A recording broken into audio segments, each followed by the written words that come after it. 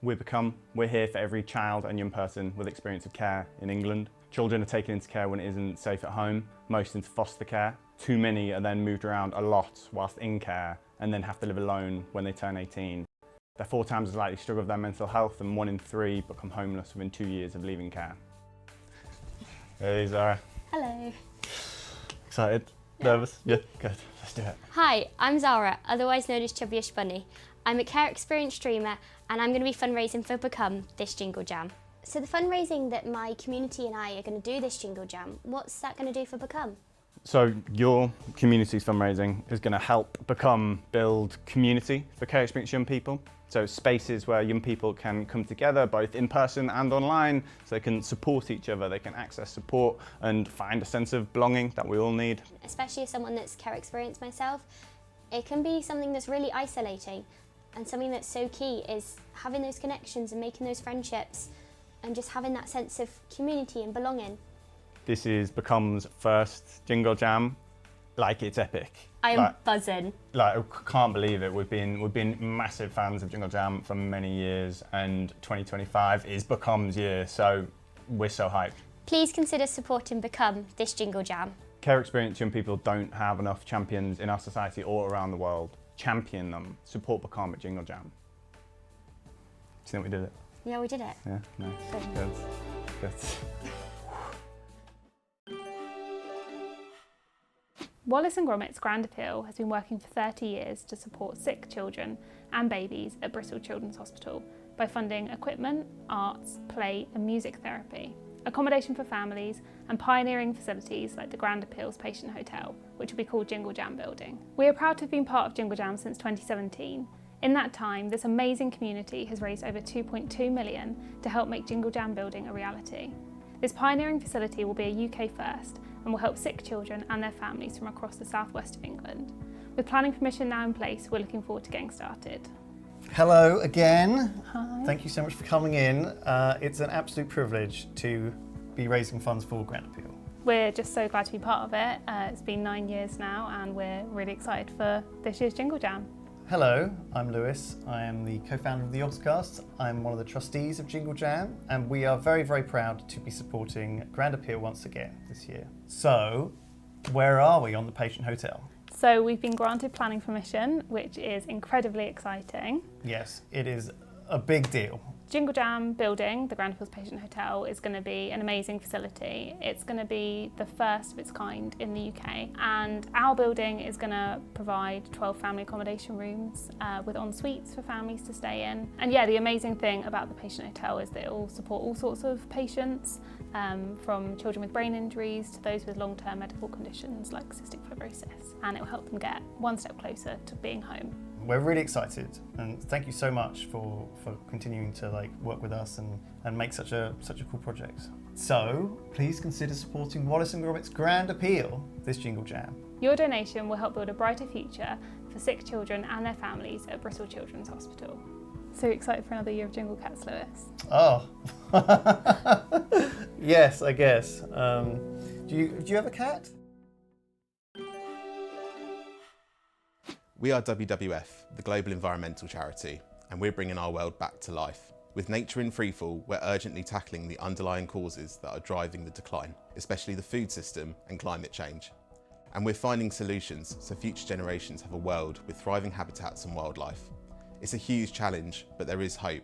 We're using our groundbreaking scientific research, our global influence, and the backing of our many supporters to make sure the natural world's vital signs are recovering by 2030. This is the first time we've been selected as a Jingle Jam charity partner, and we couldn't be more excited to be involved. Hello there. Hello. Thank you for having me. No, so excited to have you on board. Yeah, it's going to be a good Jingle Jam this year. I'm looking forward to it. I'm Arthur Frederick, also known as Arthur TV. I'm a content creator, and I'm going to be fundraising for WWF this Jingle Jam.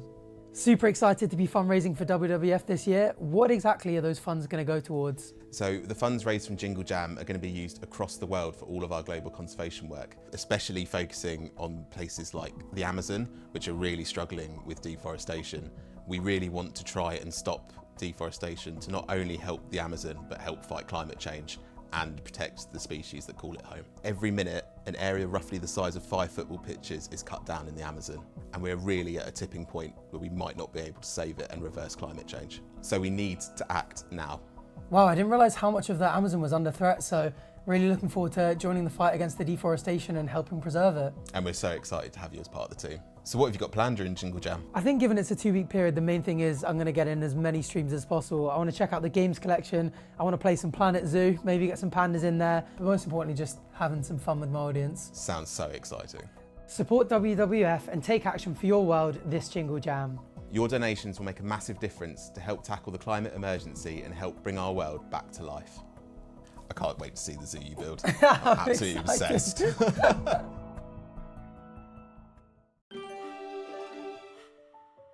We are Autistica, the UK's leading autism research and campaigning charity. We develop evidence-based solutions to fill the huge gap in support autistic people and their families are facing. Jingle Jam support was essential to bring to life some of the solutions that are needed to build a more inclusive society where autistic young people can thrive. You helped us develop a digital mental health and well-being tips hub that is now reaching thousands of autistic people around the world with a safe place full of resources and tips from the community to help manage mental health. We're also piloting a new digital toolkit to help schools better understand and support the unique needs and strengths of autistic children. Hello, so nice to see you. Hi, Boba, likewise. I'm so excited for Jingle Jam this year. Me too, let's do it! Let's do it! Hello, I'm Boba, an autistic ADHD streamer, and I'll be fundraising for Autistica this Jingle Jam. So last year, me and my community raised funds for Autistica, and we're excited to do so again this year. So what will we be funding for this Jingle Jam? So your support this year could help us take some of our solutions to the next level. It could help us test our Strengths and Needs toolkit at scale, which is a necessary step towards our goal of having it implemented in schools across the country. Thousands of people on the autism diagnosis waitlist are under 18, so this project is vital to ensure schools are better equipped to support autistic pupils, while so many are still waiting for a diagnosis and for better support. So now more than ever, your support is critical to ensure autistic young people have a fair chance to participate in society and thrive. I hope that you'll consider supporting Autistica for Jingle Jam this year. Your support will help us build a more inclusive society for autistic young people. We can finally relax our faces now. Exciting. That's exciting. Hello everyone and welcome back. Just going to turn the Christmassy music down a little bit because it's quite louder. Yeah, we are back today. Going to start off, as you can tell, with a few dailies. But look, I got Rusty's retirement working as a over the top thing. We can also change the size. I've also got the Twitch integration set up. So I'm just going to hit play on it. I already just launched a bunch of wheat. And yeah, we're going to have this going on the bottom of the screen. I can change the size, so we're going to have it small, but currently we're looking at it, so we need it a bit bigger. Technically we can have it even bigger if you want, but I think this size is fine. I have been playing this a fair bit, to be fair, on a different save than this. I created a new one. But yeah, as you can see here, it says 0 out of 50. I just remembered there's an achievement for clicking this a million times. Yeah, and that is for players. Well, people in the chat. So if you type in the chat !join, you should pop up there. And I think you can also change your colour. So if I do that, there we go. Mine turns to blue. And you should be able to do that for any colour. There are a bunch of other commands that can be used to make the little bots do things, but you can tell it what to plant, to water, to harvest, to do biofuel, to build, to pick when we unlock berries, to feed when we unlock animals, to collect when we unlock animals again, because that's animal waste. You can tell it to sit or bench, to sit on a bench if we have one. And then you can change the colour.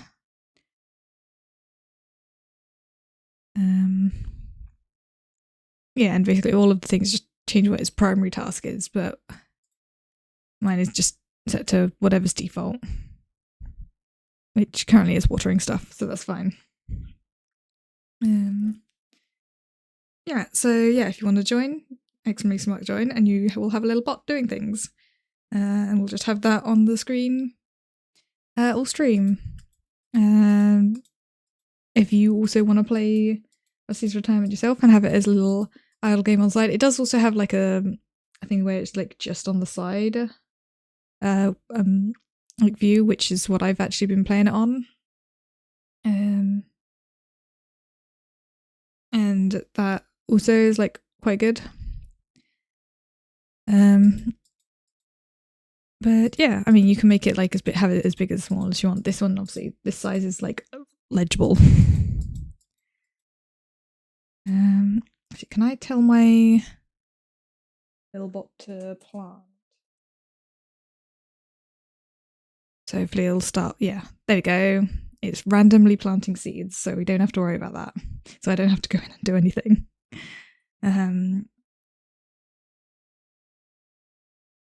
Yeah, but yeah, if you want a little bot, you can exclamation mark join as well.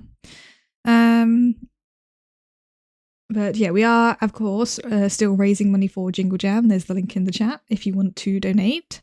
You saw on the starting screen, we've got a few incentives running. So for £5, I will do a little drawing, not on stream, but I will do a little drawing that I will then post on Discord, potentially also Twitter and Blue Sky if you wanted. And I will then show them off on stream at some point. For £10, you get to name one of the enemies or NPCs for the D&D game on this Sunday.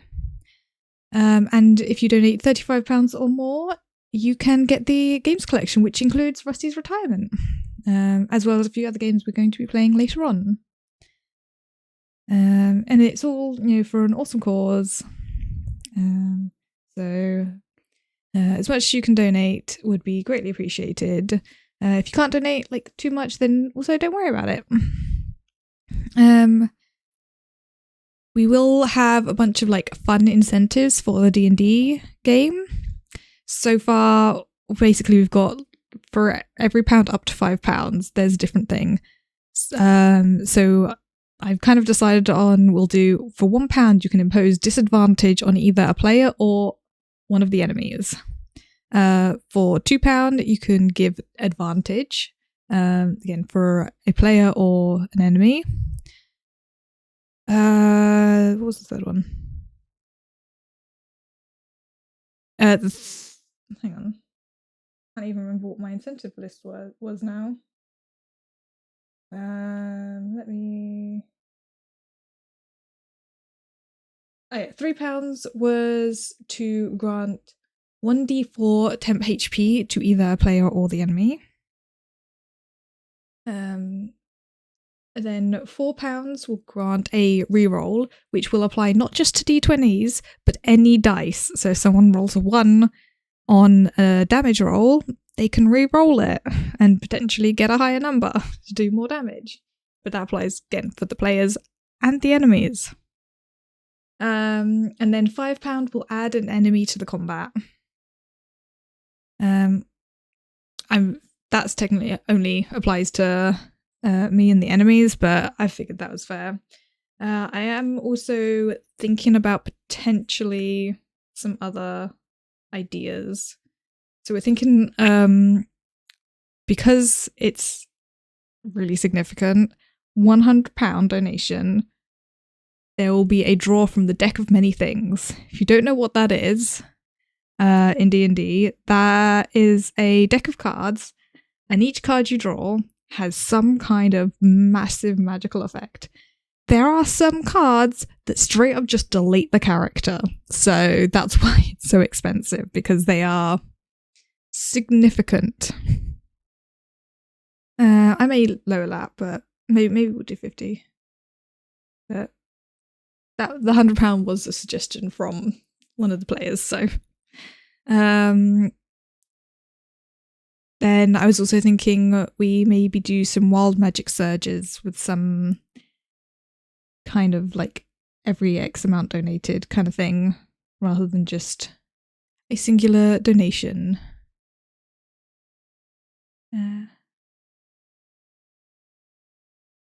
Yeah, so you can always save your money for then.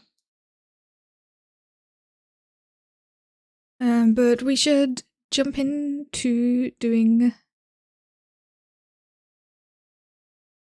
the games. As no, I can no longer see the Rusty's retirement on my screen. I'm just going to make it smaller and then tab out of it, basically, because I don't want it blocking any of them out, but you guys still can see it.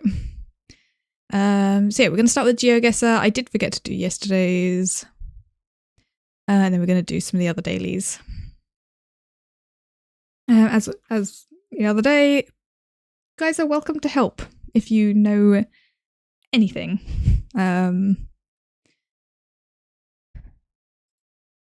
Yeah. Hopefully today goes better than the other day.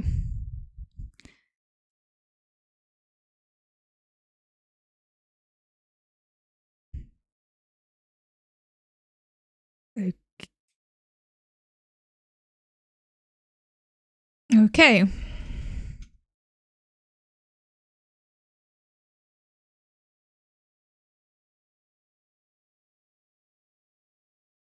All right, where are we? So there's the Eiffel Tower. We are on the river. It's kind of there. So we're either on that bridge or that bridge.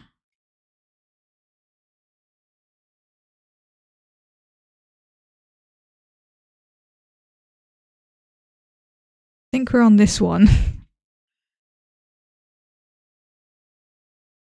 Yep.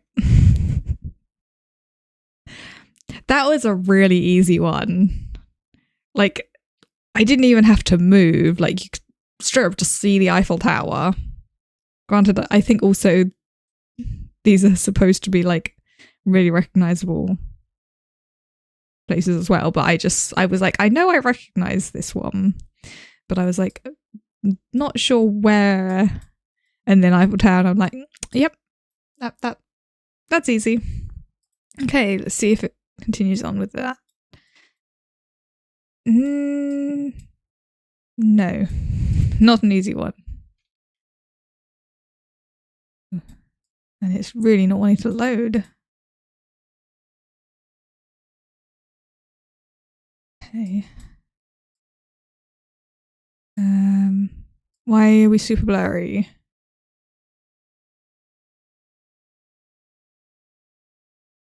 Okay.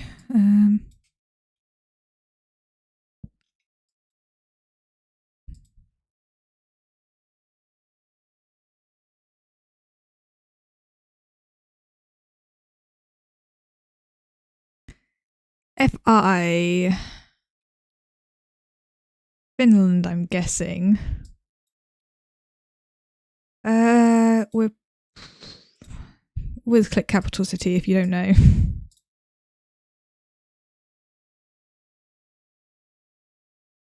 Oh, GeoGuessr is struggling.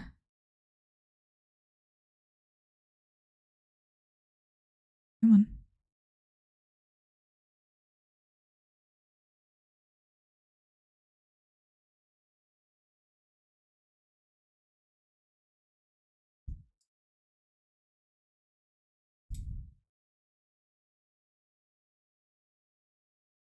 It really is not wanting to work.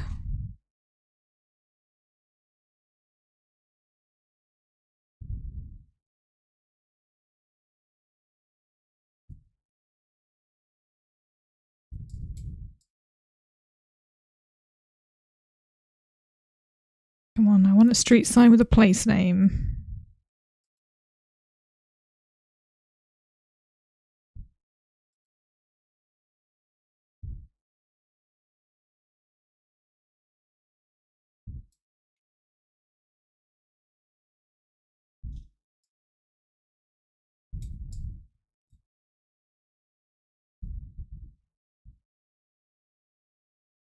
I'm trying to like look around in all of the places I go. See if I notice anything.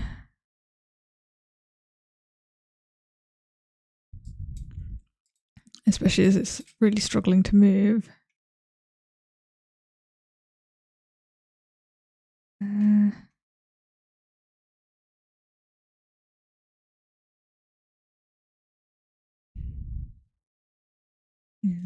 Nothing about like transport. Okay, I'm gonna have in Helsinki. Yeah, it was in Helsinki. I thought it probably would be. A lot of the times it ends up in the capital. How's Rusty's doing?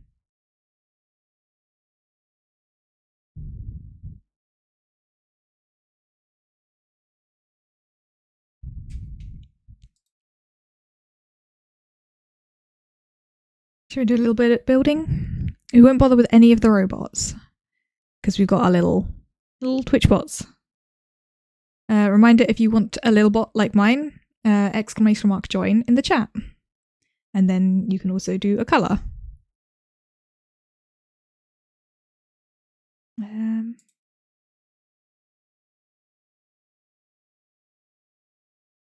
Oh, we don't have enough of this guy's house. Although, to be fair, he's a little bot, so we probably don't need him.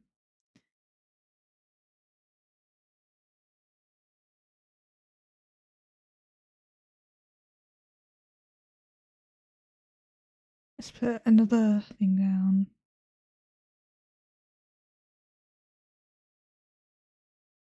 I want to get this one because I want to do decorations. I want to make it pretty.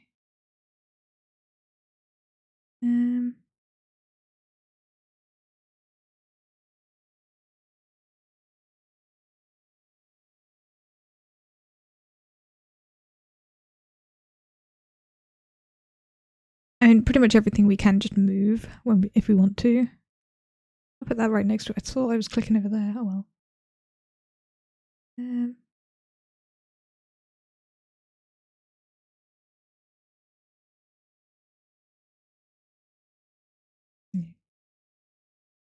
because here we can get like lots of little pretty decorations and paths and things.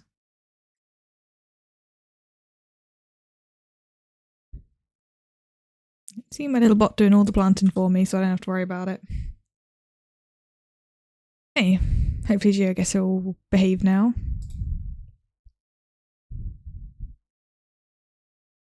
Nope, we're going blurry still. Is that an LV or an IV? I mean, it's also a name. We've also got tram lines.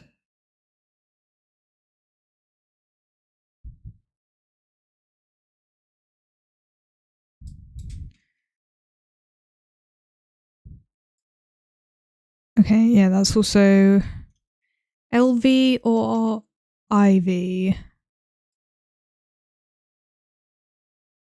Could it be Latvia? LV?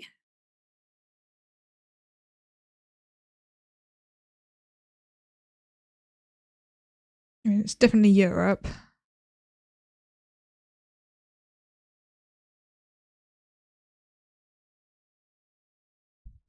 Have it down there. Right.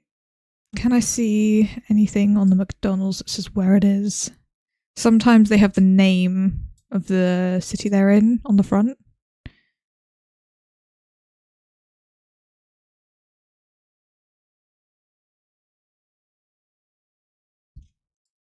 When I was doing the McDonald's one, I managed to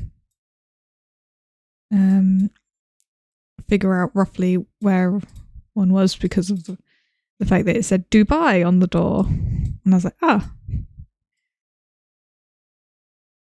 feel like that is probably some kind of thing that will show up on the map.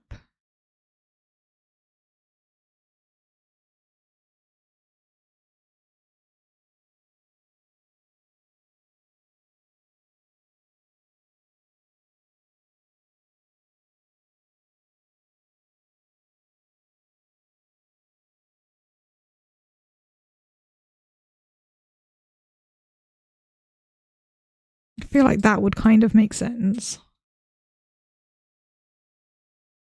When the tram lines or anything don't show up. And it would probably be...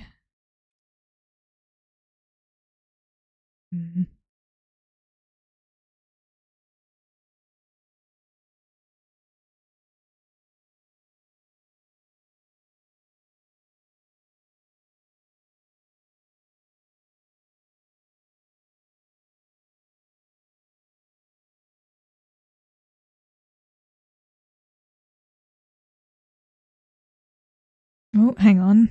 There is the other way. Yeah, so wait, where did we start? Directly next to the McDonald's, so there.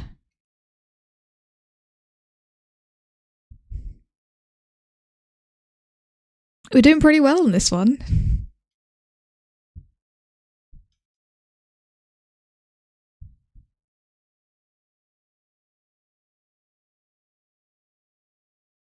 I mean, this seems like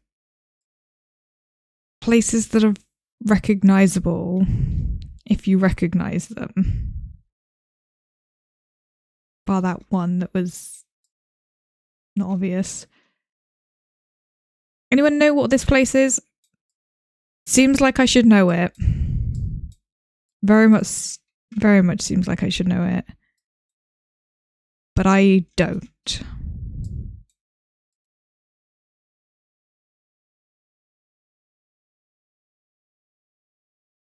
It's in English. Yeah, what side of the road were they driving on? I think it was, yeah, driving on the left.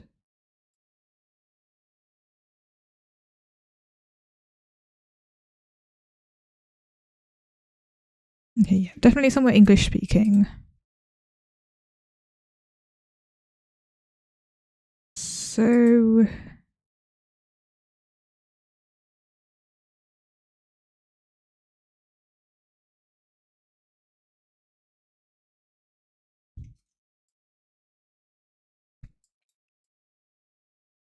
English speaking and driving on the left.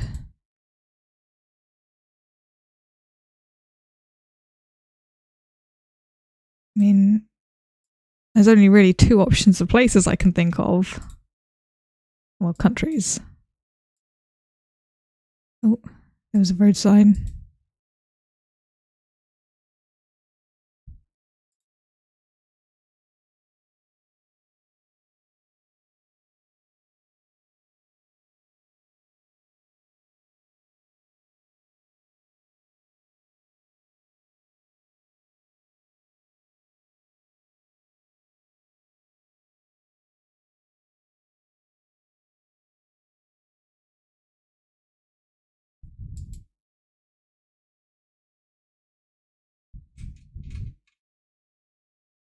Okay. Yeah, Australia is what I was thinking. But it's where in Australia? Because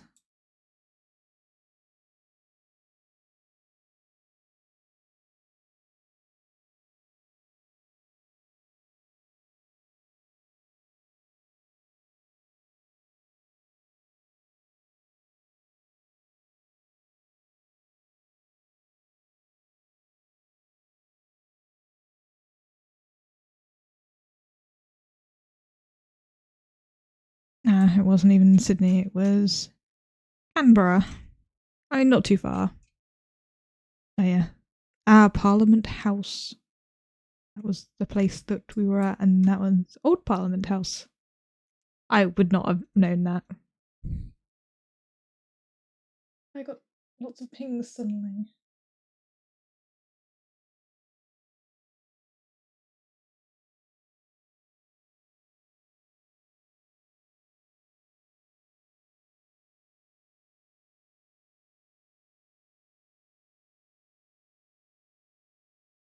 Purely coincidental pings. I mean, to be fair, that's not too bad. Honestly, it could have very easily been literally the other side of Australia, so.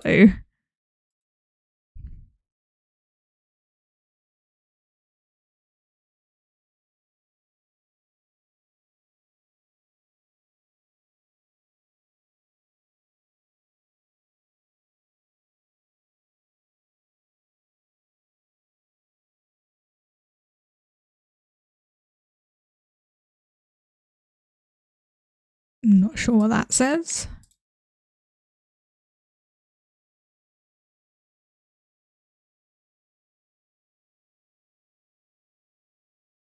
I'm guessing Europe again.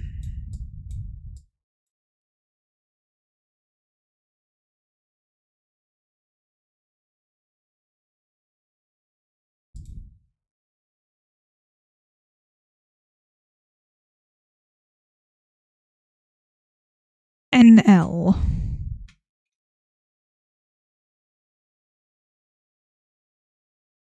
NL is Netherlands, I think.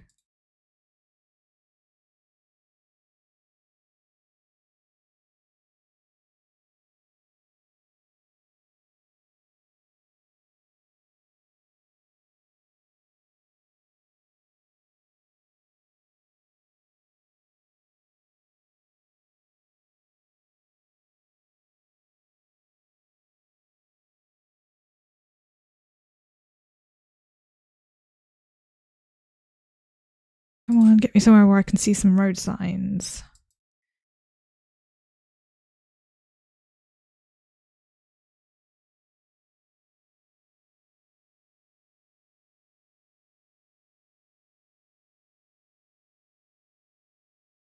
It's all blurry. It's not loading.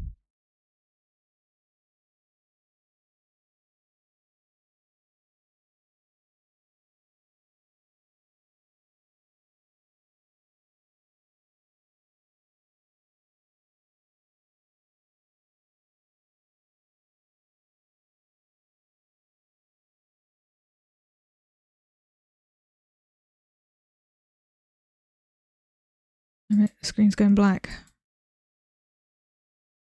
We're at a crossing. Give me a vision. Right, I'm just gonna have to stop and figure out from here because nothing's loading.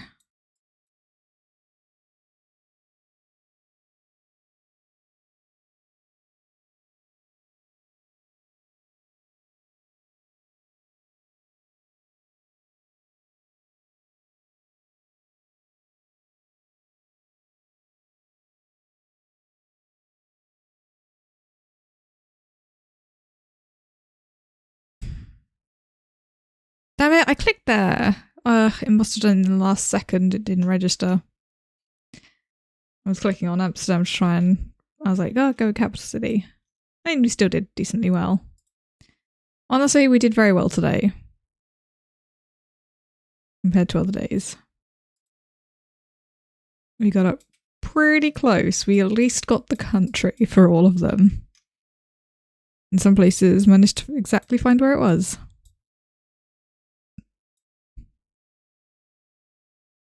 I'm happy with that.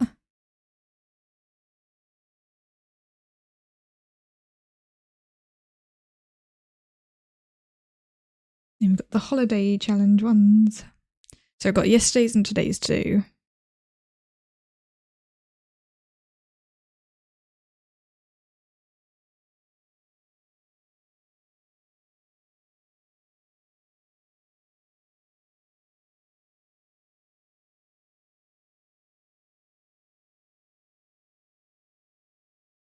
Oh, my bot's only planting. I think that's fine. That means I don't have to worry about it, but it means Rusty is not doing watering as much.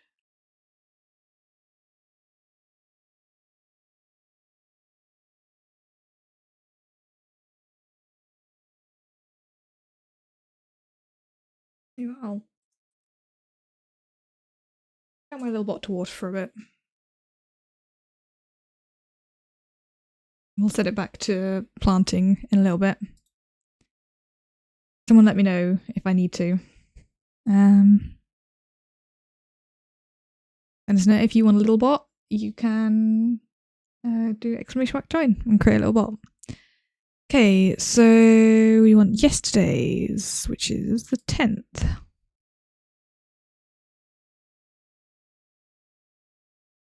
Oh, look at the monkeys. So this is going to be difficult as we are in the middle of nowhere. And I have a feeling we can't get out of here.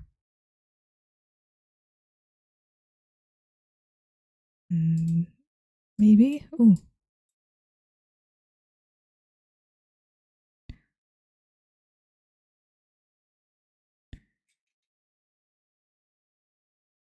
Okay.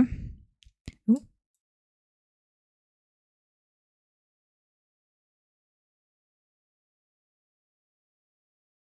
I want to read the sign. Well, it's in English, so I can't actually tell. Okay. Is any of this in English?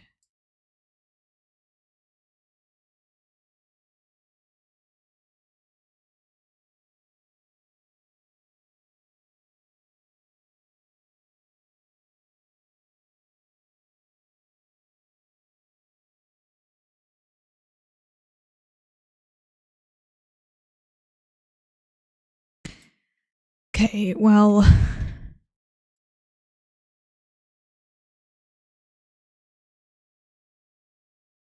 Now, I'm not super familiar. I'm guessing Japanese, but it could also be Chinese. I don't know the difference. They look very similar.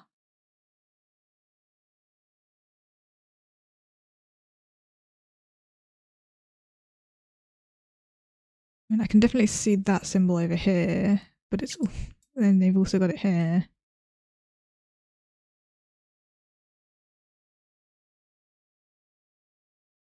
They look too similar.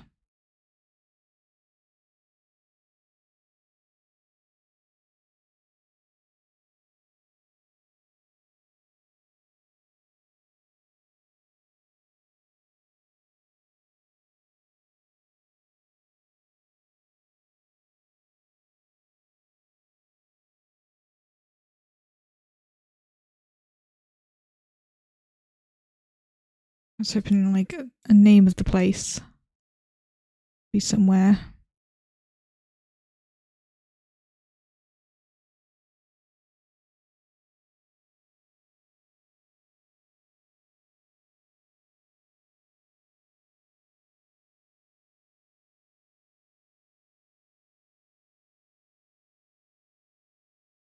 It was Japan. It was just further north than I thought, but still, not too bad.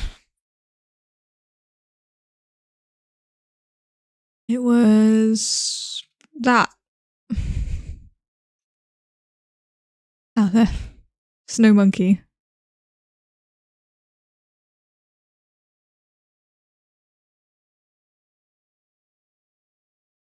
Hey, and then today's one.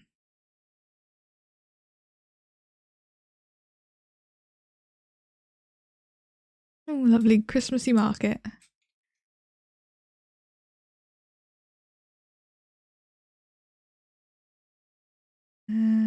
That's definitely in English.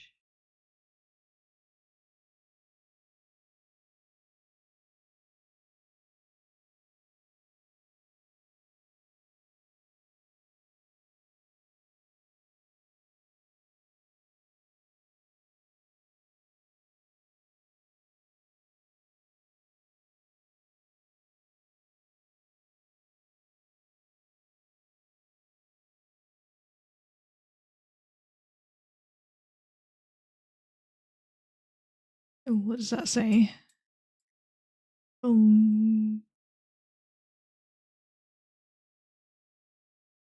What's that say? Something.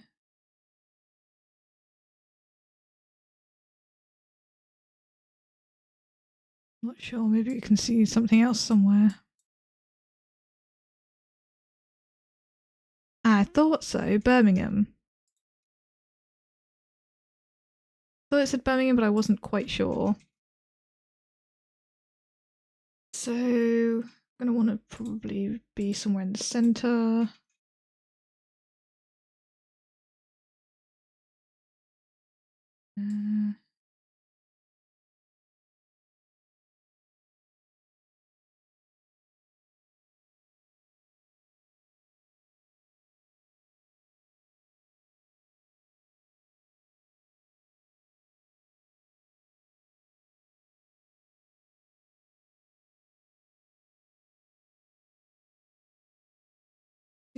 This area would potentially make sense.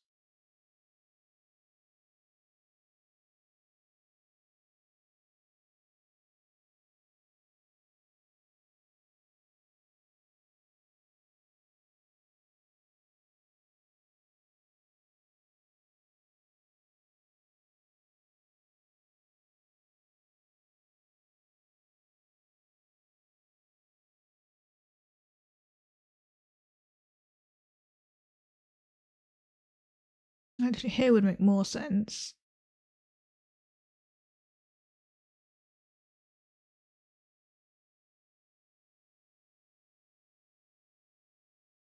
I mean, looks like it could be that place. Yeah, it was here. We got it right. Got 5,000 on that one.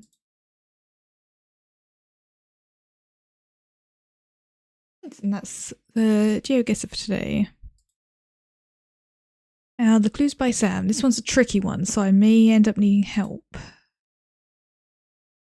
Okay, Nancy is one of 3 criminals in column D. There's 3 here. Both criminals above Zara are connected.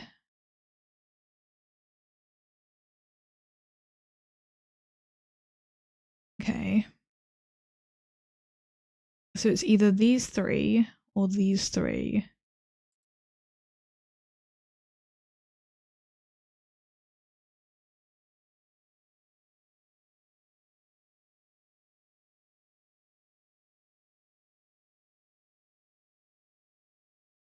I guess that means it has to be this one. No.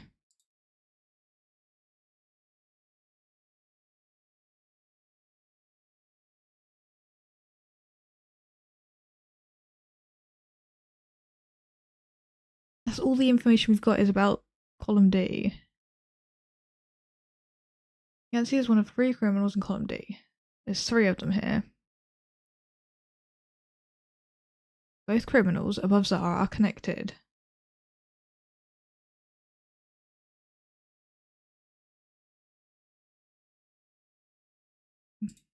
No. We can't definitely say any either of those. Unless that means Zara's a criminal? Okay, I guess both implies 2. Only one of the 4 innocents neighbouring Isaac is to the left of Nancy. Where's Isaac? There. Only one of the 4 innocents, so he's got 4 innocents around him, is to the left of Nancy. Only one.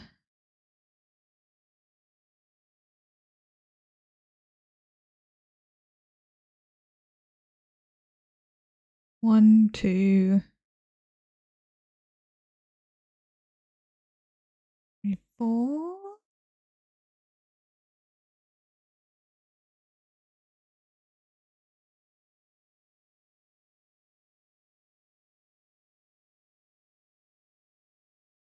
Oh, I'm not sure with this one. It's actually quite difficult.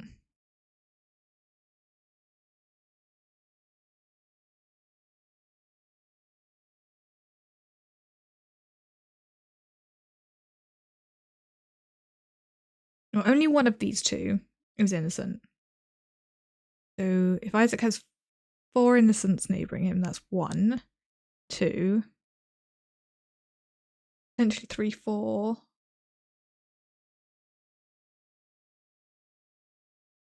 Potentially one of these or both of these, and then these are criminals, potentially.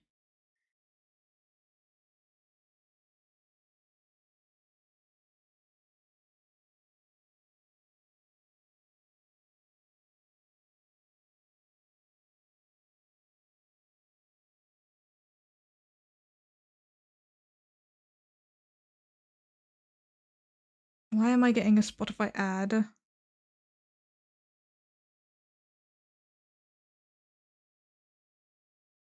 I have an ad blocker on it, blocks Spotify ads. I've just muted it temporarily so you guys don't have to listen to an ad. The only reason I use Spotify for this Christmas music is because I don't get ads because of the ad blocker.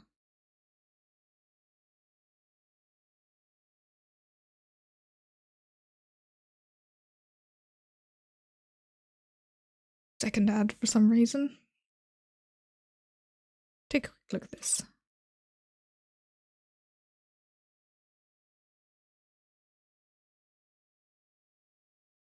Yeah, we'll leave it watering.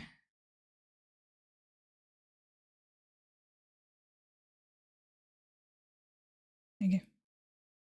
Back to the music. Okay, back to the problem solving as well.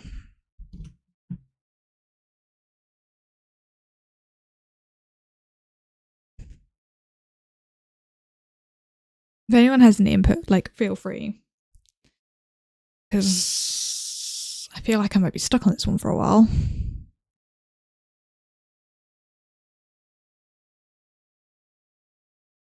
So yeah, we know Nancy is a criminal, and there's 2 others in this row. We've already got Zara, and so it's one of the other ones. Actually, no, it can't be this one. You have to be an innocent because it's connected and there's only one other.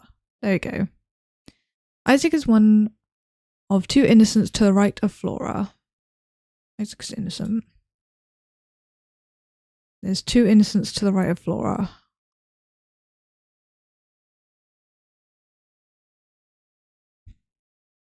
Which means you might be innocent. Because that one also might be innocent.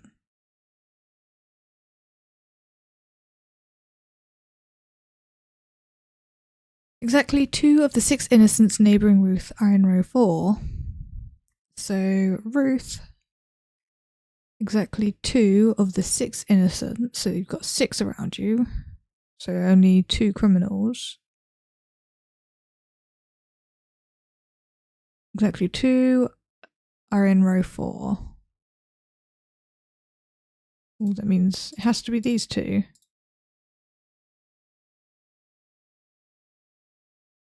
No, both of those didn't give any extra clues.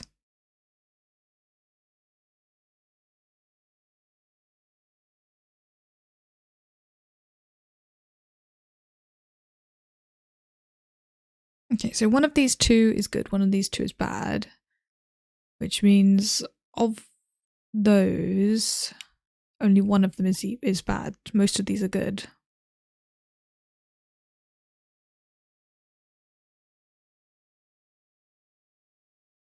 One, 2, 3, 4, 5, 6. So yeah, one is bad.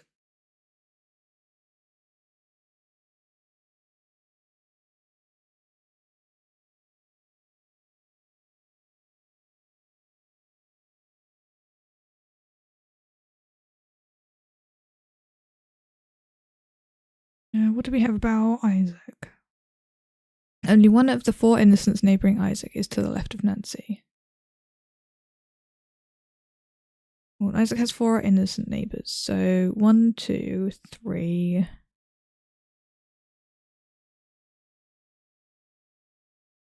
And it has to be one of these 2. You have to be bad. Because it has to either be Gus or Julie, and then either Logan or Martin. Exactly 1 innocent to the left of Zara is neighbouring Will. 1 innocent to the left of Zara is neighbouring Will.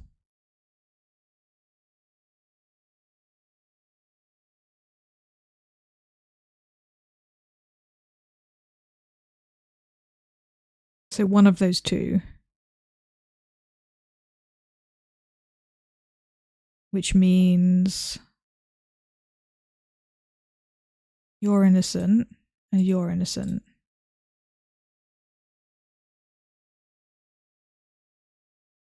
Martin is one of Sarah's 5 criminal neighbours. Okay, so you're a criminal, you're innocent.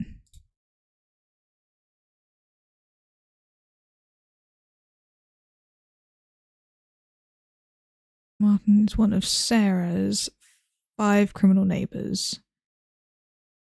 1, 2, 3, 4, 5. 4, 5. Can't narrow it down until we figure out what one of these 3 is, and then we can do it. But either way, 2 out of those 3 are criminals. Nancy has more criminal neighbours than Katie. Where's Nancy? So Nancy has 2 criminal neighbours. Katie has... wherever Katie is... has to only have 1.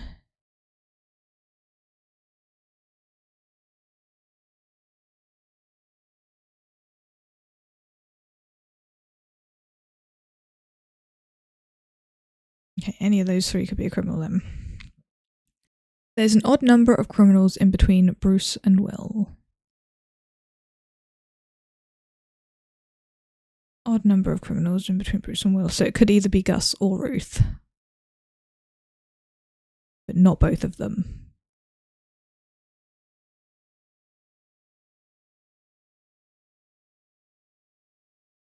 Exactly 2 of the 6 incident neighborhoods are in row 4. 3, 4, 5, 6. Okay. No, we've used that information. Only 1 innocent to the left of Zara is neighbouring Will. So we know it's one of those.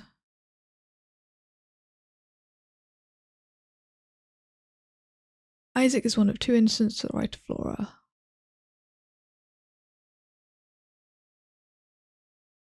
So one of these 2 has to be good and 1 is bad.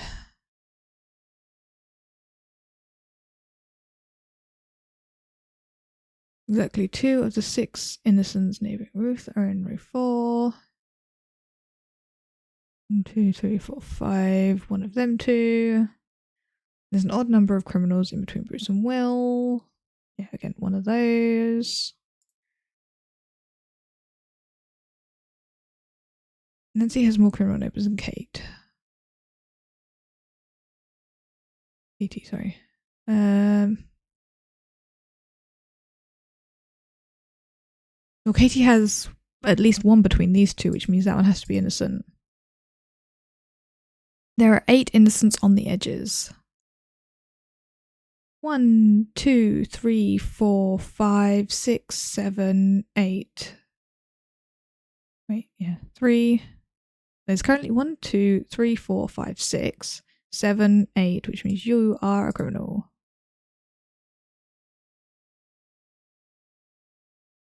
Isaac and Will have an equal number of innocent neighbours. Isaac has 1, 2, 3, 4. Equal number of innocent innocent. Isaac has 1, 2, 3, 4. Will has 1, 2, 3, 4. Meaning you are a criminal. Meaning you are innocent. Meaning you are a criminal. That took a lot of them. It's just between these 2.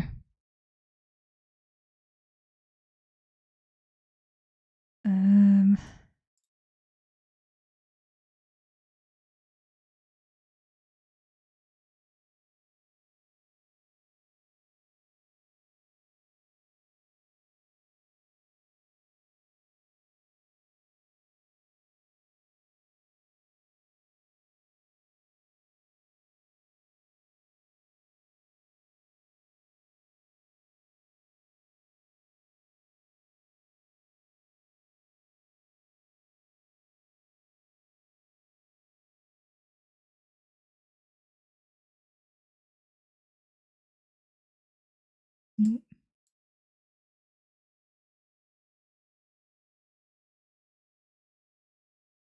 I shouldn't have necessarily knocked all of those out. Okay.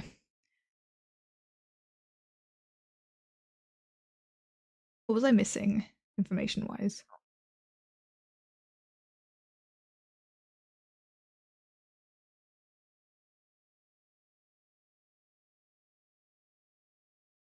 Isaac and Will have an equal number of innocent neighbours. Well, we already know their number is 4, which means it's either of those 2.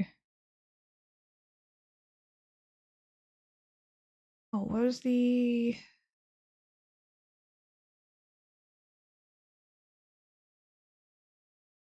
Exactly one innocent to the left of Zara is neighbouring Will.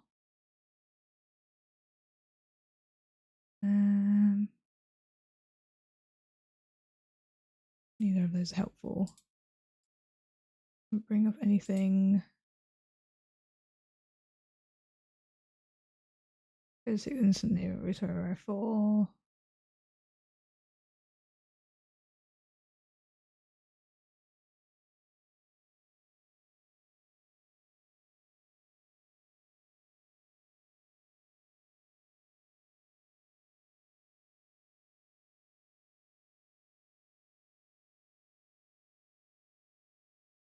Oh, Sarah has 5 criminal neighbours. 1, 2, 3, 4, 5. There you go. I knew I was missing one piece of information. I was just finding it. There we go. We did it. 15 minutes. Not too bad.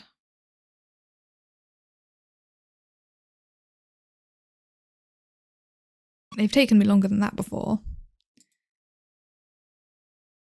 If anyone has any specific dailies they want me to do, then just let me know. Next one I'm going to do is the Minecraft ones. I'm going to do this one first. Figure out the crafting recipe. Okay, we have wood. Okay. I thought maybe it was a stick. What uses wood in this spot but no other? I mean, there isn't a recipe that includes that.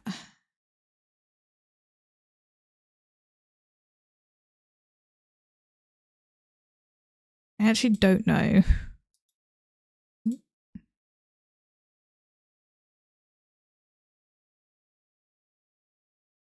If anyone has any suggestions, do let me know.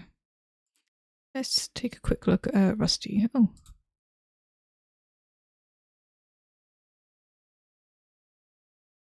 What back to planting?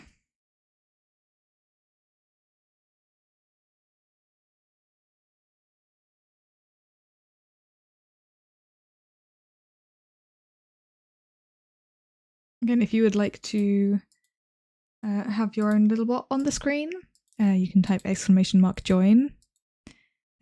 Pick a colour with the exclamation mark and then the colour, and then you can also set yours to various different jobs. Planting, harvesting, biofuel are the main ones we've got currently. You can also have them go sit down on the seat.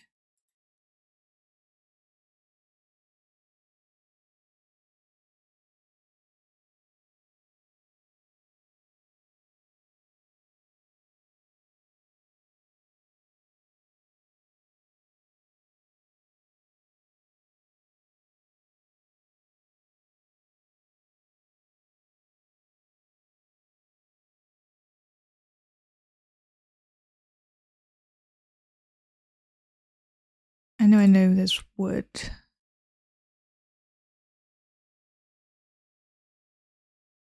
There you go.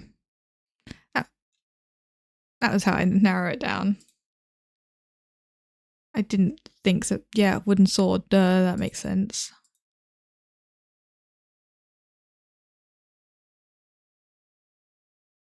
Right, let's zoom in a little bit. We're going to start with a villager. Starting. Never mind, it was a villager. Got it in one.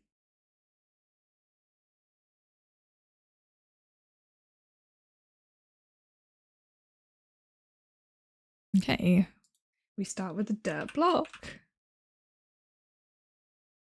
Okay, it is a stack size of 64. It's not flammable and is a full block. So let's go with stone.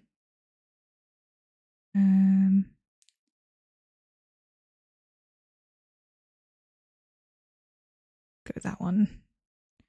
Okay, it is some kind of pickaxeable item. It's got blast resistance of 6. It is newer than beta 1.8. So it's some other form of stone, I think.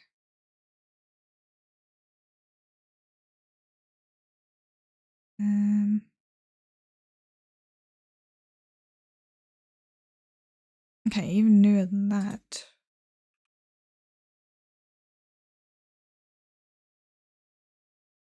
Sims hardness, so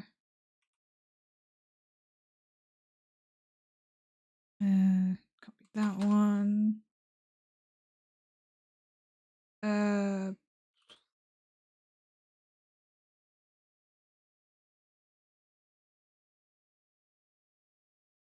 Do that. No, it's even higher hardness. Okay. Oh, of course, it couldn't have been that. 1.8. Oh no, 1.6 is after 1.8. Duh.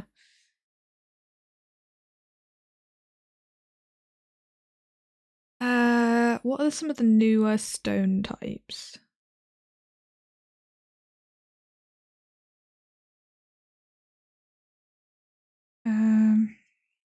Calcite. Yes, but it's not got anywhere near enough hardness.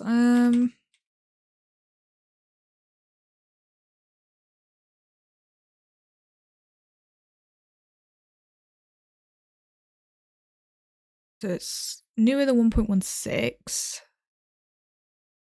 Plus resistance of 6, hardness of 2.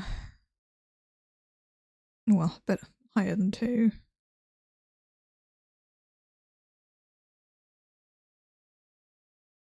And it's a full block.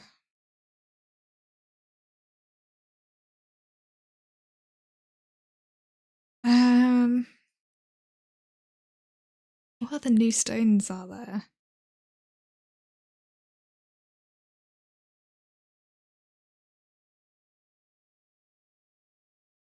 Again, if anyone has any ideas, do say something. Just gonna start typing in letters and looking at things to see.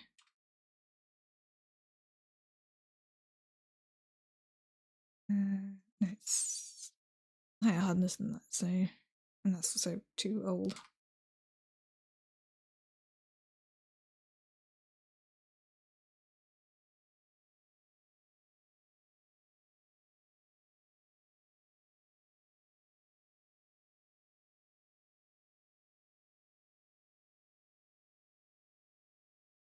Oh, actually, one of these kind of ones would make sense. Ambiguous block discovered, which means basically I've got all of them correct. It's another one of the raw blocks. It blocks out any of the other ones that fit the criteria. Onto the item.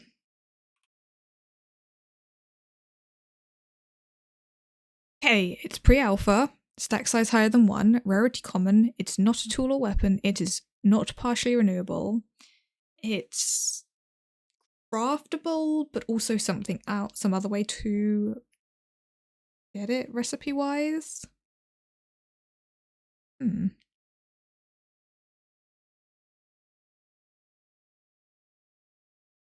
And it's potentially found in container, mob, drop, and trade. Okay. So it's not a tool. What old items are there? A lot. Let's try.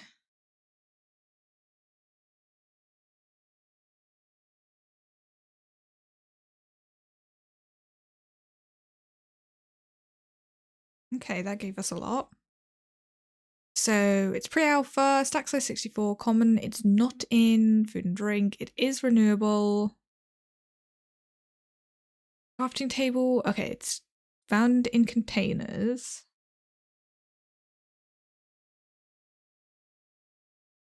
As well as something else that is. Okay, so it's not any food item. It's not any tool or weapon. What other categories have we got? Oh, iron. Ambiguous item. Which means we've got all of the correct data, so it's a different ore. Well, ingot.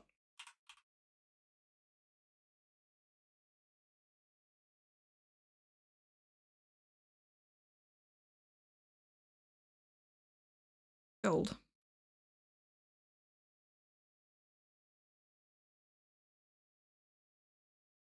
Then onto the crafting one.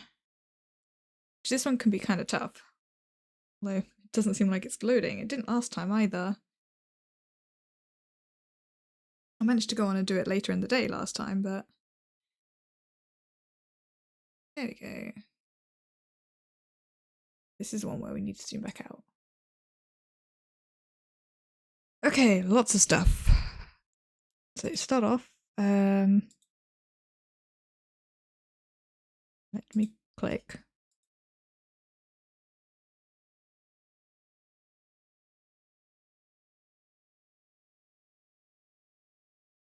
Okay. So we're going to start off with all of the things that wood can make.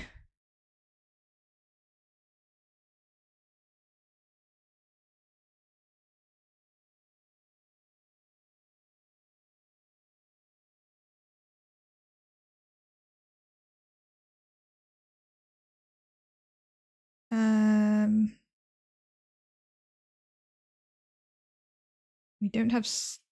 I wonder if these work as sticks. No, because we definitely can make scaffolding.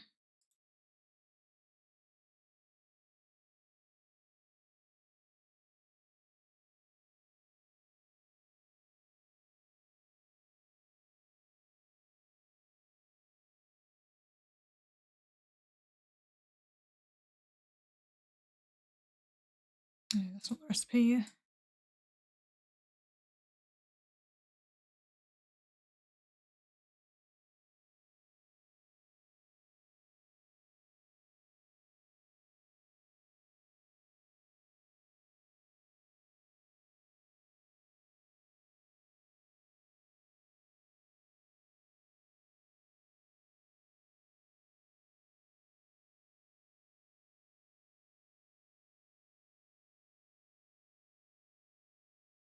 What's the recipe for...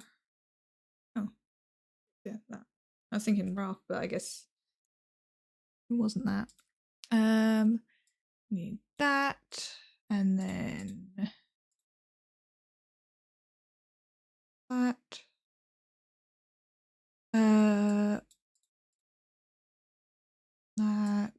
That, which also, that lead recipe must have changed recently because that used to be a slime ball.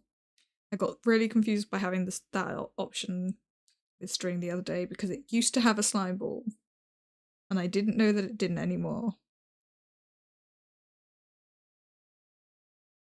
Because even when I looked it up, it literally, some of the recipes did say it had a slime ball.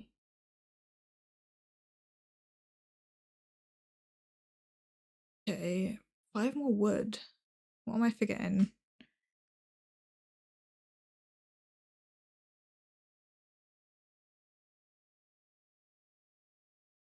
Chest. We did crafting table. We did stick. We did the doors. That. Good slab.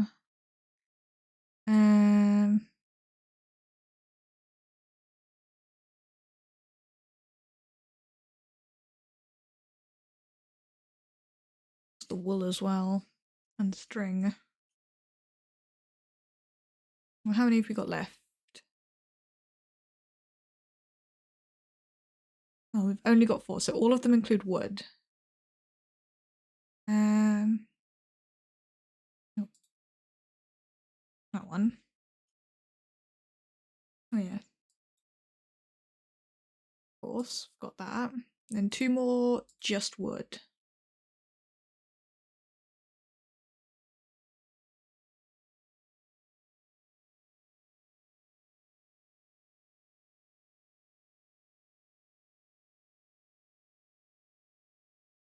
What am I missing?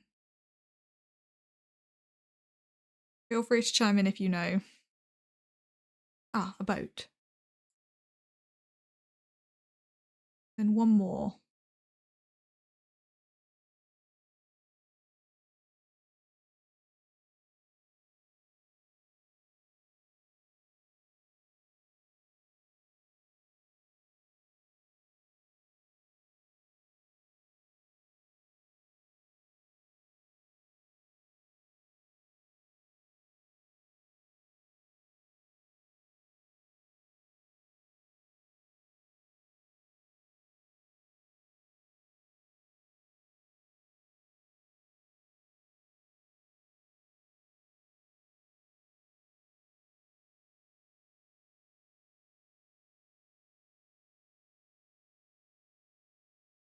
No, just putting them in randomly can help me figure it out.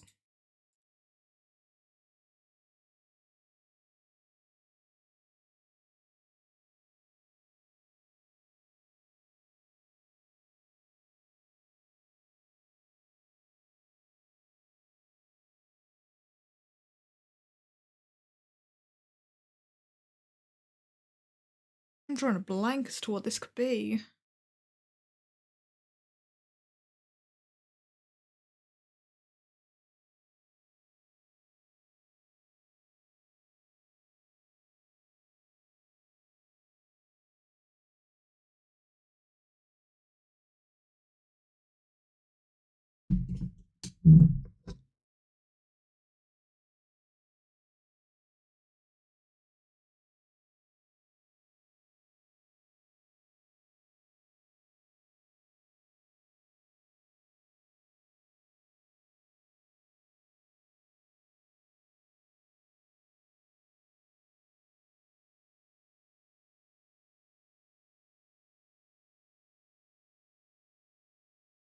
I've done button, I've done stick. Done trapdoor, done door. Done that. That.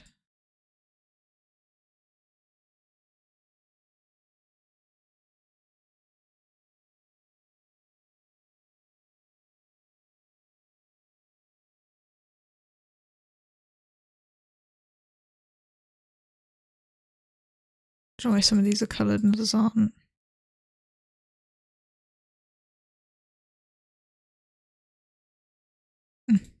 A bowl. There you go, I remembered it. Let's forget about the bowl.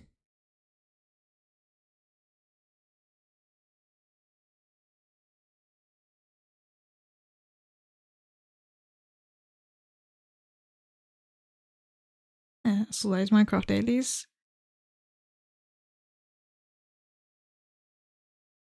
Does anyone have any others they desperately want to do? Or see me attempt, some of which I will not be good at.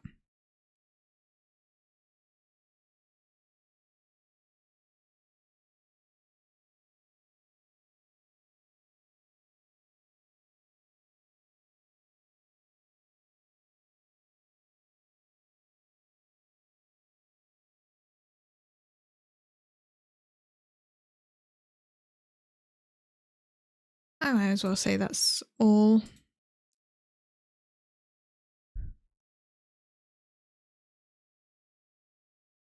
How are these getting on?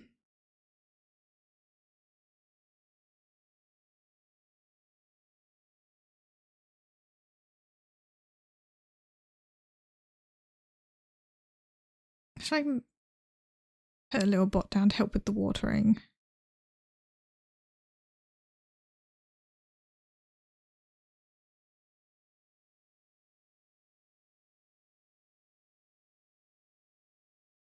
Just my little guy's planting, so watering is a thing we need done, I think. Yes, I know to convert.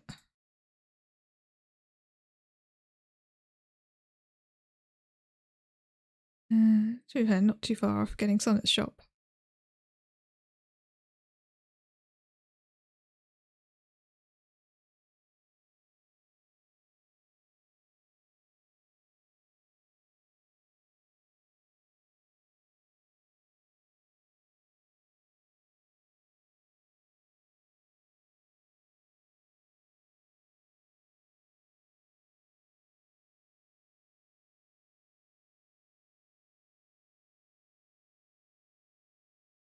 Gonna do that.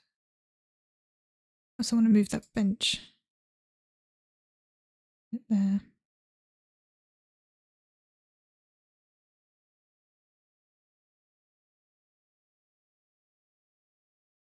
Okay, leave him to it.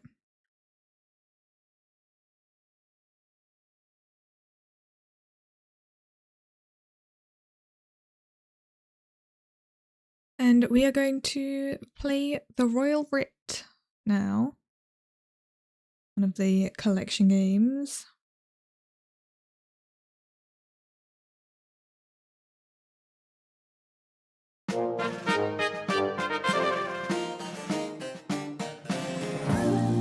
That is very loud.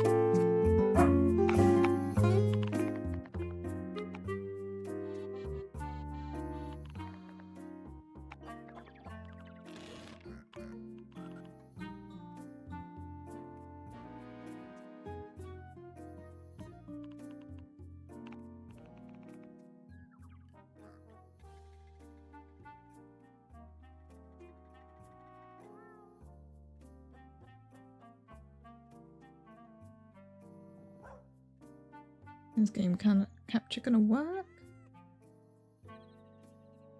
There we go.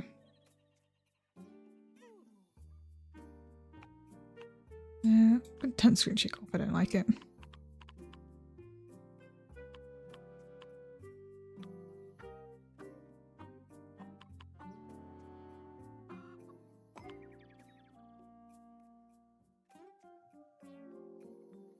Okay, I don't really know anything about how this game works, so we're just gonna jump straight in with a new run.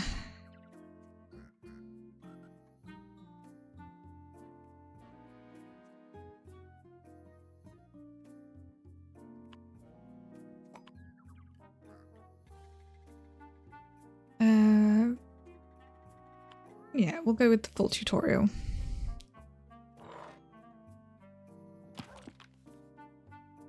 Once upon a time, there stood a great kingdom known by the people as the land of Ironfold. Also, oh, I just realised I should probably turn my Christmas music off. There's game music. It was ruled by the admirable King Macolt II, who was loved by all, except some, now rightfully imprisoned. Naysayers who called the king's rule a tad too strict. But his accomplishments speak above all else, so who cares about what some scruffy cynics say? While Ironfold was ruled by Mickald the Righteous, his rule would not be possible without his loyal cohort council. So when one of them said,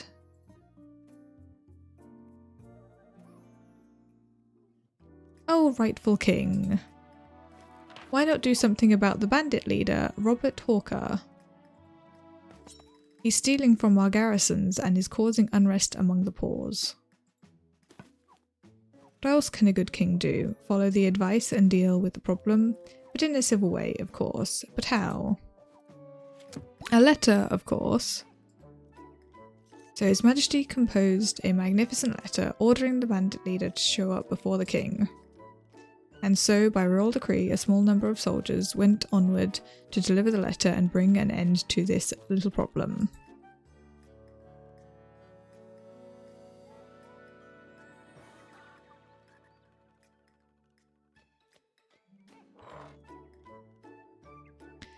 Good day, sire. No time to muck about. Click on this icon to begin your first battle.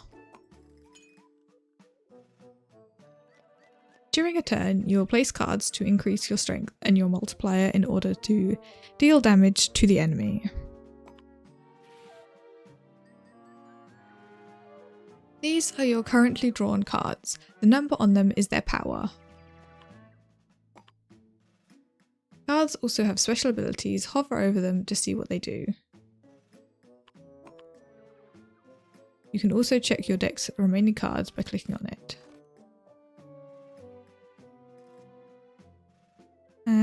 0 base power, this card loses. Base power, it dies. Every 2 ants played, 1+1 base power. This is an ant. Aims infantry, so no special ability. Ant at arms. This is an ant. Extra power, +2 per ant card in combat.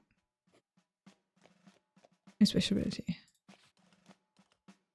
You can also change it by clicking on it. So I have one nameless inventory left. Okay. Try putting some cards in the starting column.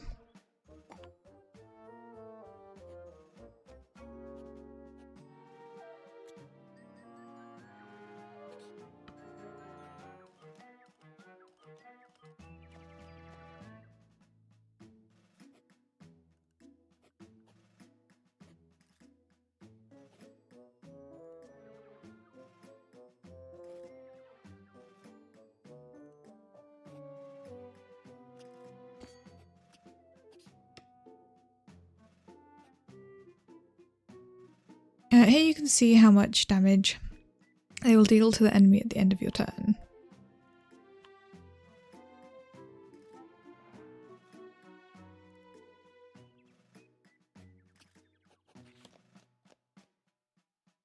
Okay.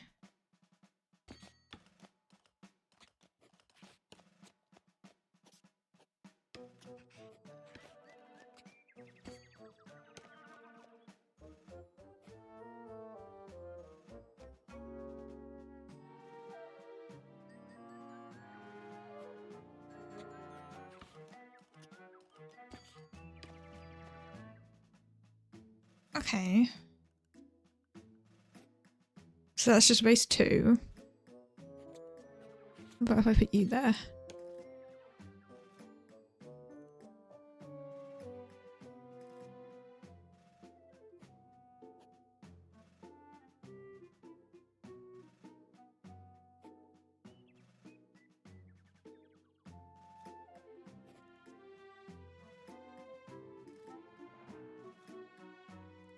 So I think I want to go with that. Okay. And this is the enemy's remaining health. After putting down your cards, press the attack button to advance your army and deal damage to the enemy.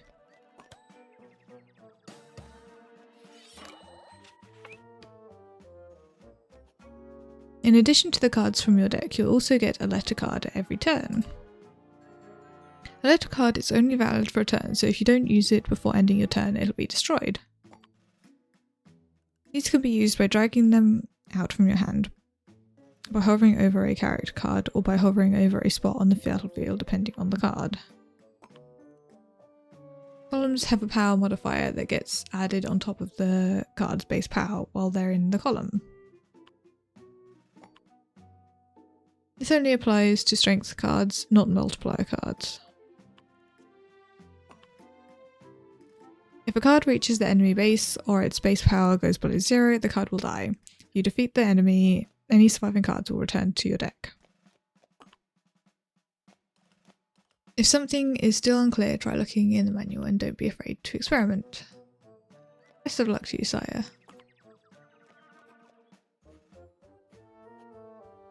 +3 multiplier to the global damage counter.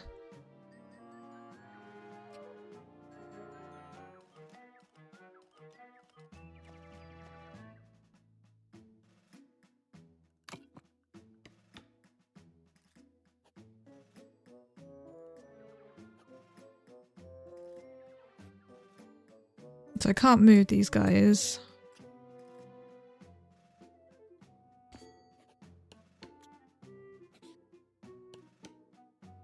I guess I just could do that. I'm gonna move them there so no one goes through that.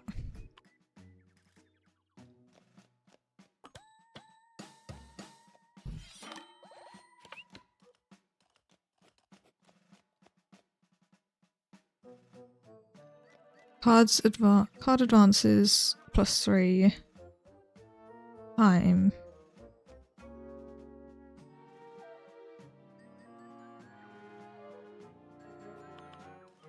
I don't need to do that, I'm gonna kill them.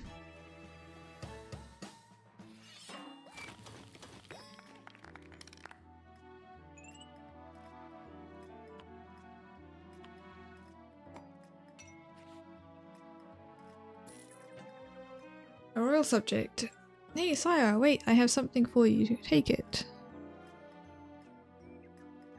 Is it all 3 or just 1?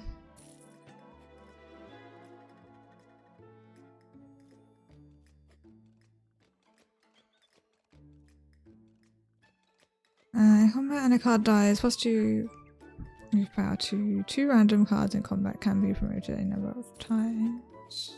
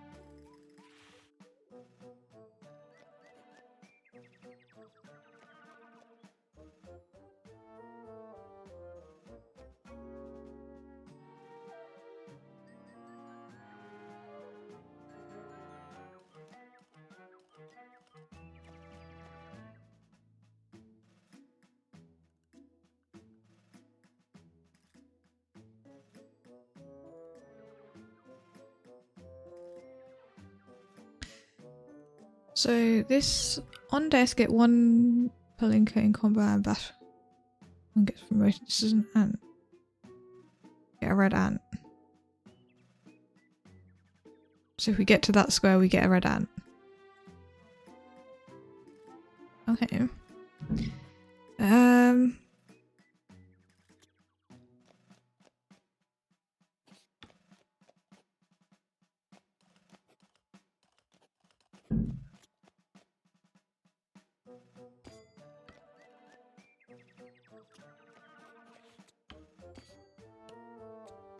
So yeah, let's go with that one.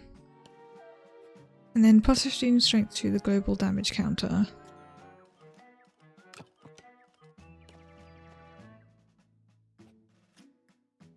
Yeah, that's all I can play for now.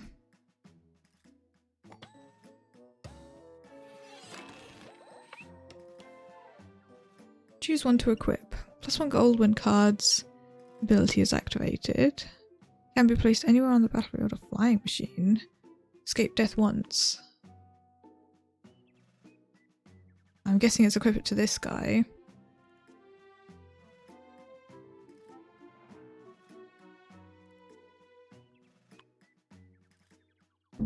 Kind of want that one. +1 gold every time its ability activates.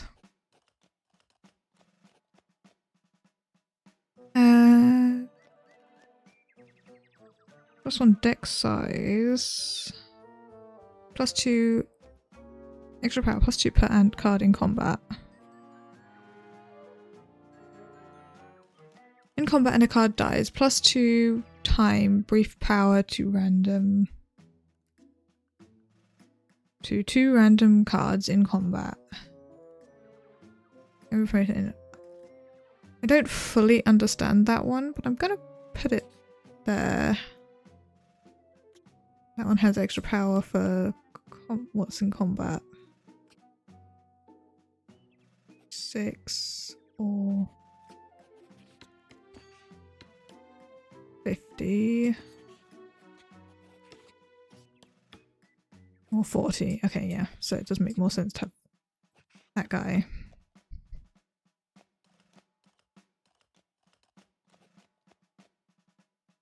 Card advances +3.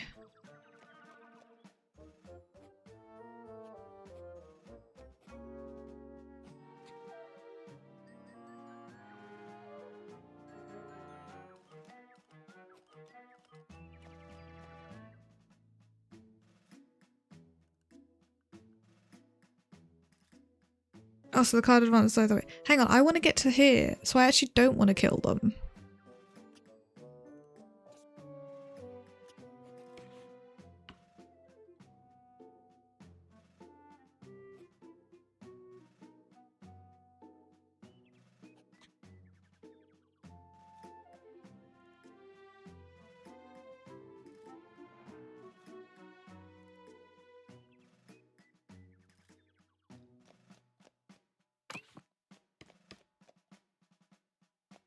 that's now 6 times.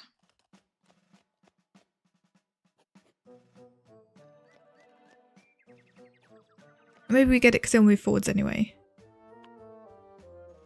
Let's just see.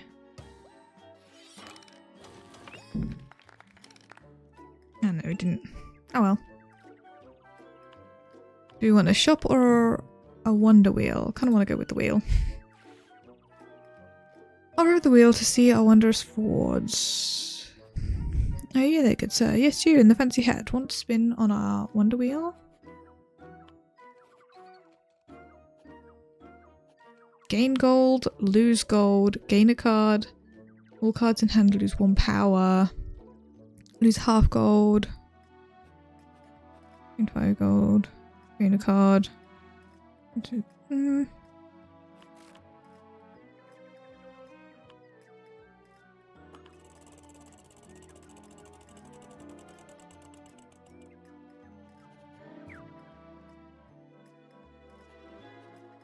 Damn it.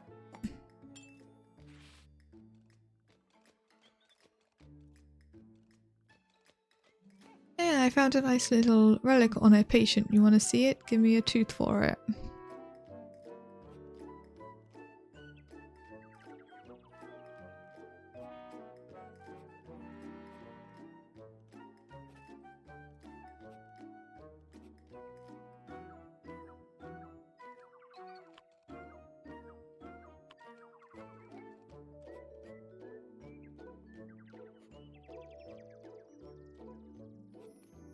I mean, I kind of want to see what happens.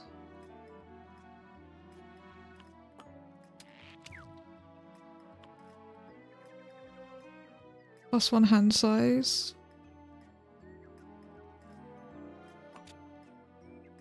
Sure. I'm not doing another one.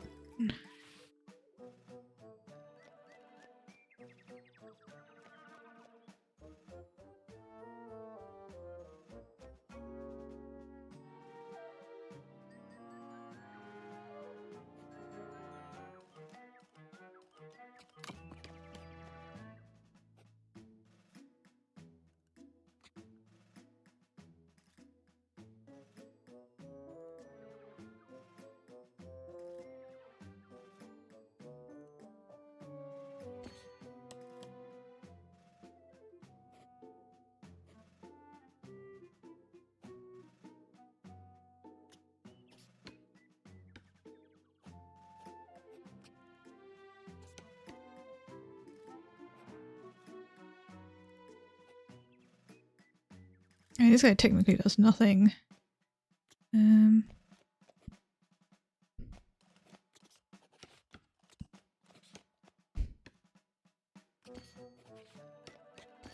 want it. Yeah, 88.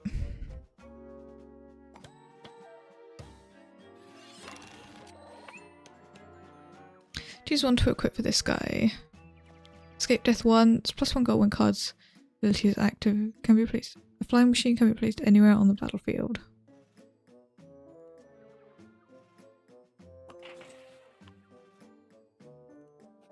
And you escape death once, unaffected by special terrain.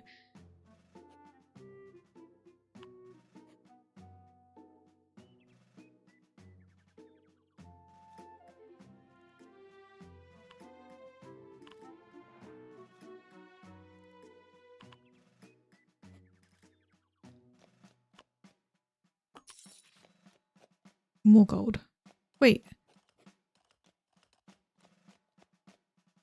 Oh, I didn't multiply? Damn it. +3 multiplies to the global damage counter. Yes, please.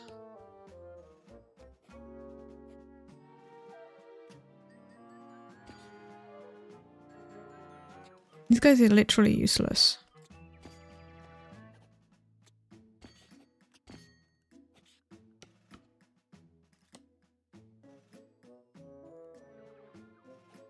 I might as well put them down. They might gain something.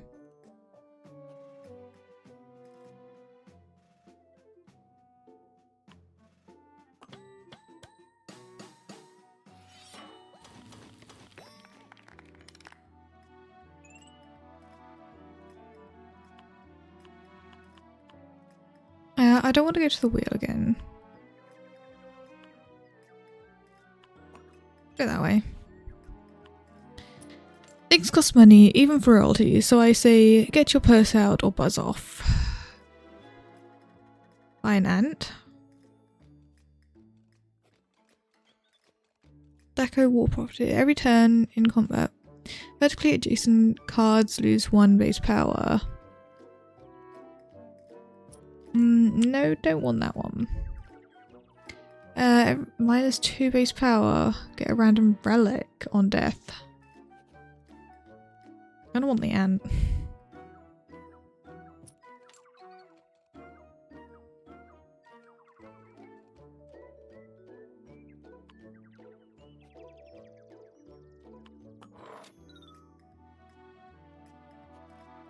Give cards clouds. It's top of the draw pile. +1 deck size. End of parchment. Letter cards only self-destruct at the end of battle. Fool's Bauble can blow on the Wonder Wheel more than once.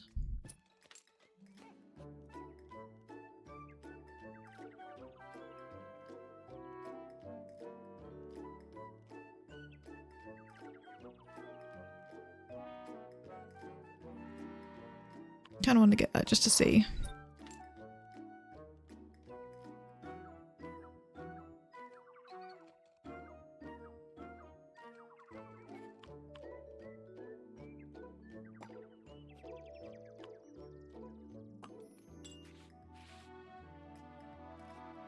I can give you strength if you provide me with something in return.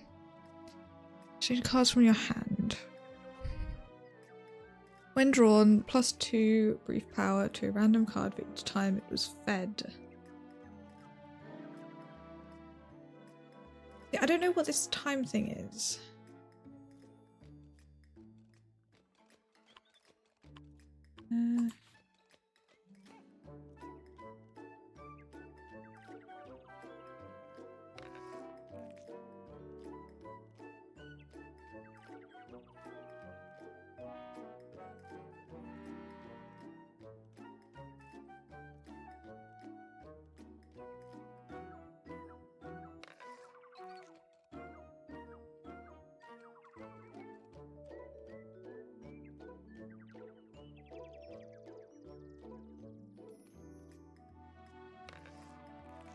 Oh, brief power is like temporary.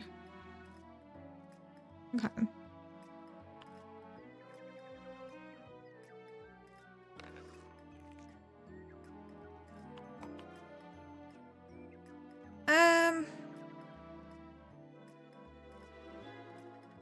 +2 brief power to a random card for each time it's fed.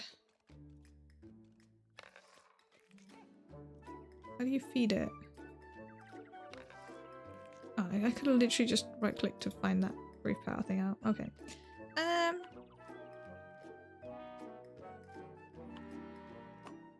Gonna leave that. Tactician. Well, sire, what tactic do you have in mind? I will make it happen.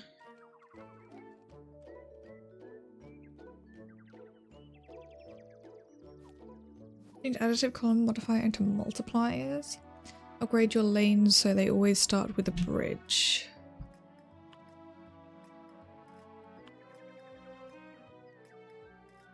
+1 deck size.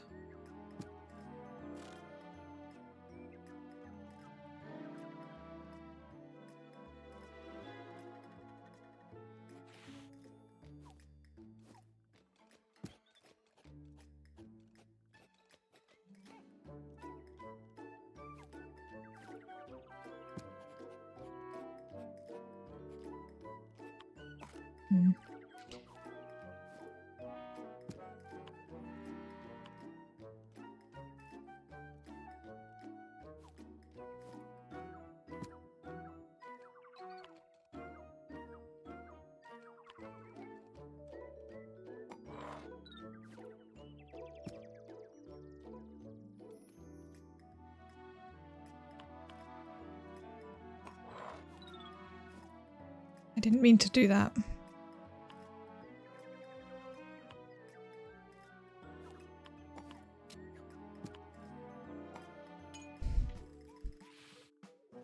Wait, what does that say? Lose 2 gold per card placed. Damn it, I should have spent more gold. Pressure brief power. Okay. Small quick halves power when standing here.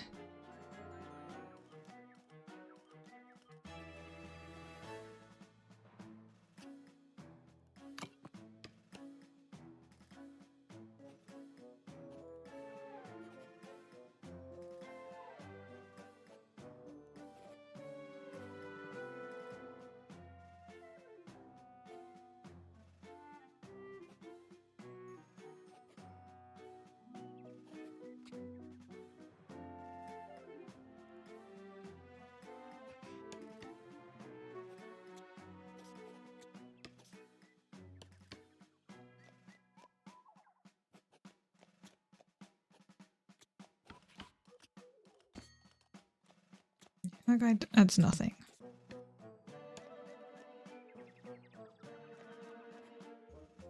Yeah, that'll add +2.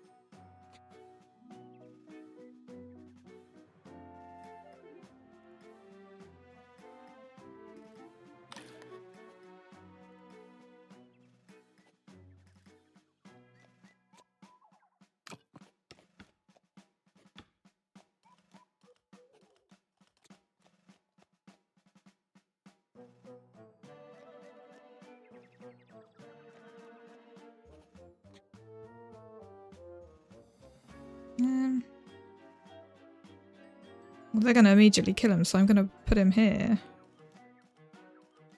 Get something.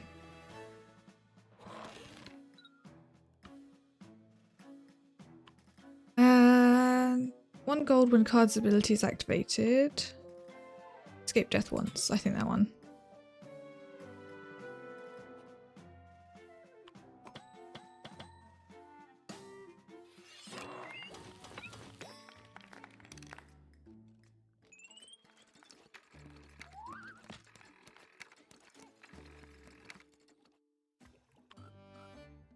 And so victory prevailed, and the people of the kingdom could rejoice again in the benevolence of Micolt II until...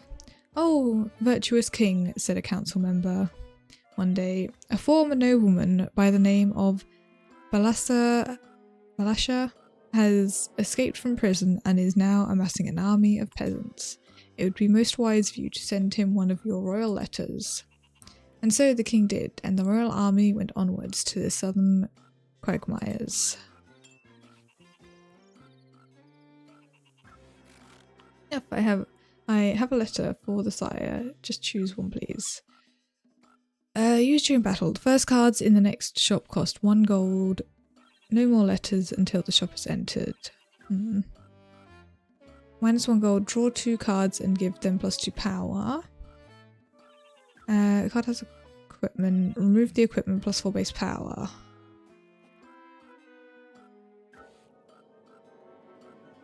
I like that one. Let's quickly check in on the farm.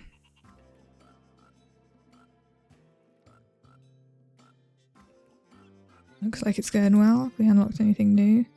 Still need more carrots. They're probably not growing many.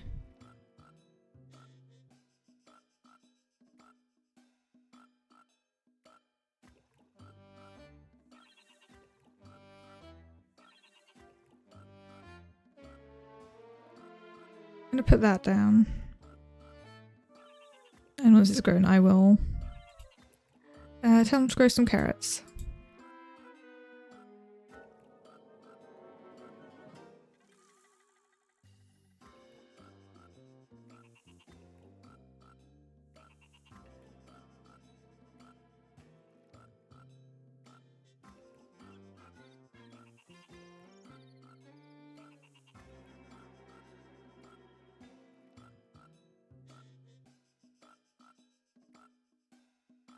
just going to keep clicking the cog to get some money whilst I'm waiting because I don't want to tab out.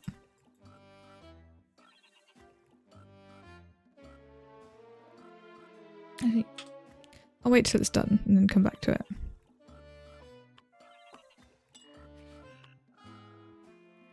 A shop.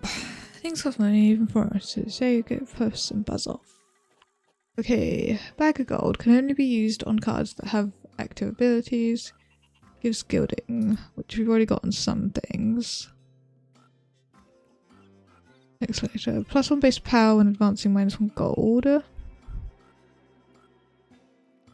Every turn in combat, all ailed cards in hand gain +1 base power. Only afflicted with frail +6 base power.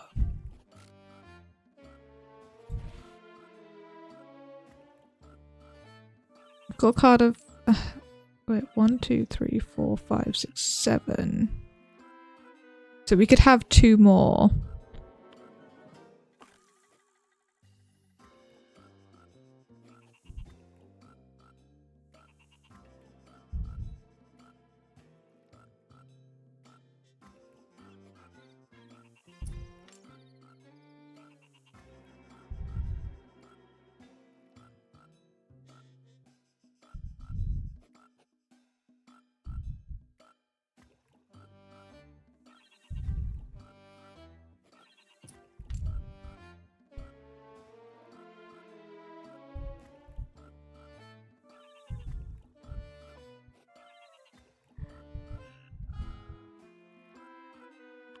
I just want another, like, a big card.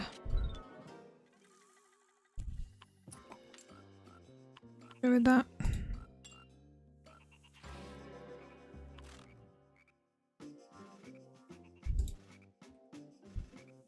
Damn it, no, they planted other things. I wasn't paying attention.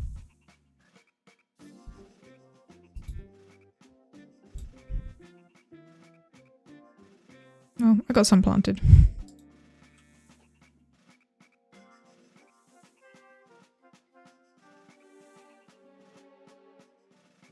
Oh, that's permanently changed to a ×2? I didn't realise.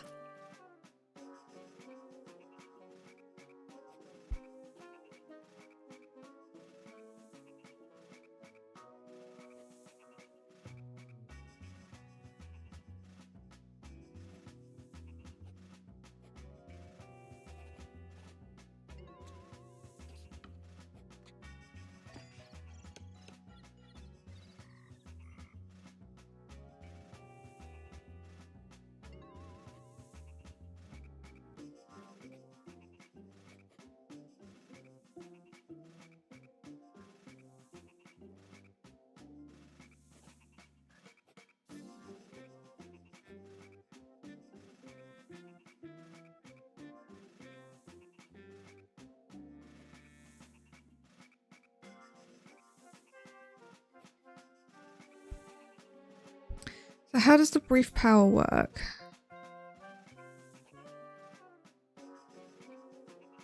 I'm assuming it can add it to that.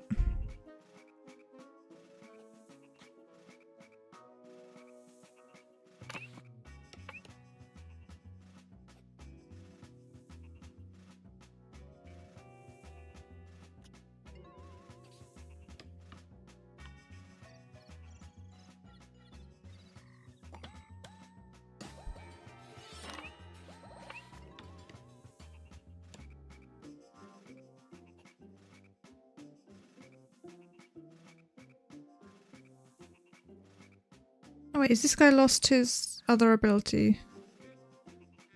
That's annoying.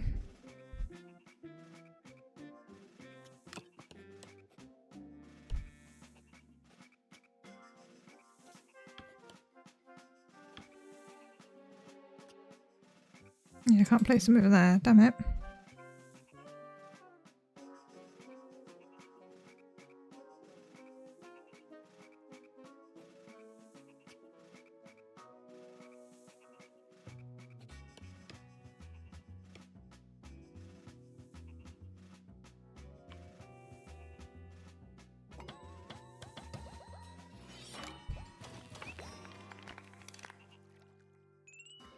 kind of getting the hang of how to do this. I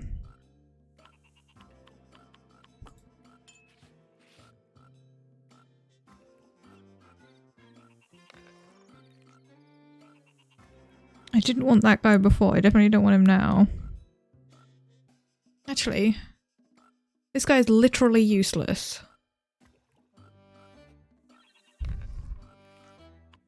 Okay.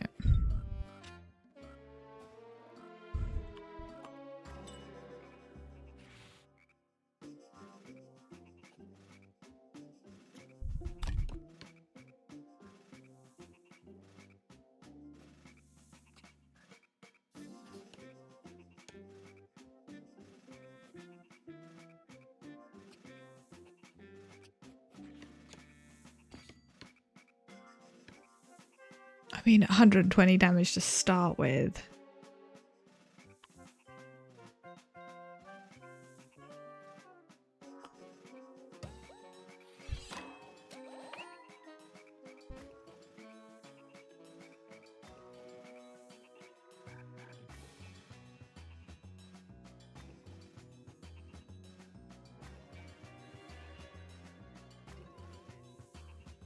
Wait, is that... Oh, of course, it only does the brief power initially.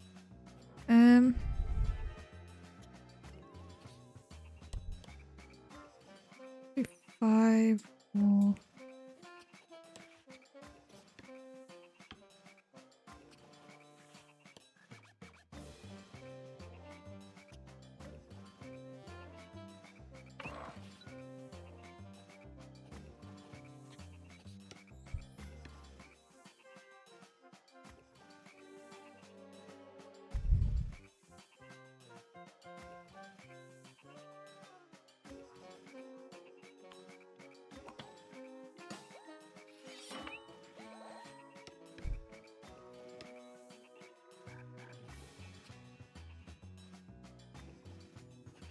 How much damage can we get up to?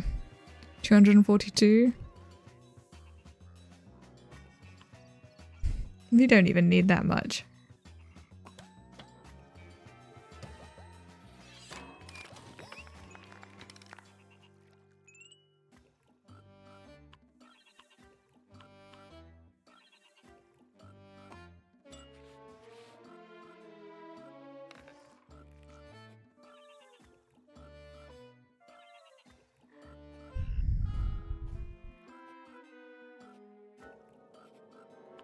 No, don't want it.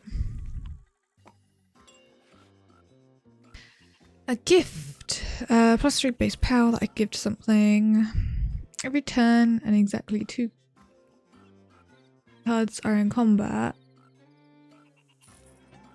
Huh? Every turn and exactly 2 cards are in combat +2 power to those 2 cards. Oh. If only 2 cards. Okay, I don't really get that one. Every turn in combat, get 1 pie. Card is poison, +1 brief power. If card isn't poison, +1 base power. 10% chance to inflict card with poison. Poisoned, -1 base power when it advances.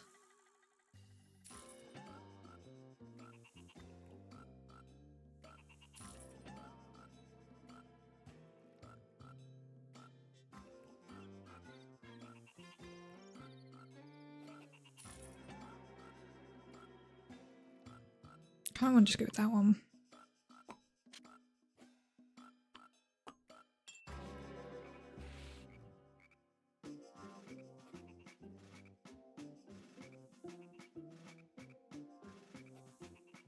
Oh.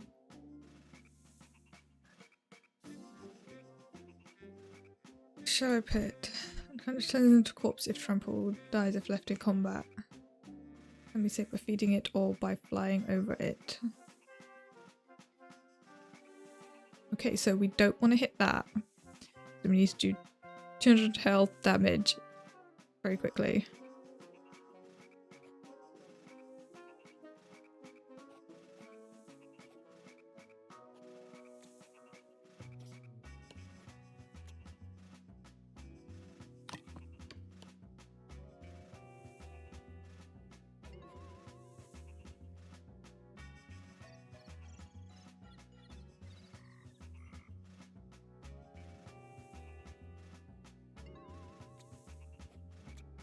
Would it potentially be better to play that one? Even though it's not as much damage, it can't.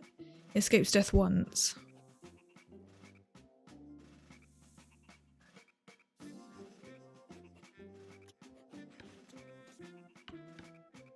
I'm gonna risk it and go with that one.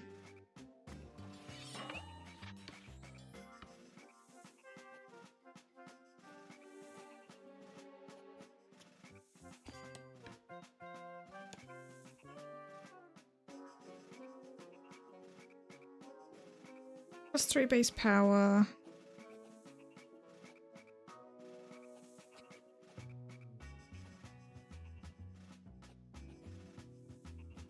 I want to save that for this guy to give him some use.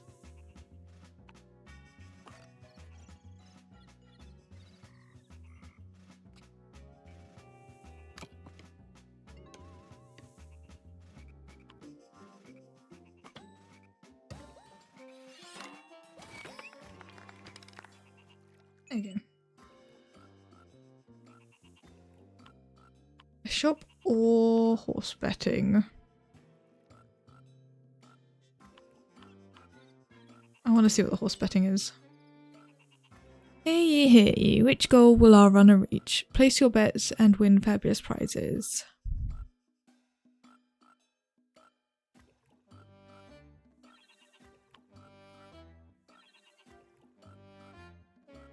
I mean...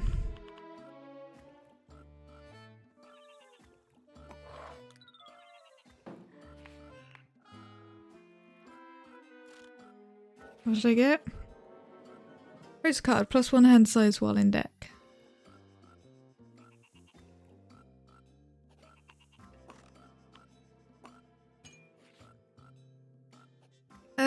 Gives card feathers, unaffected by special terrain. A card in its lane is inflicted with an ailment. Gains armor, get 1 relief multiplier. Relief multiplier, +3 multiplier to the global damage counter. Not useful from goal.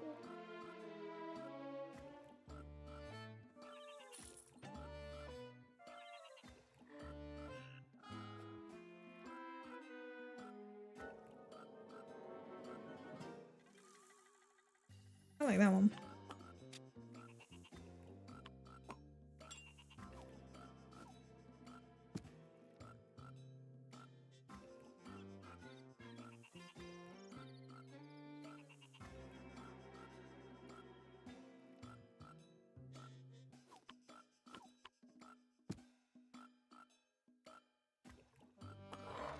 Let's increase my deck size.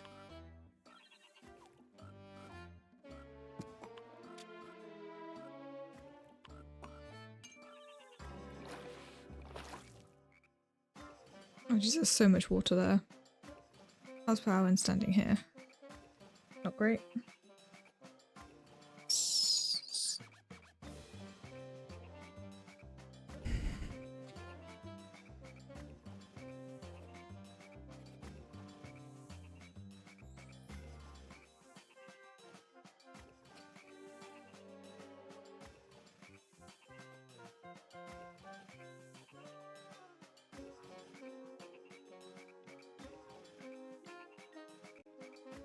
Yeah, it doesn't seem super useful for any of that. I kind of don't want to put anything here.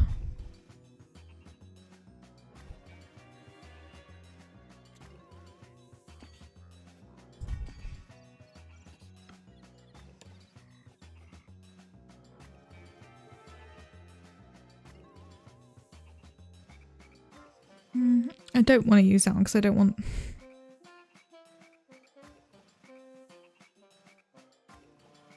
Oh, we're gonna actually have to put some in the water.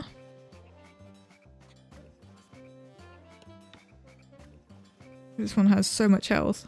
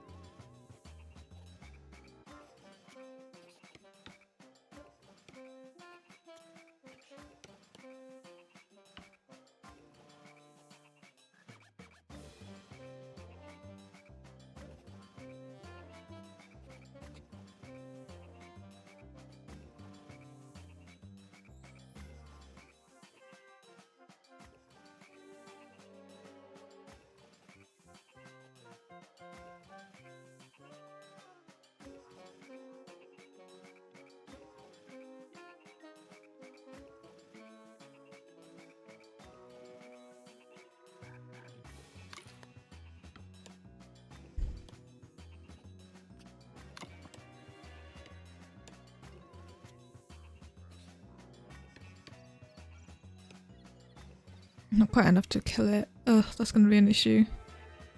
Also, why is that submerged? I thought that was a bridge.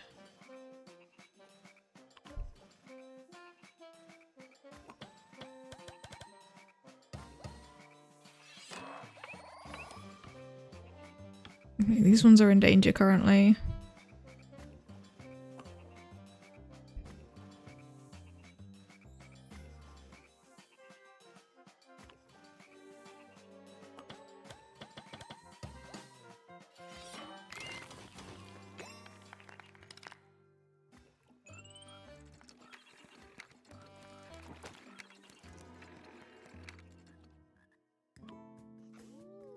Wonderful, wonderful. The kingdom's glory will be heard even from the heavens. But you cannot stop now, sire. Some people outside the old town are organizing a demonstration against you, disguising it as a festival. We cannot let this. No, we cannot, said the king. Show them our letter and the power of the king, my dear people.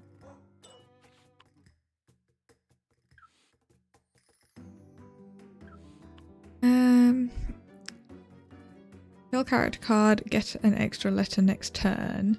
Replace card in combat with a random card from your hand. Make a strength card, give multiply instead this turn.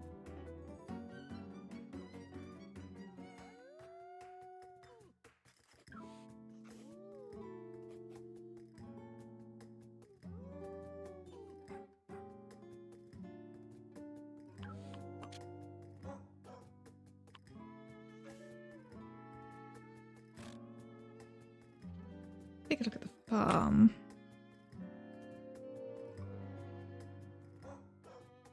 Almost there. I need one more carrot.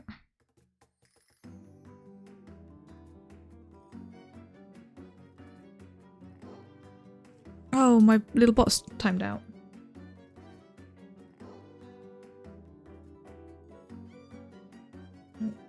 Color back again. There we go. It does time out after like an hour.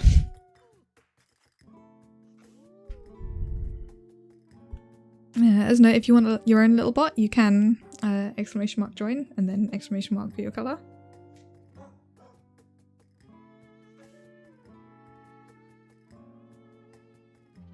My little bot is currently watering. I want it to be planted.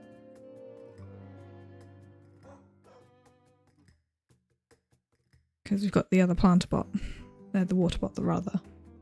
There we go.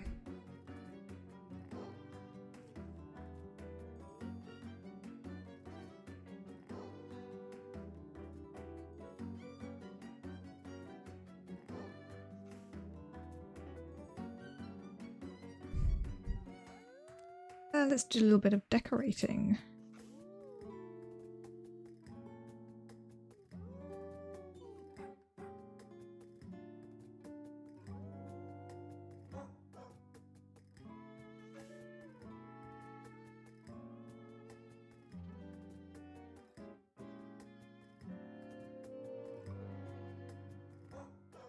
Oh, I don't have enough money. Okay.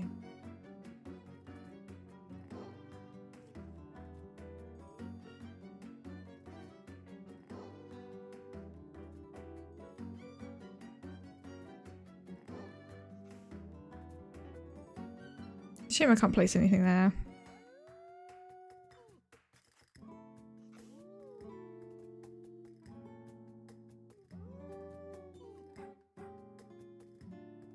Nice little pathway.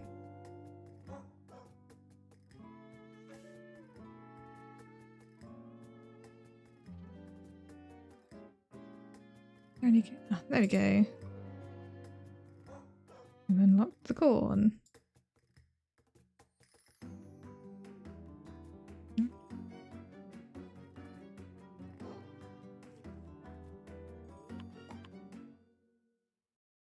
Let's stop with the Royal Writ for now. We did the first two things of it. I was getting the hang of it. It's just like a card auto battle kind of thing.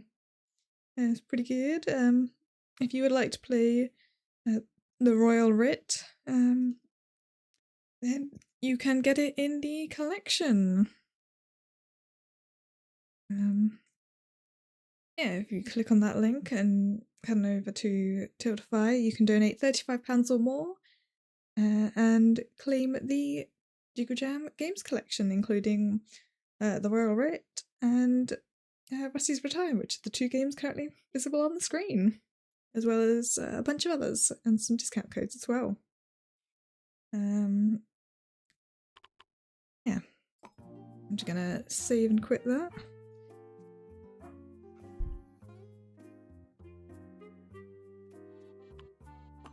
Because we also want to check out some of the other games.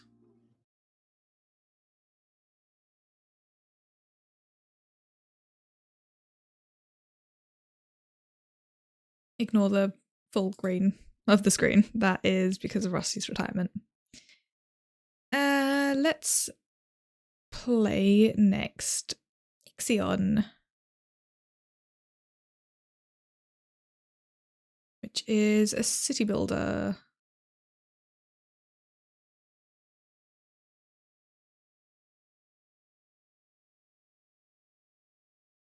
Yeah, the reason Rusty's Retirement wasn't working the other day is because it doesn't like game capture. It needs to be a window capture. And there is a green screen setting.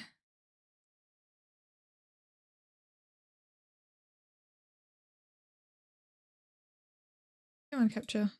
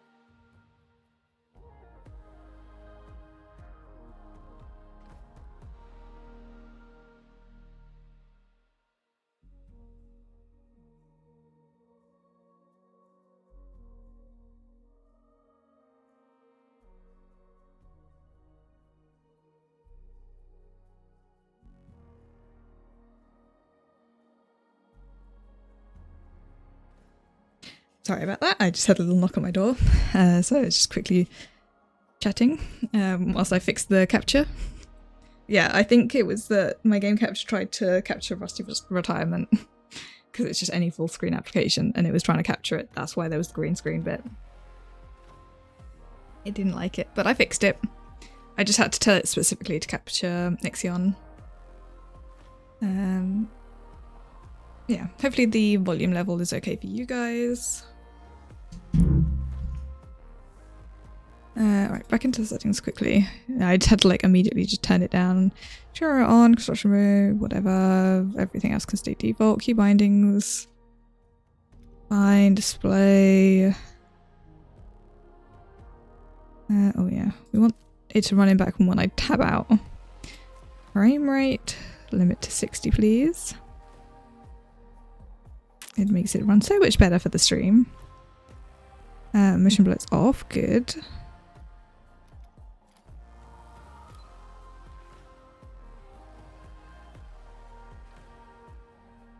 I'm gonna turn that on for anyone watching that has a problem with that.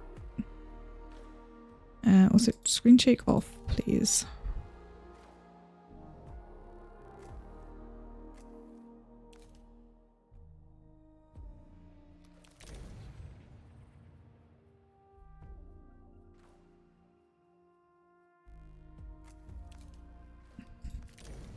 I thought, like, this is quite small text, so I was thinking that would increase it.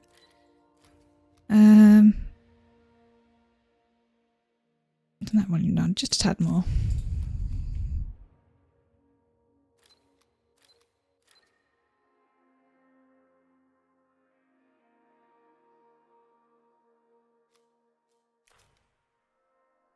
Hey. Gonna get a new game on default.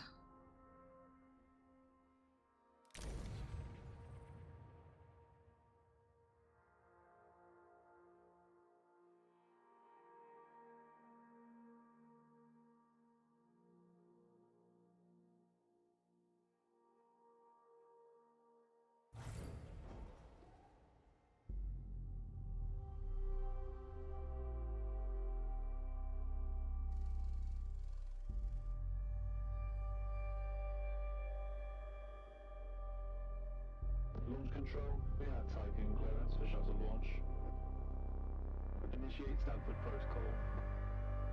Clear procedures, check.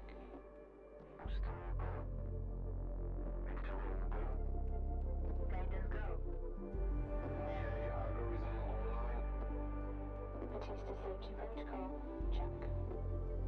Launch control to EMB Charon. All systems are go. Launch is imminent. Personnel are instructed to evacuate the launch pad. I realize you guys can't see the subtitles because the Ross's retirement is covering it. Oh well.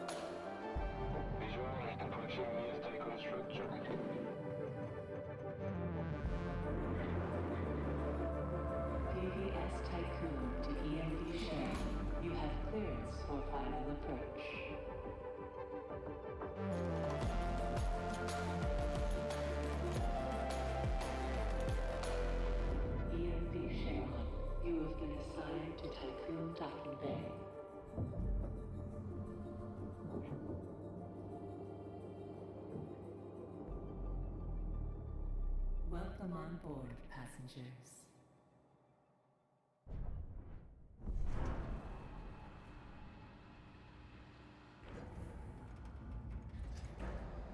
Shuttle EMV Charon is now docked. Sector 1 empowered and pressurized. Munchie decontamination protocol online. Disembarkation authorized. Message to crew members. Welcome on board the Tycoon, property of Dolus Aerospace Engineering Corporation. You will soon be given your assignments, but until then, please continue to wait near the docking bay. We hope you have a productive voyage, and would like to thank you for your contribution towards humanity's future. Administrator, I am Eden, the personal assistant installed on board the Tycoon. In accordance with the Munchie Protocol, I have been designed to take into consideration your complete psychological profile so that I may more accurately respond to any needs you may have. My primary purpose is to ensure the Tycoon's automated systems function efficiently. I will keep track of the tasks that are necessary for you to fulfill your prerogative of reaching Proxima Centauri and carrying out field research, mining operations, manufacturing protocols, and Dolos colonization tests.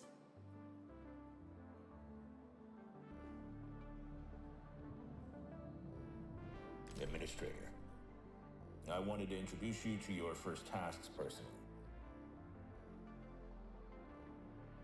I'm Dolos' cryonics lead, Marduk Council member Giovanni Battista. So, let's see. Your first objective will be to begin setting up essential infrastructure aboard the Tycoon, meeting the environmental conditions that are required to support your crew. Having laid these foundations, you will then oversee the installation of the Vol engine and perform a short test jump to Proxima Centauri.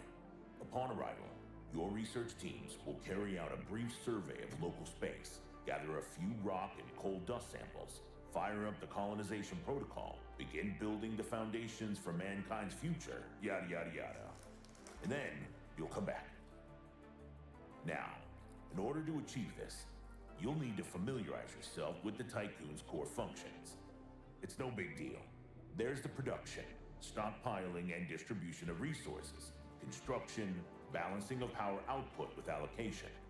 Oh, and space exploration, setting out expeditions and all that. Basically, everything needed to establish scientific advancement and harmonious autonomy on board the Tycoon following the first test of its Vol engine. Eden's gonna display and keep track of your main objectives. Oh, and Administrator, don't let the position go to your head. Veneer has insisted to center Dolos' focus on the Tycoon. But this mission is just in preparation for our next project, the Protagoras. The Marduk Council worked damn hard to pull this mission together ahead of schedule. So, toe the line, do as you're told, and bring the Tycoon back in one piece. Leave the grand gestures and saving of mankind from ecosystemic destruction to us, okay? One last word of advice. We don't all think like Veneer Dolos. As of yet, no human law has been officially established amongst the stars. That sounds like an opportunity knocking to me.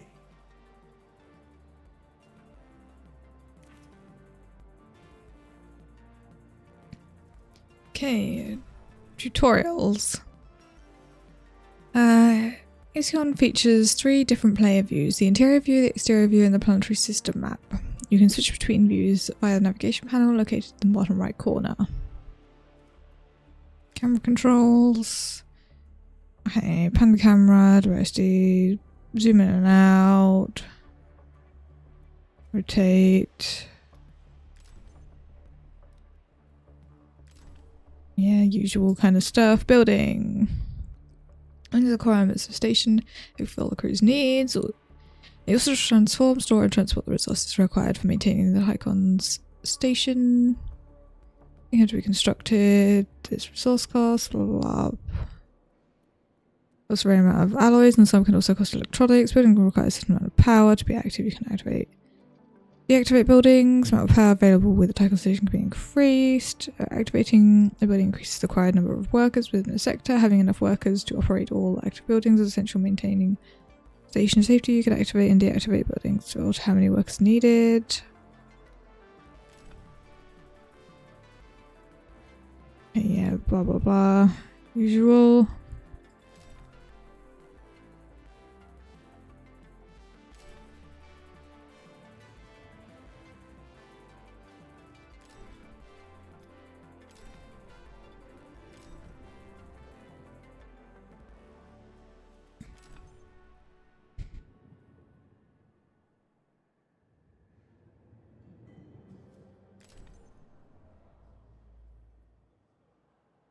Okay, I've like vaguely read through that.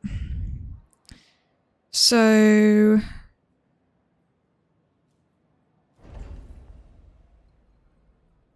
to be functional, the sector requires a workshop. We can build one now for free. Okay.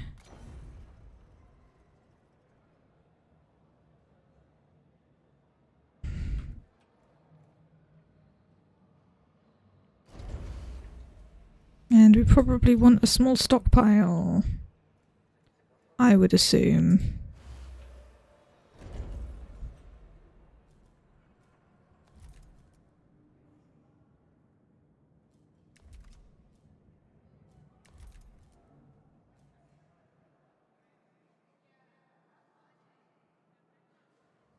So we have a population of 85, they're happy.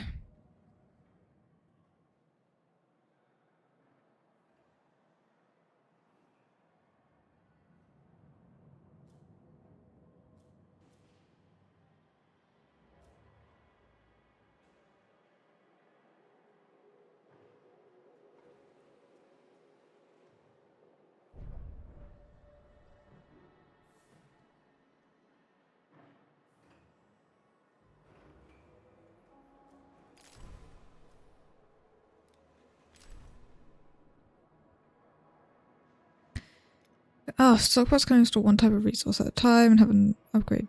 Okay. Wait.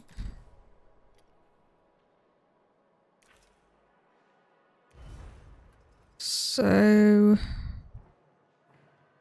let's select that one because we have a fair bit there.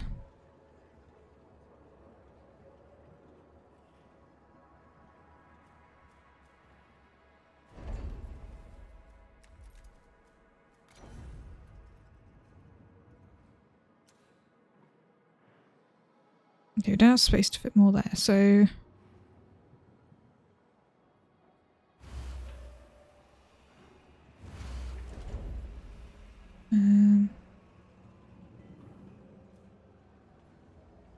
let's set that one to food.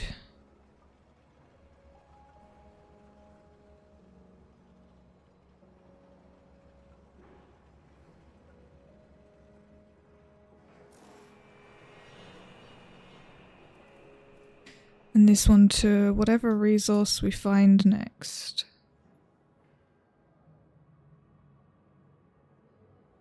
Or whatever that cogwheel one is. So that could be that one, polymer.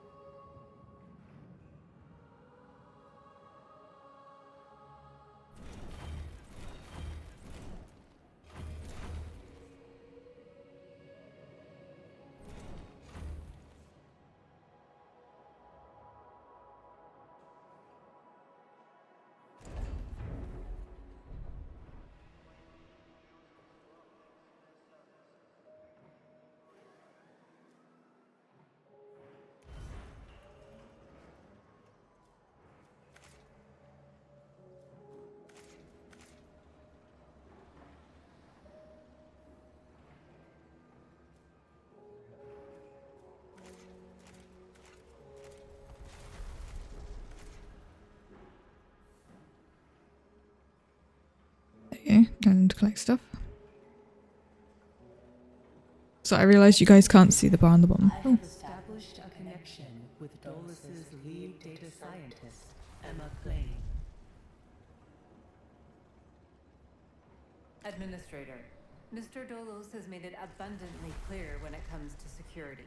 Given the importance of the Tycoon, we must have full control over what is happening inside the station. My name is Emma Klein, Dolos's lead data scientist and member of the Marduk Council. My department have just completed final synchronization between Eden and our data treatment tool, the DLS. The DLS, or Data Listening System, is capable of scanning, recording, and parsing exchanges of any kind. The DLS programming that is a part of Eden will filter all data collected and bring to your attention only the most relevant information. It will also provide you with a condensed overview of any situations that may arise and formulate potential future outcomes. It will permit you to give direct orders without having to go through additional unnecessary paperwork. Eden will then take care of everything via their DLS accreditation. As is often the case with tools produced by my department, I think you'll find that once you start using the DLS, you'll never be able to do without it. Oh, and before I let you go ahead and start writing history, Dr. Munshi, our lead medical expert, wanted me to bring to your attention a possible side effect of vol jumping. Whilst there is a correlation between prolonged space travel and the development of early onset dementia, he believes that a vol jump has the potential to accelerate this process, although this is yet to be proven. His recommendation is for you to immediately send any crew members that are exhibiting uncharacteristic or symptomatic behavior to an infirmary, as these facilities are equipped to treat the mind as well as the body. Remember that all of your actions and choices are being recorded by Eden. We are not affiliated with any national or even international organization. The only people that you are answerable to are those of us who sit on the Marduk Council, who represent the collective interests and ambitions of the company. Administrator, a new request awaits your attention.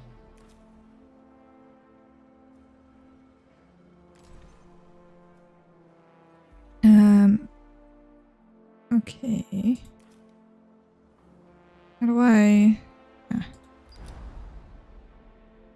Administrator, Tycoon crew members are currently unable to access food supplies. Niakan protocols direct the construction of a mess hall. This building is designed to distribute food from a stockpile to the crew. Guaranteeing access to food stockpiles would reaffirm your competency as an administrator.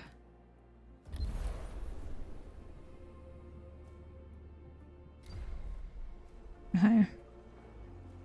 Place down a mess hall. Food. Mess hall.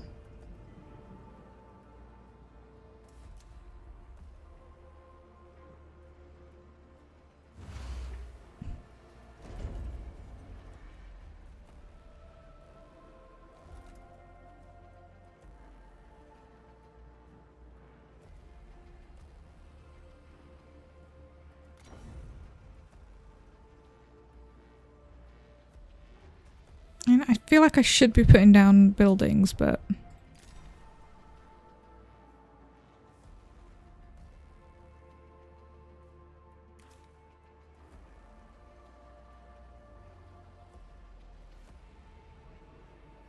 it'll probably tell me when I need to.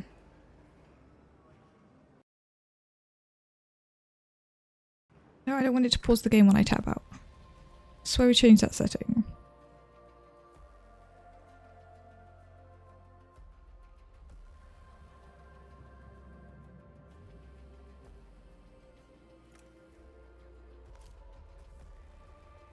Oh no, not when paused, hang on.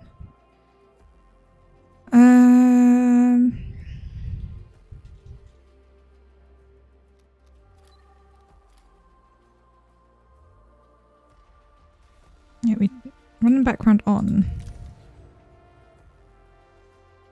So I guess we didn't hit apply on this.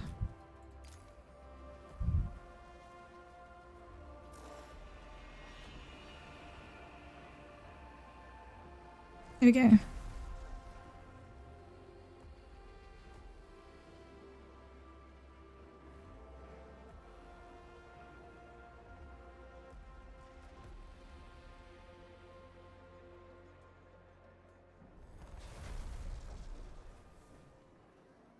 And tell my little bot to water because there's a lot that needs watering.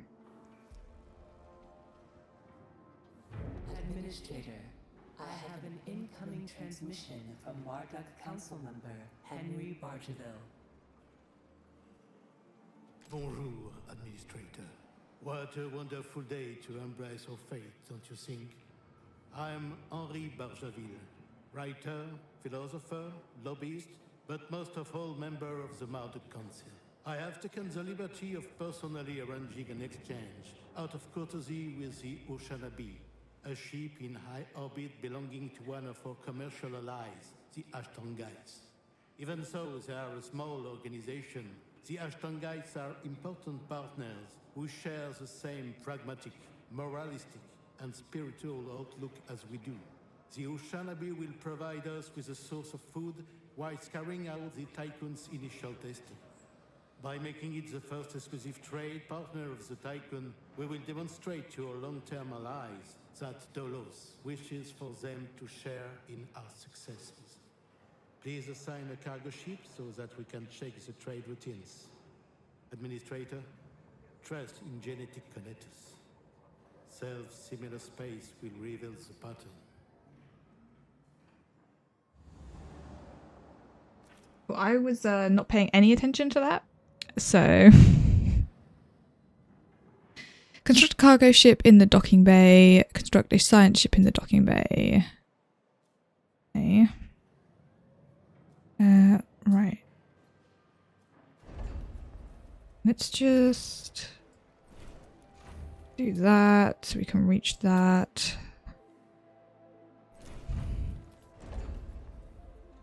And let's get rid of some of that.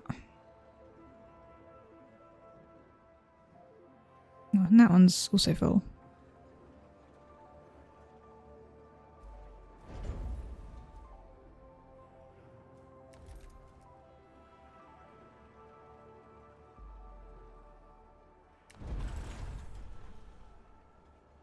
Okay, this is massive.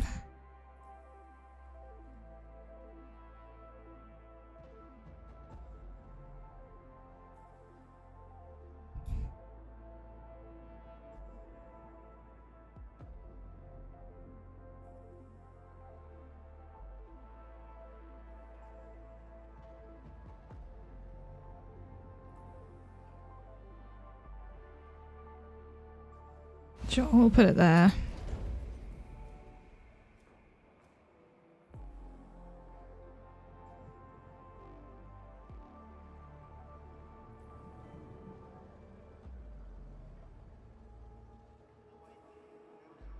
They don't have anywhere to live currently, so I am actually gonna need to do that.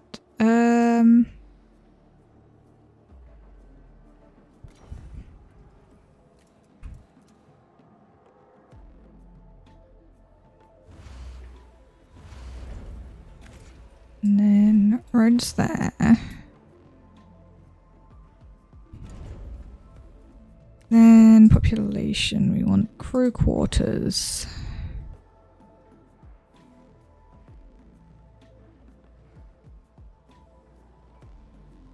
I feel like we could probably find something else that goes in there.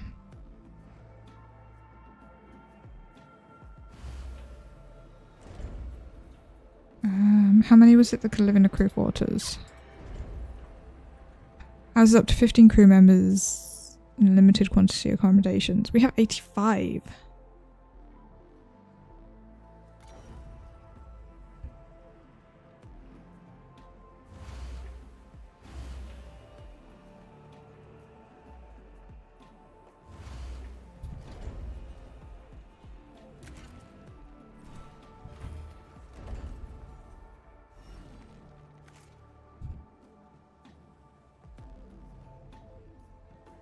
Why is this highlighted? Oh, okay. Ooh, an event. Administrator, some crew members are lacking quarters. During human history, unnecessary homelessness has always been considered. Ensure all crew are quartered within 12 cycles.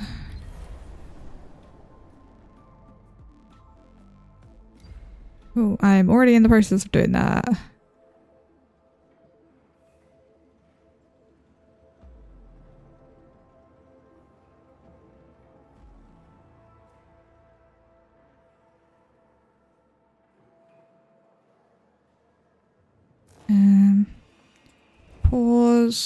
Pause.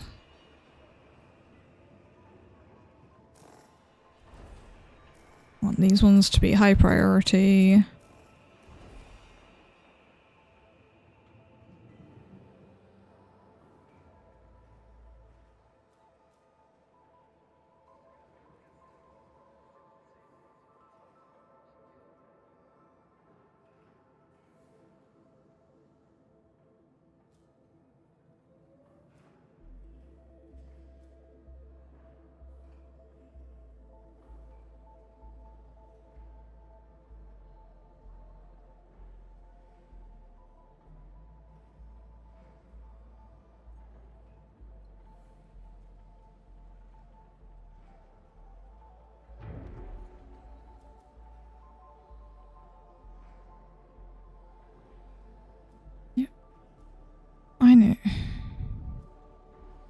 in the process of building.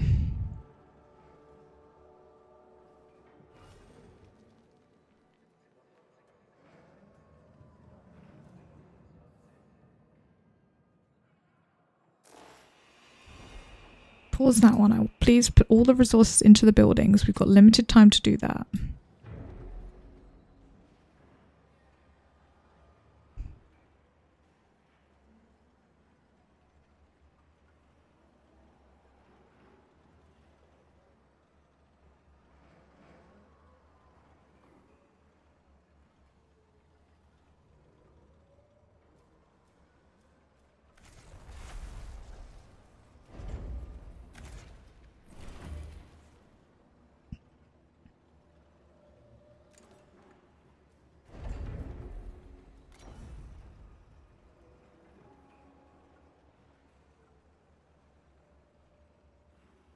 As soon as that pile is gone, I'll be able to place more crew quarters there.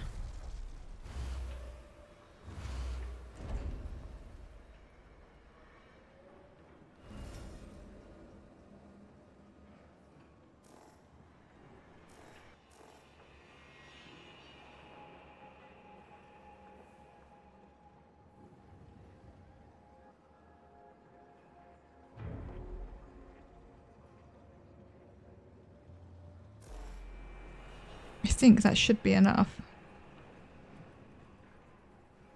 Plus some extra.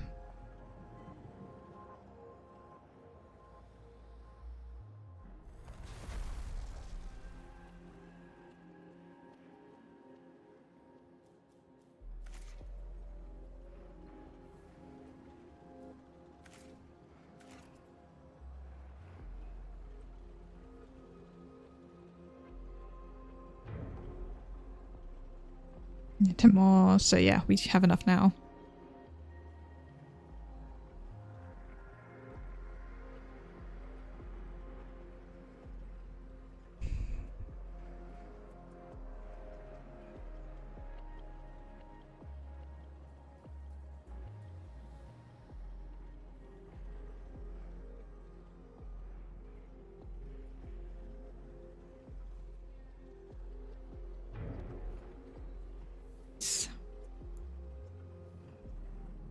Okay, you can resume.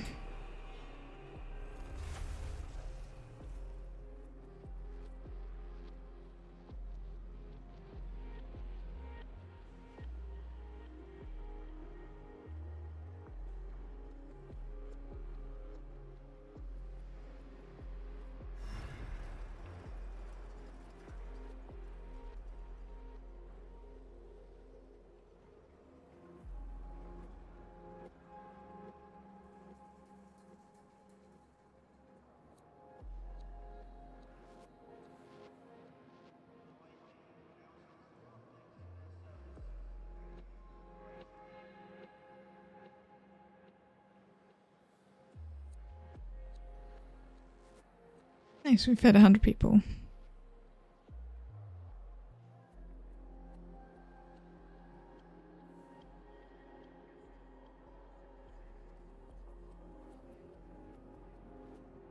Working conditions optimal. 36 workers are required for the sector. And there's 85 available. They're all nice and happy.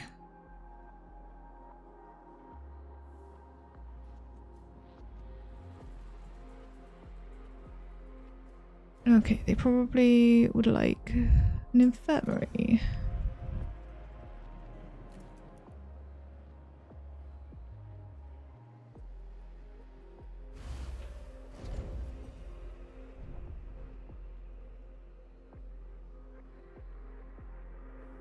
I'm probably also going to get a mission for that soon.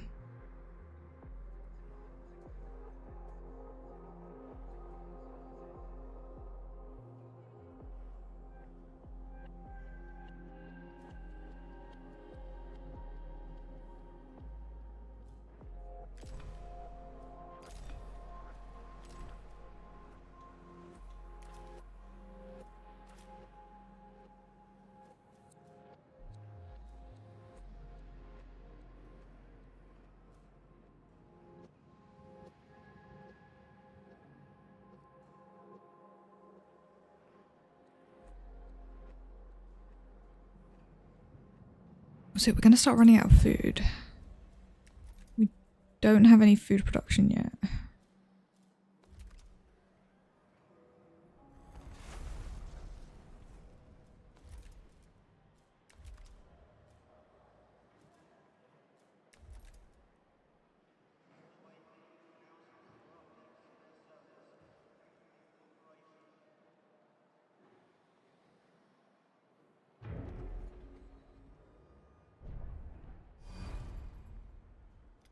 Okay, we want a cargo ship and a science ship. And a science ship.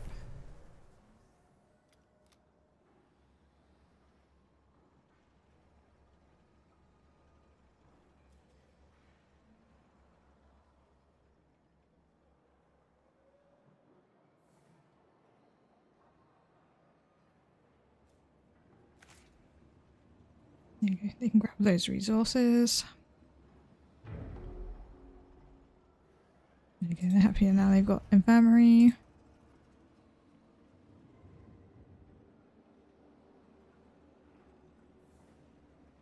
I mean, I guess I build this one. Wow, that's pretty big.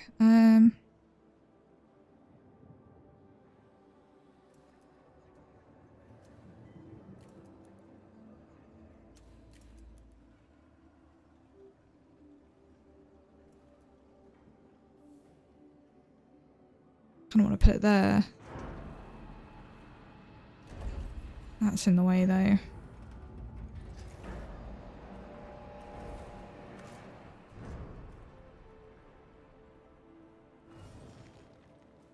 Perhaps in that one and grab all of that stuff. They're building a cargo ship and then build a science ship. There's also a mining ship in there, but we don't need to construct that one for a mission yet.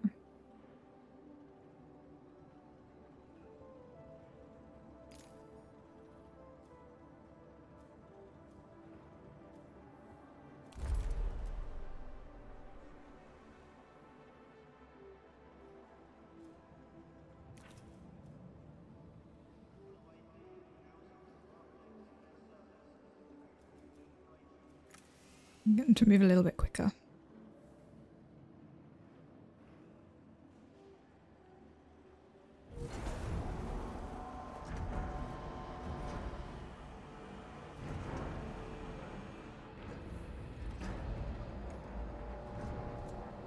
Order the cargo ship to retrieve food via the fleet management window.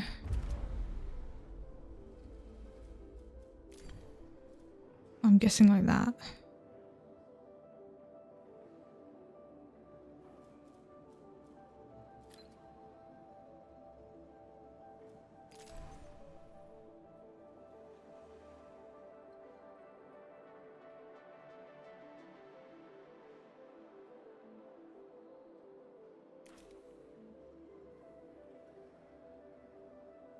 Okay, so that's how it wants us to get food.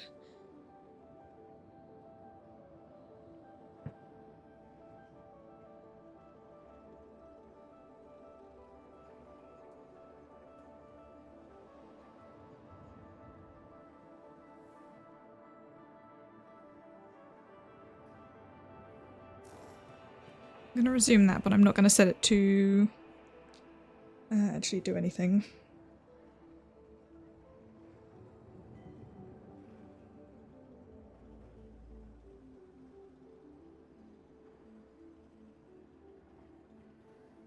I don't actually know how much power we have to use. So.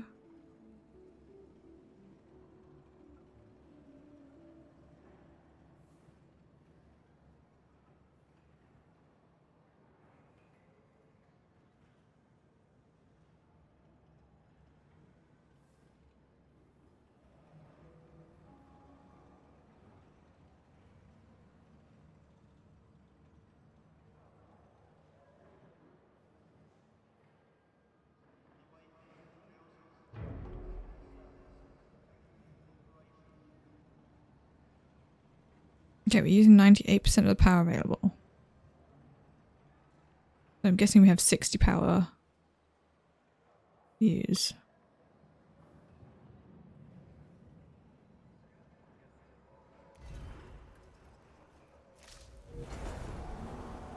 So if we turn that back off.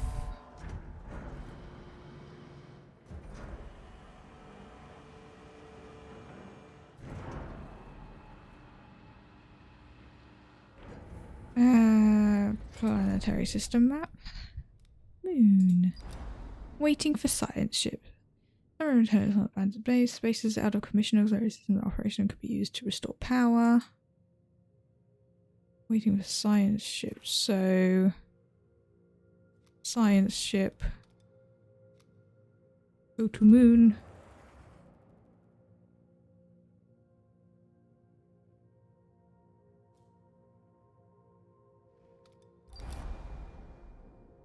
A science ship has arrived at its destination. That's quick. So we've reached the end base. It's abandoned and depressurized. Surveillance system is still operational, awaiting orders. Hang on. Will access space central system, retrieve any confidential data preset.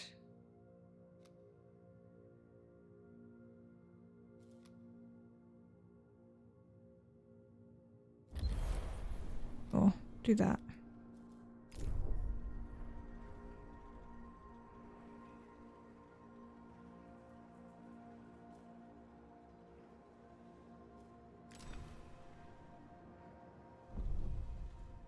I already saw that. Yeah.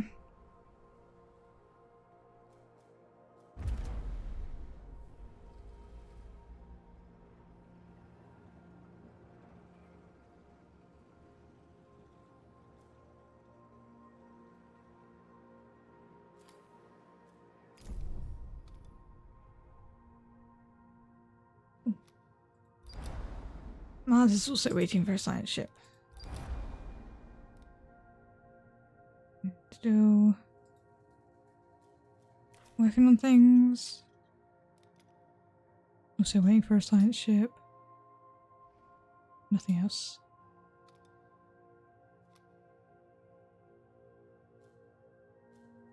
A science ship team has completed a task. Get into the main computer system as you order and retrieve several relevant research papers and datasets.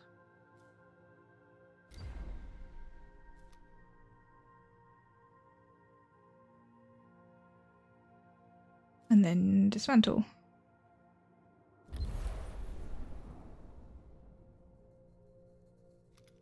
And then, yeah, we just have to wait for that to be done. Oh, look, the power thing's up there. That makes sense. So we have 4 available.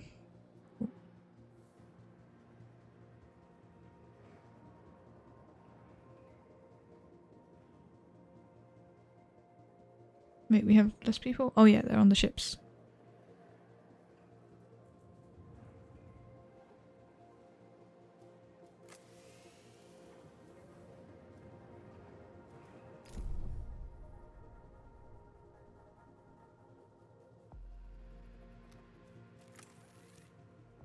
Just speed up time so we get it done quicker because we have nothing else to do right now other than wait.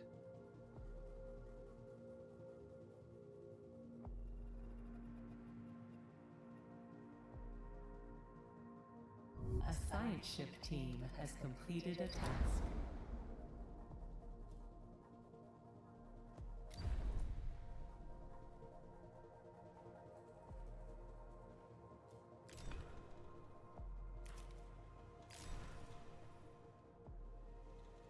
Okay, now I need to build that tech lab. Tech science on the moon and build tech lab.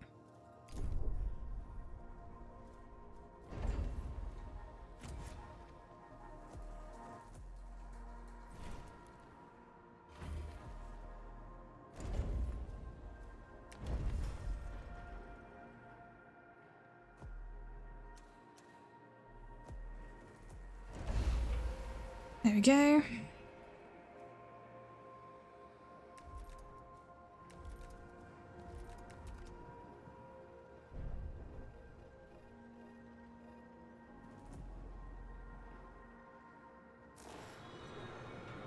Ooh, we don't have enough power available. That might end up being a problem. Does this need power?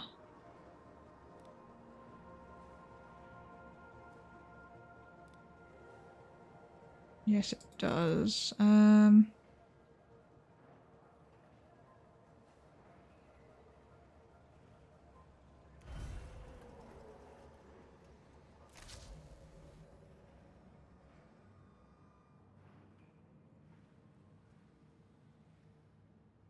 don't currently need to use those resources, so I'm just going to not power them.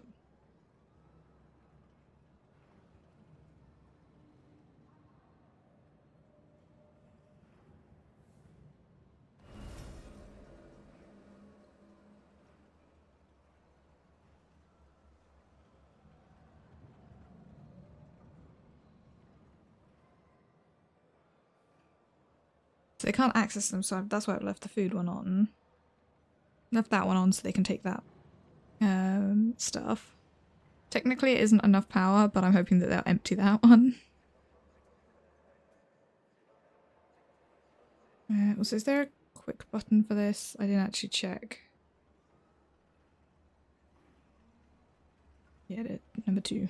Number buttons.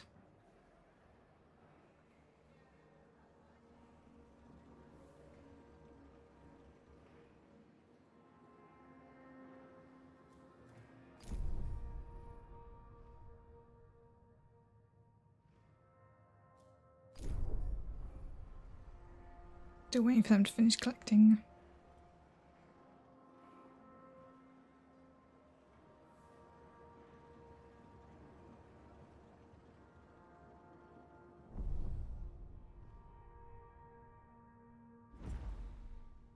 It's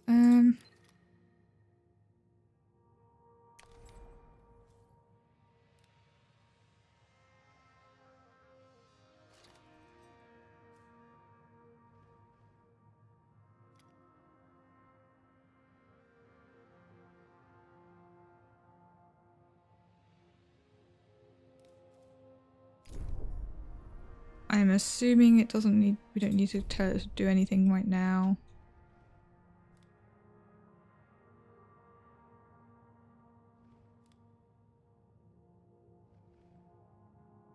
I'm gonna leave that.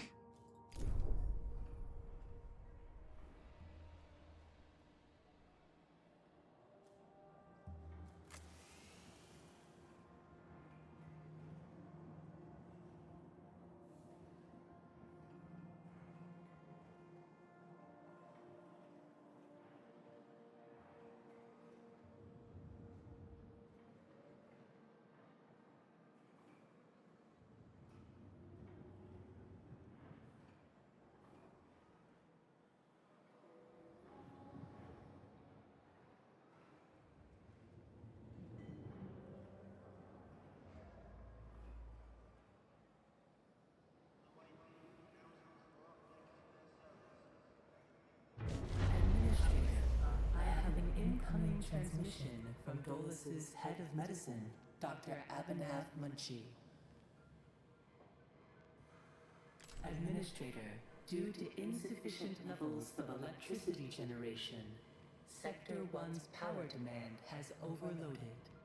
Stanford routines recommend that you construct an external solar panel to boost overall electrical output. Greetings, Administrator. I'm Dr. Abhinav Munshi, Dolo's expert in compartmentalism and medicine, and a member of the Marduk Council. I'm glad to finally meet you, even in this digital manner. Your psychological test results were quite impressive. My friend and colleague, Philip Stanford, couldn't be here today, so I will take the role of introducing you to the final stages of the Vol engine integration. Before we get into that, however, we would like you to complete the testing station's exploration and enhancement capabilities. You'll then be able to begin researching the EVA airlock and assess its compatibility with the Tycoon's core systems. I hope that the work of our team will ensure that you're equipped to deal with most situations you encounter up there. Before I leave you, Stanford would like me to remind you that space is a far less fanciful and forgiving environment than science fiction would have us believe. It would be wise to remember that.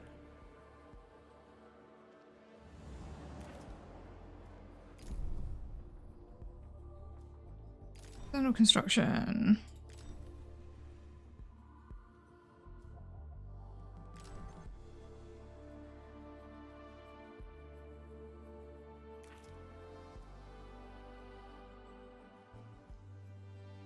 Oh, we need a EVA airlock first. Hang on. Research EVA via the technology tree.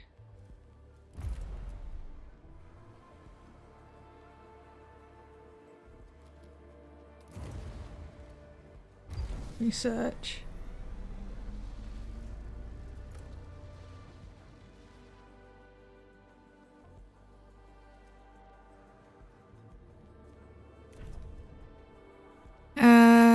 Deactivate buildings in the power management view to reduce power consumption.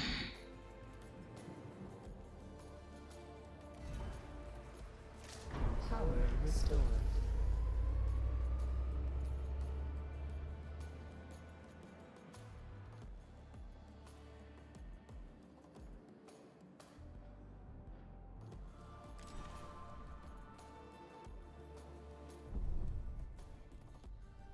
Okay. I mean, I'm guessing I can just send it over to another one of these.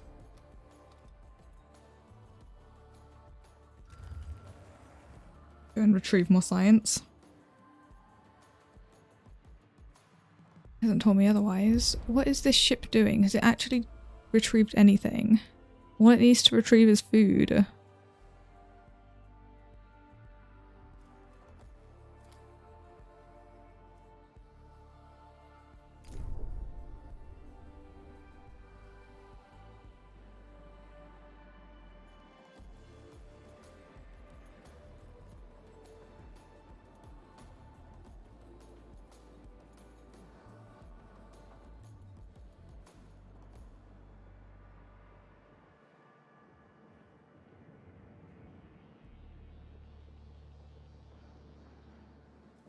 Whilst I'm waiting to do that, I'm going to quickly run to the bathroom. There's also an ad break on, so back in a minute.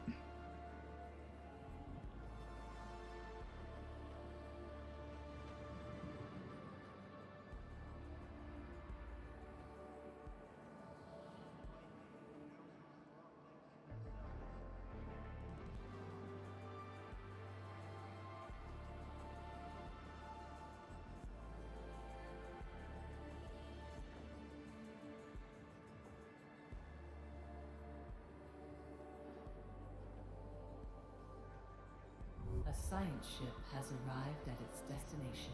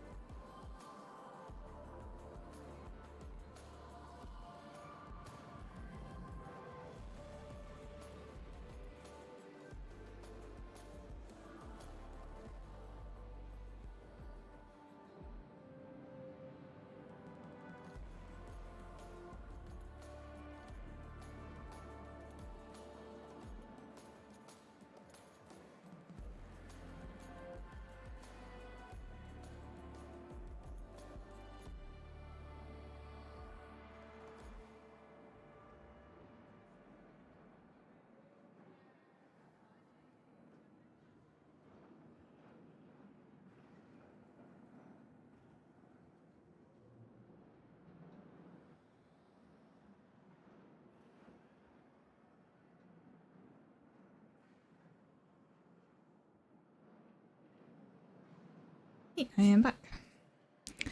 And I did hear the science ship arrived. A signature trace from an EKP system has detected near Saturn. EKP technology is the exclusive property of dollars, but record indicates that the company has not but mission to the sector. The signature will soon enter the atmosphere of Saturn.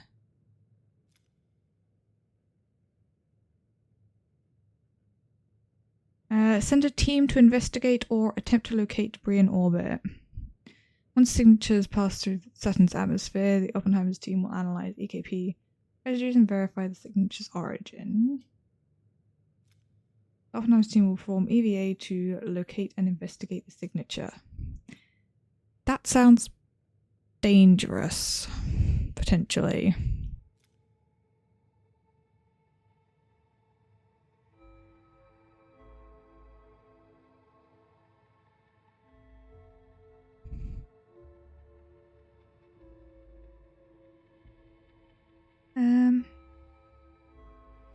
Let's do that one. And EVA airlock is unlocked. How much science do we have?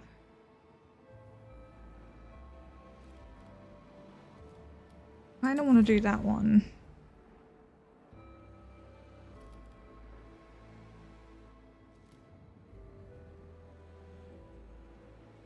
I mean, it hasn't told me to research it, but that.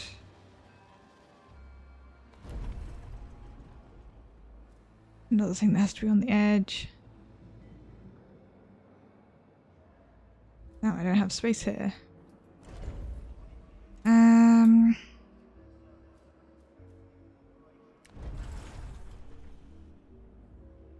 Okay, I can probably fit it there if I move those things, so collect those. Oh, actually I have nowhere to put them. Don't have enough power available. You know what? Research isn't that important. Go and store stuff, please.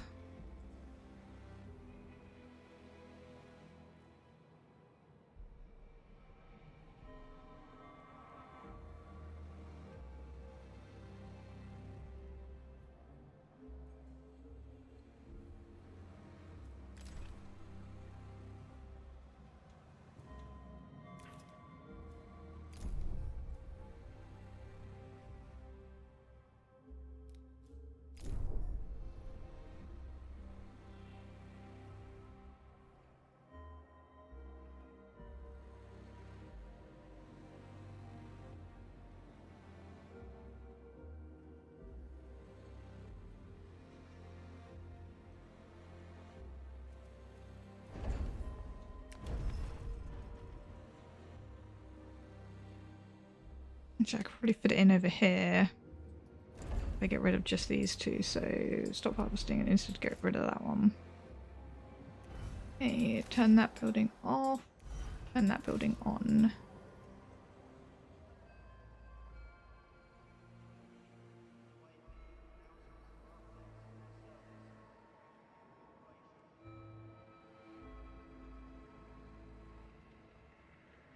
Should be able to fit all of it.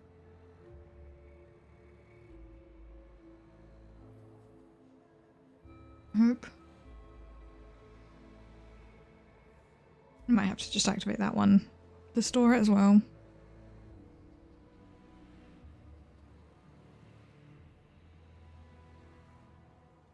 A science ship team has completed a task.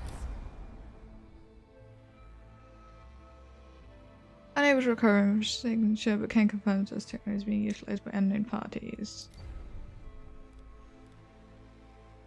It's a shame.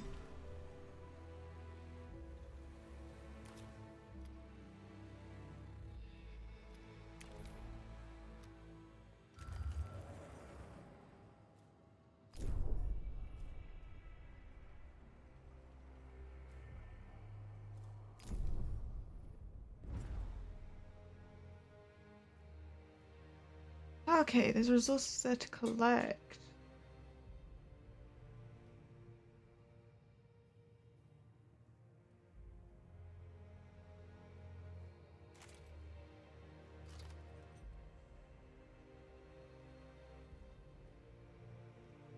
So if I tell this one medium priority.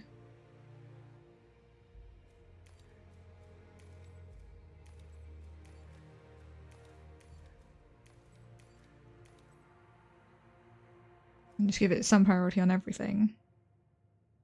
It'll go and collect it. Ah, okay. Now I understand. It'll just go and collect things. So that's why I wasn't collecting food, because there was no food to collect.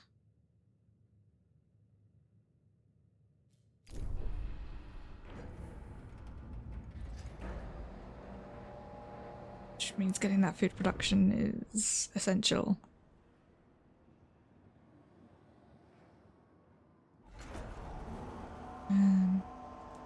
Okay, I'm gonna temporarily turn this off. There's enough food in there. I want to turn this one back on to get that research going again. We can get that food production.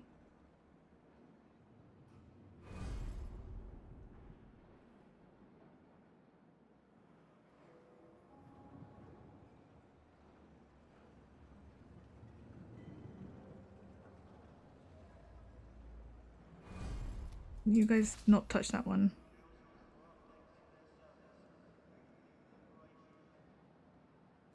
I suppose if the ships aren't there, it's fine to have that turned off.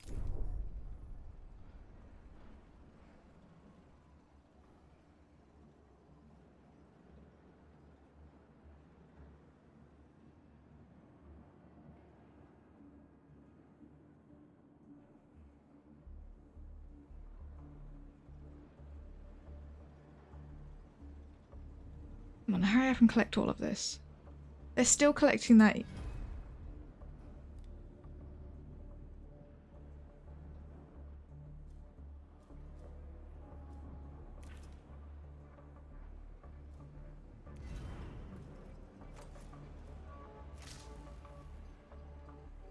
I'm gonna have to get them to store it in there as well, because I'm not gonna have enough space now.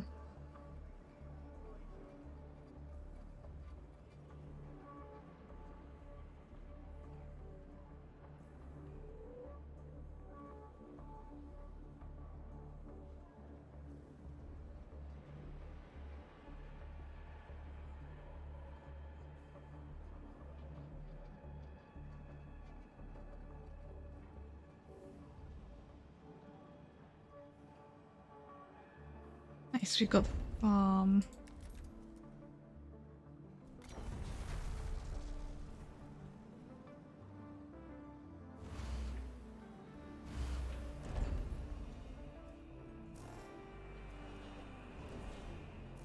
These are high priority.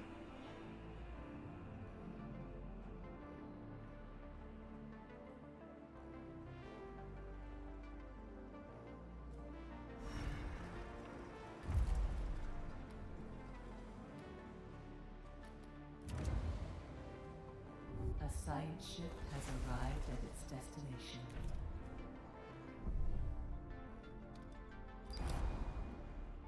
Last scan report. The UN has established a facility on Mars. Its crew are currently lacking the materials required to repair a critical fault in their oxygen supply system.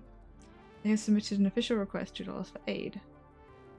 Repair the fault in exchange for resources. Repair the fault in exchange for research data.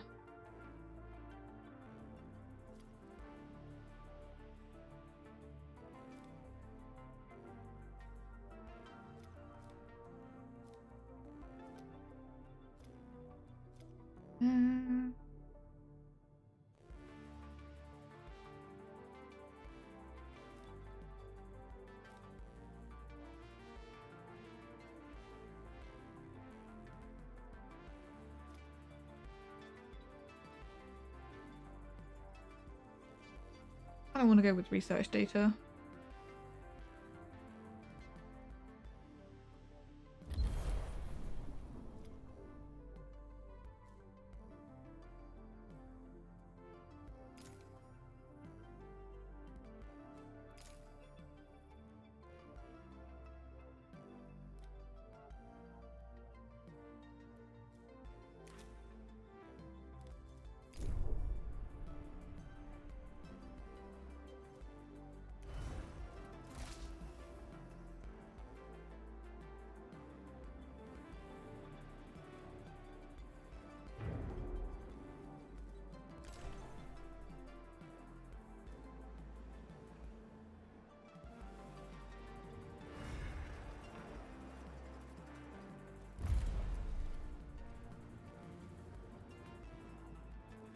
Okay, so we unlock the next tier if we research that.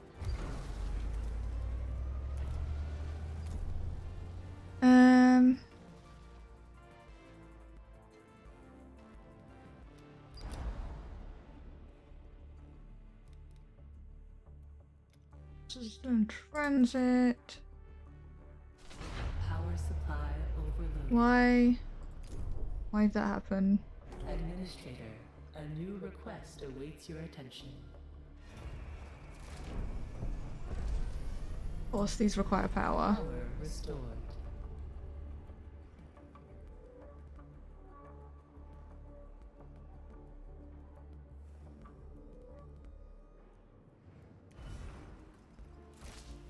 Use that one first if we need to construct anything. Right. Just give me a sec. I want to delete.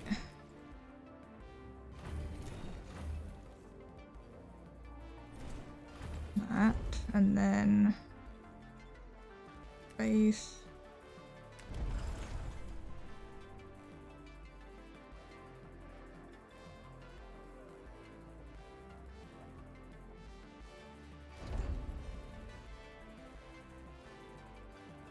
Ugh, I'd prefer to have it over there, so I'm gonna do that, I think.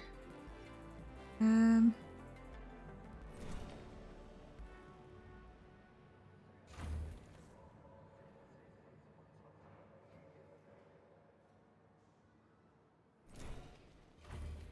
gonna do that. And then I'm just gonna delete this section for now.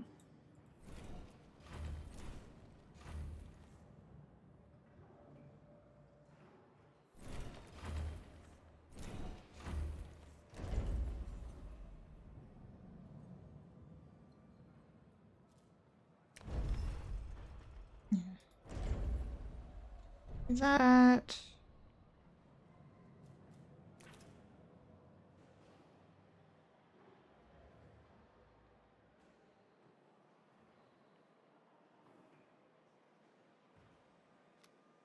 An event. Administrative reports are being received related to Whichever claim optimization projects on board the Titan. They indicate that crew members are being overworked. Low dollars employment contracts make it clear that high degree of flexibility is required. The situation is beginning to take its toll on morale. It would be recognized to deploy additional crew members or reduce the number of concurrent active workplaces.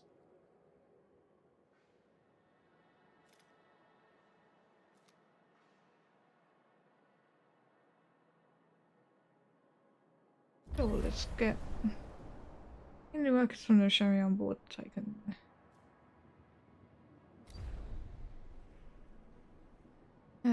Do I have enough power to turn that on? I think I do.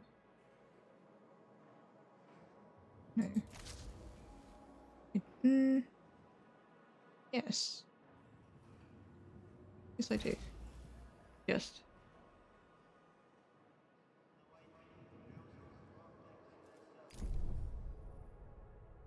Is that?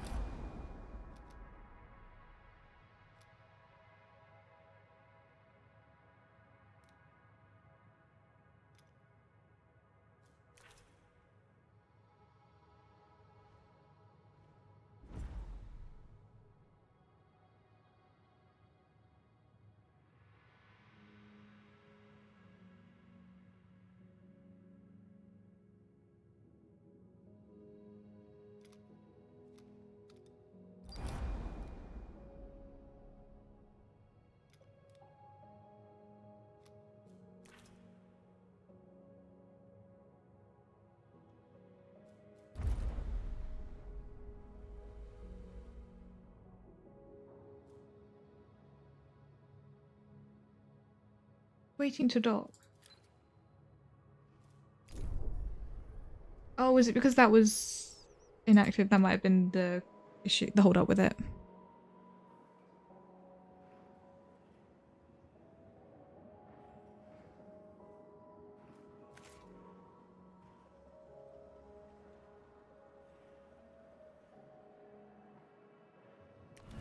Right, this should be producing food, so we should be okay food-wise now.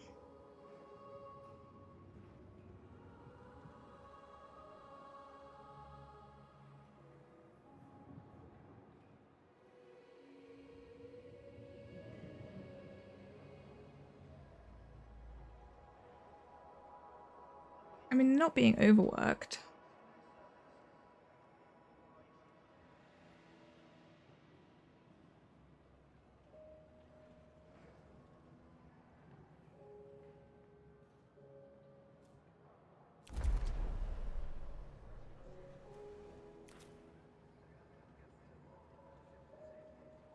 Food. They're not starving. They've got food to eat. There's just not quite enough right now.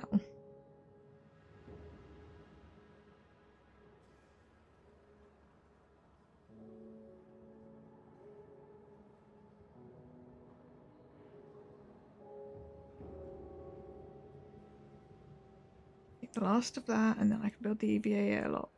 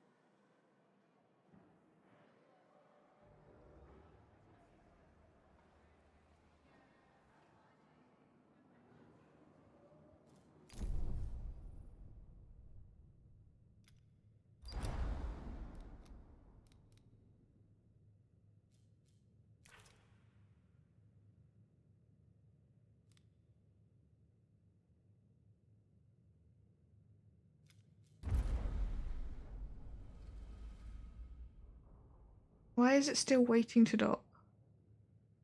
Action loading resources. Oh, because this is inaccessible. That's why. Okay, temporarily deactivate that so they can access this. That makes sense. I'm still learning how to play.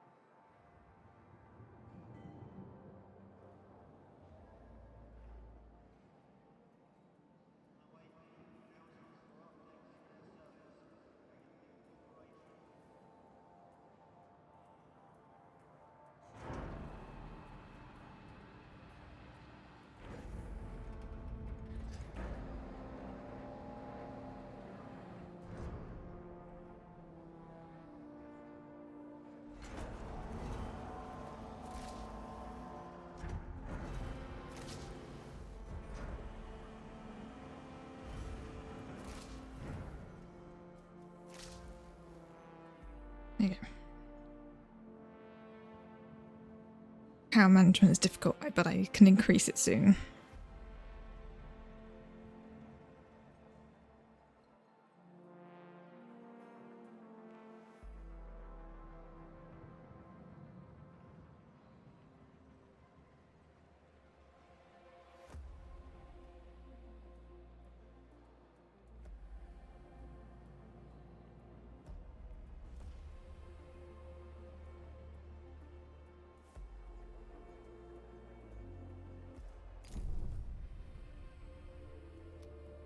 Yeah, now it's going over. Then we can go and retrieve these resources.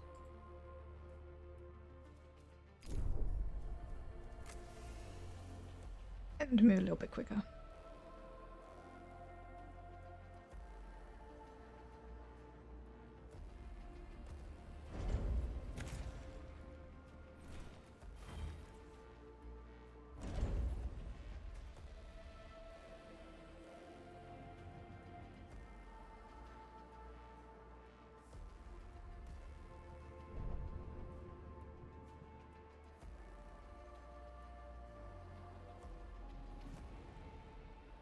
A science ship team has completed a task.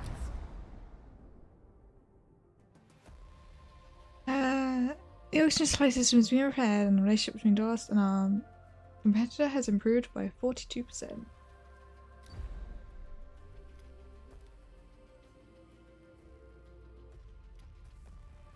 So yeah, the cargo ship is now going to retrieve that.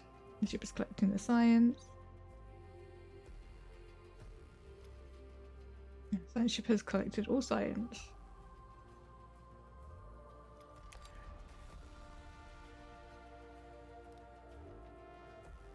I mean, there's no other specific goals of things.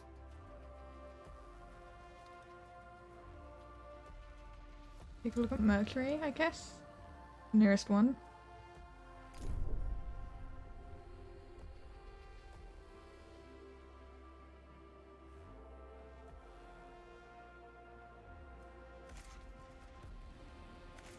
I'm gonna have him pick up that so I can put more of these along here.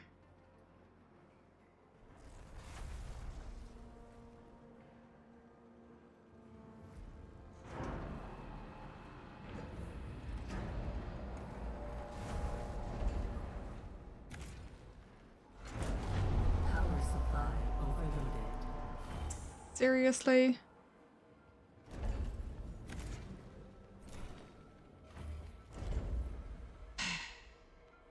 Look at this.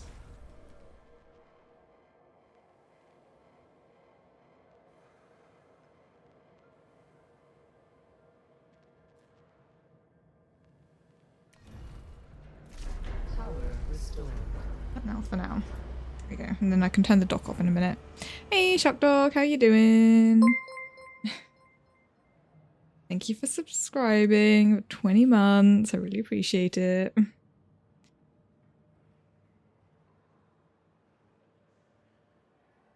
Okay, we need to build more quarters. Great. Another one of these.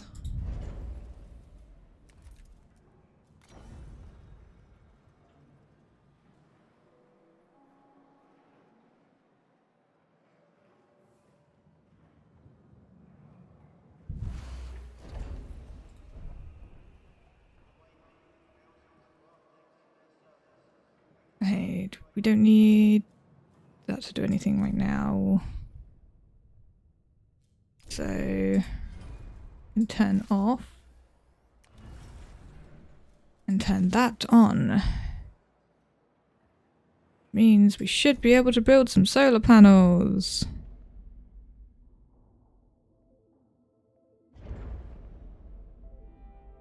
Solar power will temporarily pause during construction.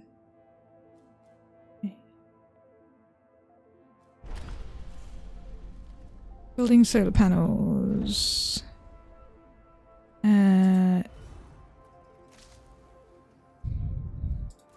You need that, so there you go.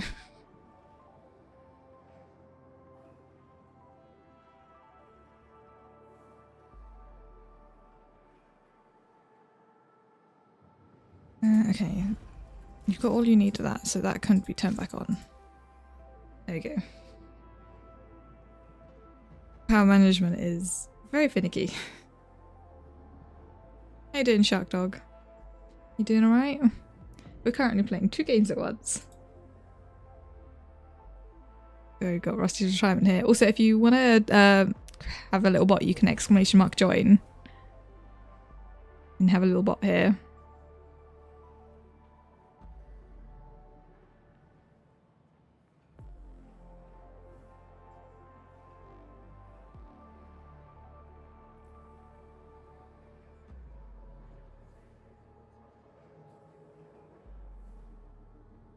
Yeah, it's really stressed due to the donation not working out. Oh yeah, I saw that. Hopefully it gets sorted out. I mean, the money's got to be somewhere. I was going to just record it. Yeah, it'll get found eventually. It'll get sorted.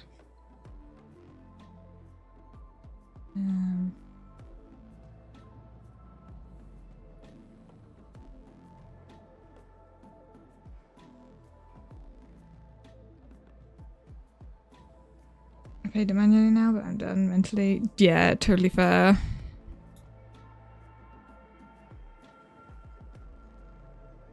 Finish implementation of the Volt engine via the build panel in the external view.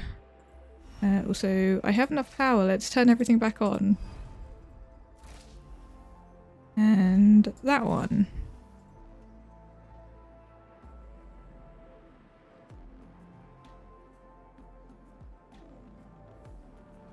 Okay.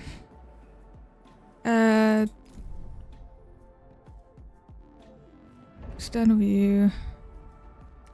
Engine. Whole engine.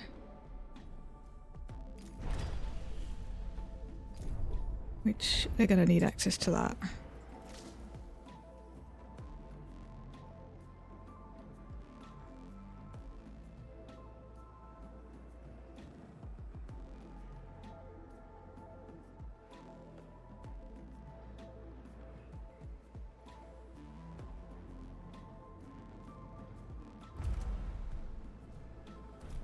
It's honestly quite kind of fun.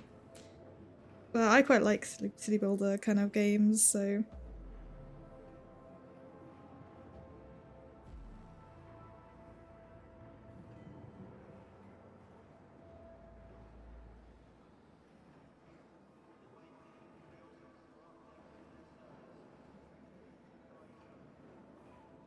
There you are. You can also do exclamation mark color. So, I mean, you get to be gold because you're a subscriber, but you can also pick other colors as well. And then you can do exclamation mark water, exclamation mark plant, exclamation mark biofuel, to basically change what your little guy's job is doing. So currently he's watering. Same with my guy. And we've also got this other little robot that does watering as well because it's the one we needed the most of. But you could also set it to plant if you wanted to.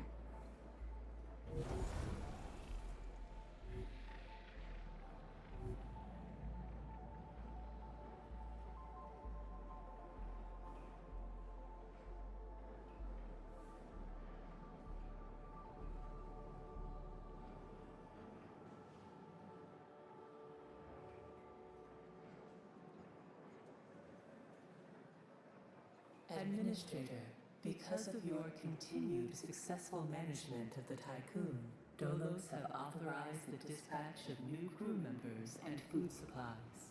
Please ensure that they have suitable accommodation once you reach Proxima Centauri. Administrator, a new request awaits your attention. What's this? Food supplies dwindling despite paying control protocol. Some crew members have become aware of this. They are worried food will soon run out. Make a public commitment to increase food production or squash any simmering rumors about your management skills. Pledge that there will be 3 instant pounds within 10 cycles. Yeah, I was about to build more anyway. Food. Insect farm. Yeah.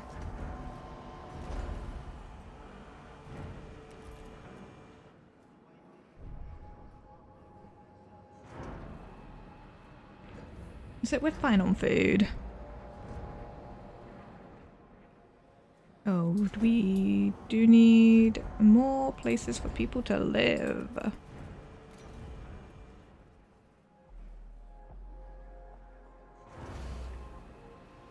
Also, let's pop a road there.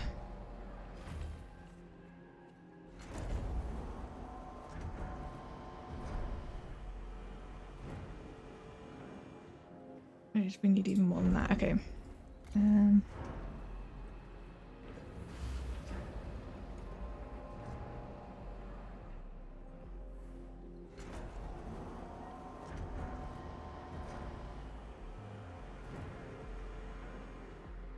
Not the most efficient use of space, but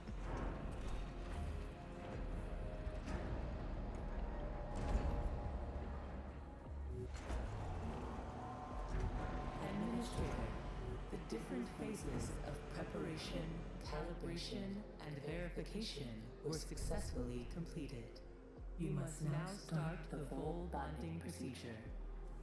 Dolos protocols now deem you competent to gather resources, knowledge, and test colonization routines once you reach Proxima Centauri. Before you do so, Vanir Dolos, Marduk Council founder and Dolos CEO, wants to talk to you. Hello, Administrator. I'm glad to see that you have managed to complete your assignments in preparation for this unique moment in history. You must understand that this is not simply another chapter in humanity's story. The book of our life on Earth is over, and we stand now at its epilogue. It saddens me to think that there are many who have yet to comprehend the reality of our situation. We've endured endless cycles of war, crisis, and famine. Still, the worst is yet to come.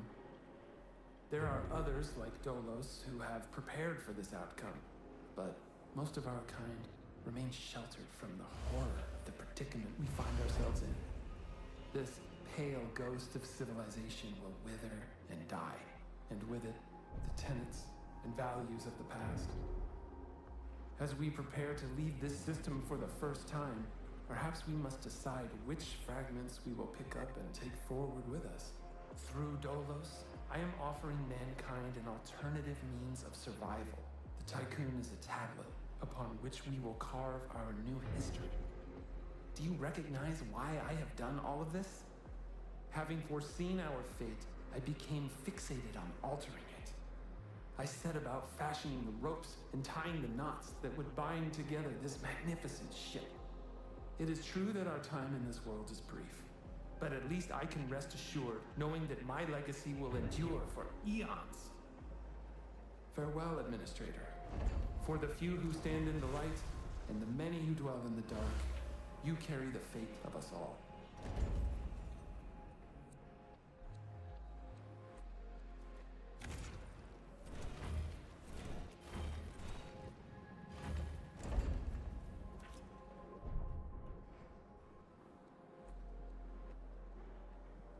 We're about to have not enough power. How much do these use? 1. Okay, we should be fine with that building then.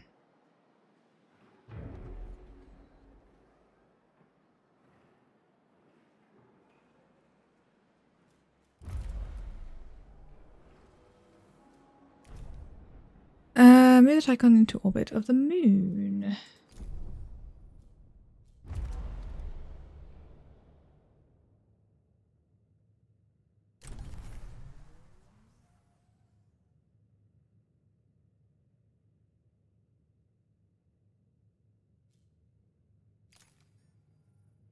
We don't have any batteries.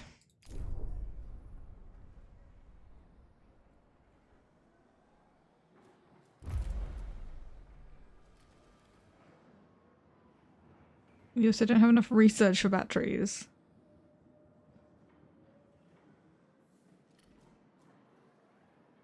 I guess everything will just shut itself down temporarily.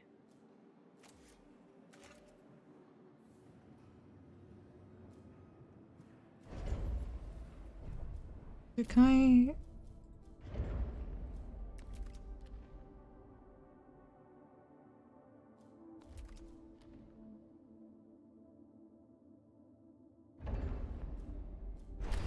I'm gonna quickly build that.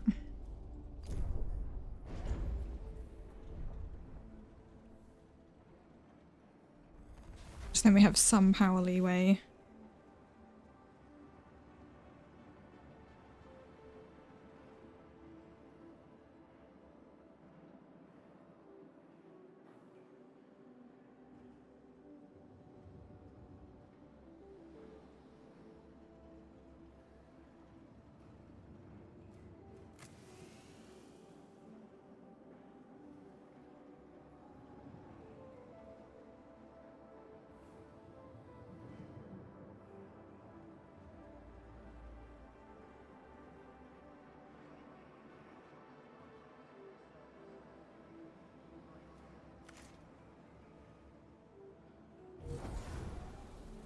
There we go.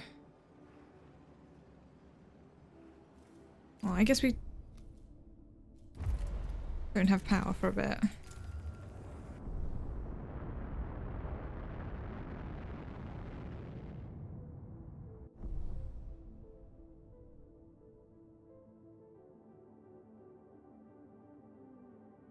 Not a long trip, luckily.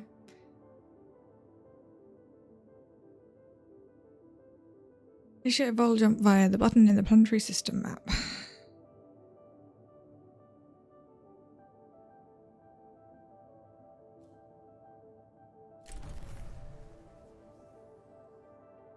Power from the main grid will be diverted to the engine during the 0.5 cycle charging. Proceeding ignition. Sectors will be powered by batteries. In accordance with Ralph Stanford procedures, all ships must return to the Tycoon before volt jump initiation.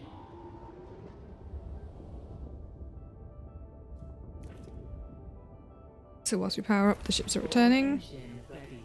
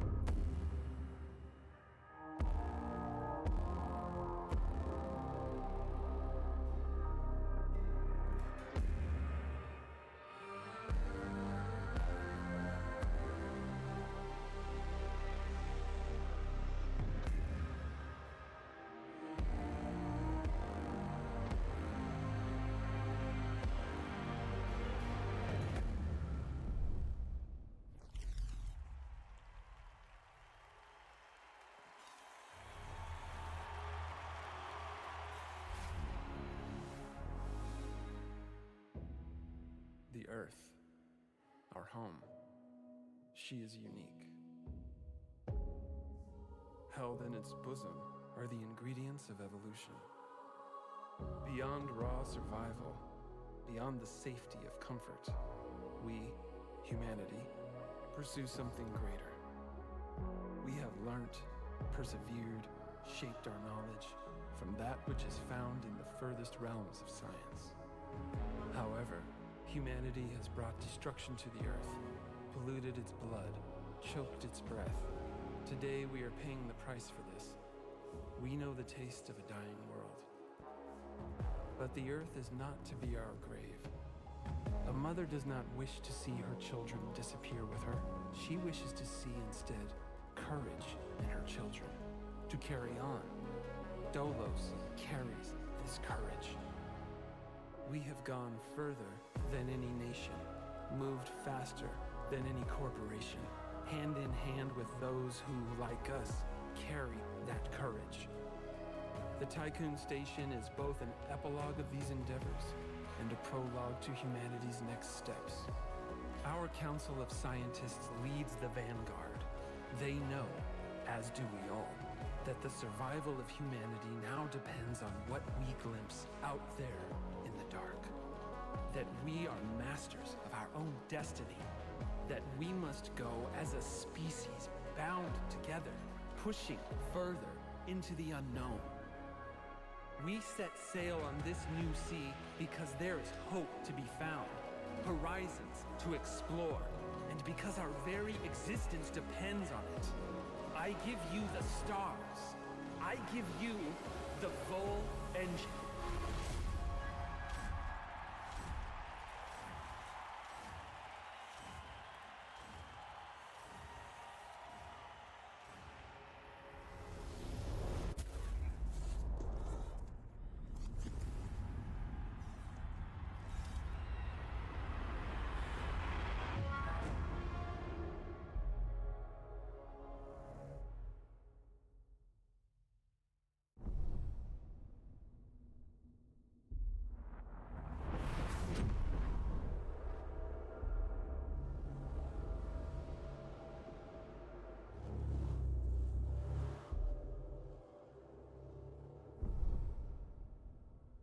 Full jump complete.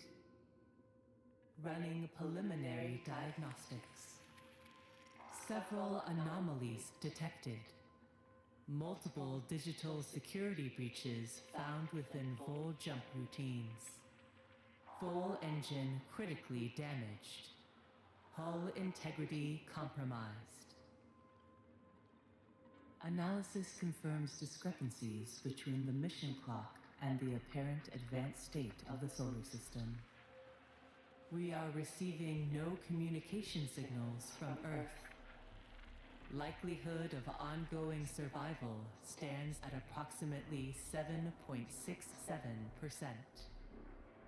Activating Marduk survival protocols. New mission objective established. Ensure humanity's survival by finding a habitable exoplanet. Urgent issues requiring immediate attention. Increase food production output. Restore hull integrity.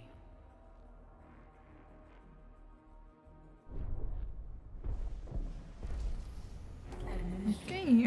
A new request awaits your attention.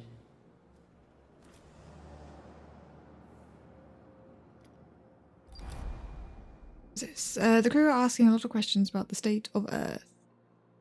Punchy behavioral algorithms predicted a decrease in productivity of 22% in those questions if those questions go unanswered. Administrators of the Thai Constitution just find some answers quickly.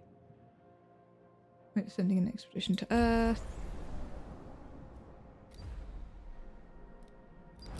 Another event. You may have noticed that the moon has broken apart. The crew are aware of this, and many rumors are spreading throughout the station. You have to make an official statement.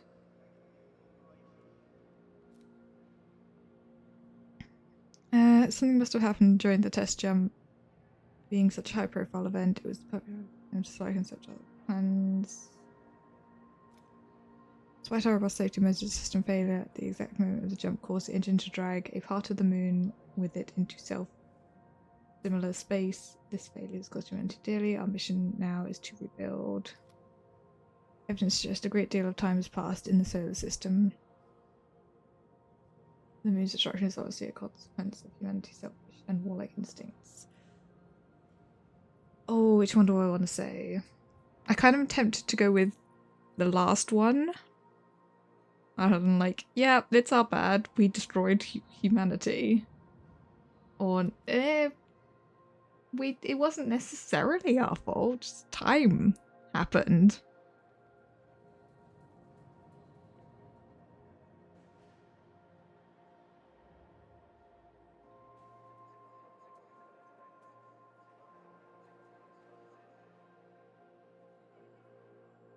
The crew's trust in your leadership is falling. Okay. Well, could have got worse. Right, so...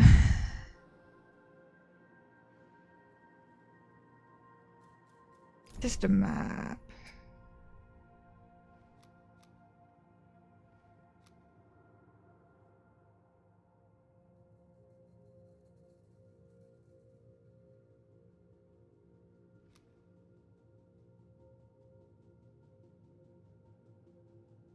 Okay, repair the Tycon, build a probe launcher, feed the crew, resolve the event that goes to the show me on the planetary system map, feed crew members. Okay, I feel like 0.3, 0.9. This one's closer. Let's do that one first.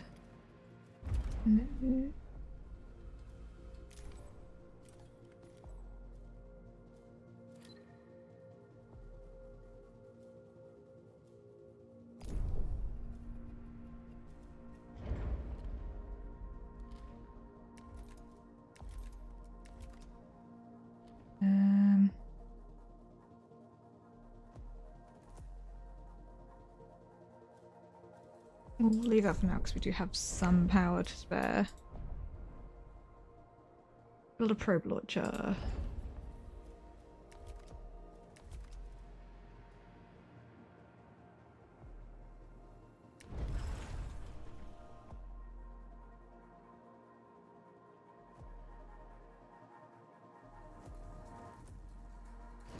Okay, we destroyed that bit of road.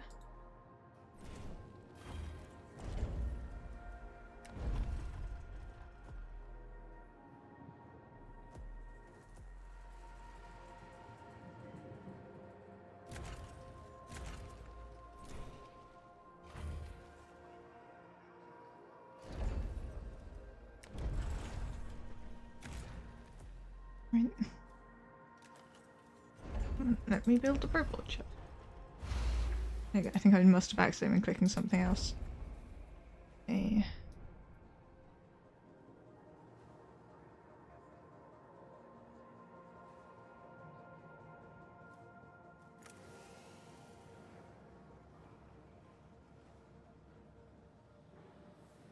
A science ship has arrived at its destination. No signals have been received from Earth. The ocean seemed to have evaporated, and the surface temperature has risen significantly since the Tychon was last in orbit. Atmospheric readings indicate the presence of strong dust storms and dangerously high levels of carbon dioxide, radiation, and microplastics. The blue planet will never again deserve its name. Investigate Dollar's headquarters. Investigate personal location. Scour the globe in search of survivors.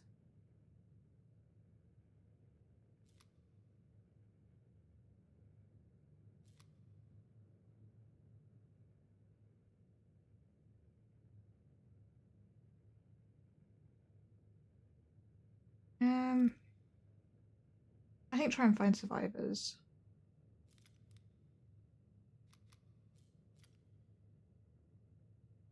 We may get a chance to do others, but do that one.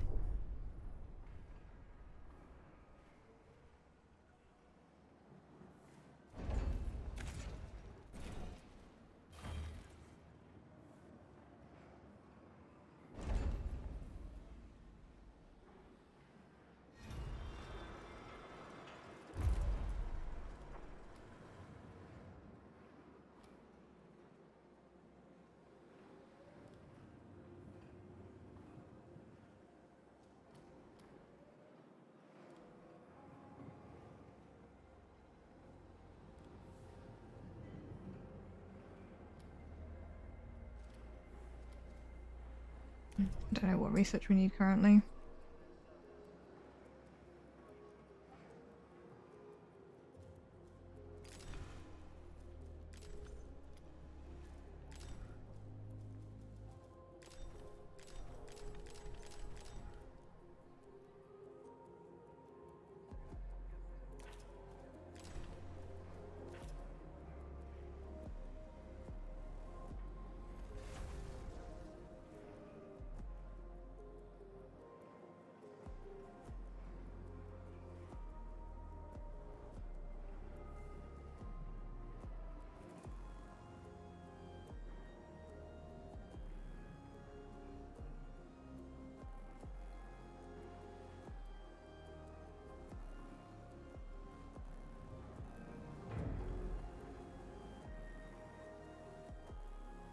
A science ship team has completed a task.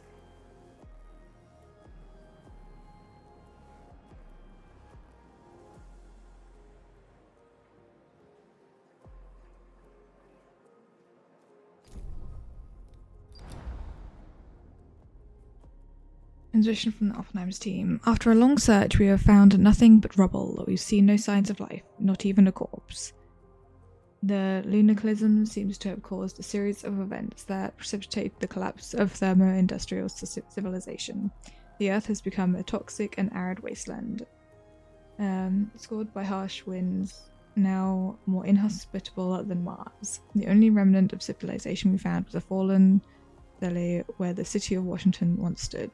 Stuck in a crevasse, it had been sheltered from the wind. A prayer imploring the only remnant of civilization we found. No.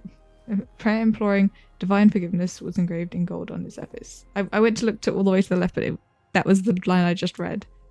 Prayer imploring divine forgiveness was gold. So, okay, a lot of resources.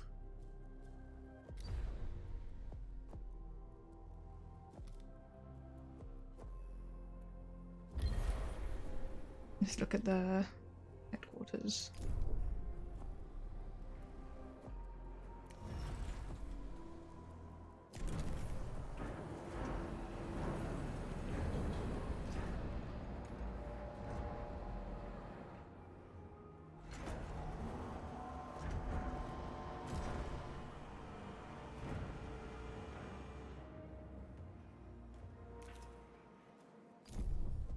A science ship team has completed a task. Oh, nice. Vetted oil rig which Dolus used as its state-of-the-art headquarters is gone. Only a few metal scraps remain. Scattered across an expanse of dusty, cracked earth, there is no sign of survivors. Plenty of resources. Might as well do that.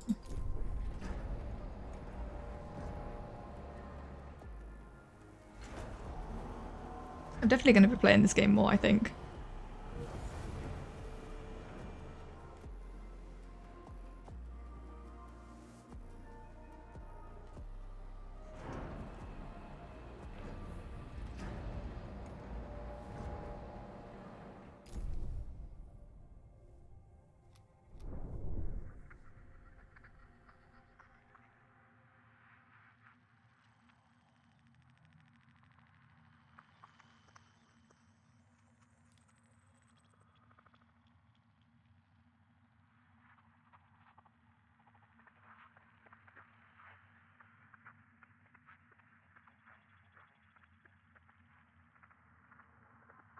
How do the probes work?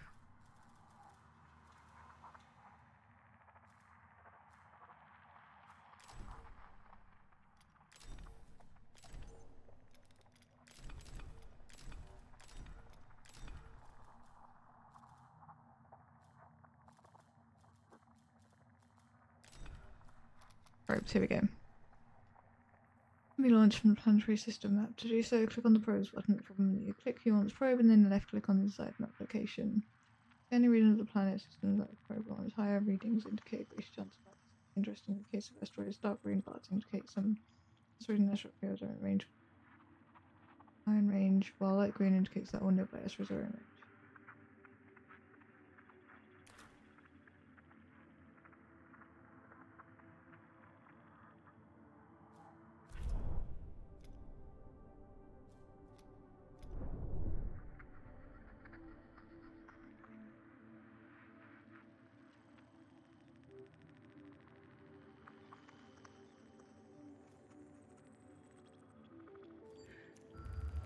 Oh, there we go.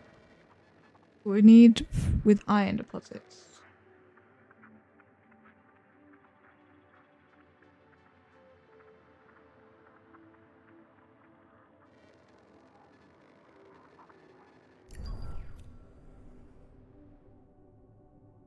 Okay, we send a probe there.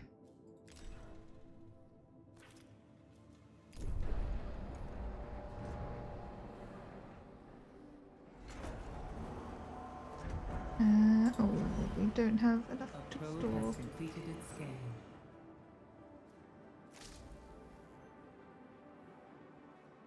A science ship team has completed a task.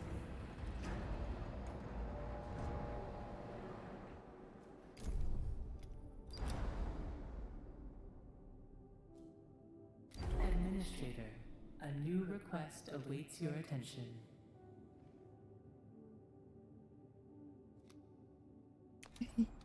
You go there now. So we need a mining ship for that. Event. Australian mission reports from the expedition to Earth are being discussed among the crew. The thought of having lost all loved ones left behind has destroyed morale for many of them. Some of this trauma have now been placed under medical designation Dead Earth sickness. So I forgot to read the last thing from the science stuff. Oh well. Administrator, to safeguard humanity, we must find survivors and increase the station's population. We do not have time to go through the classic reproductive cycle of your species. Adding new members to the Tycon's crew will have a positive impact on morale.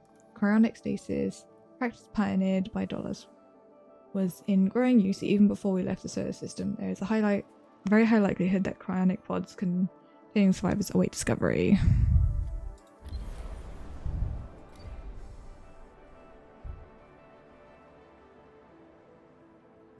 We need somewhere to store that.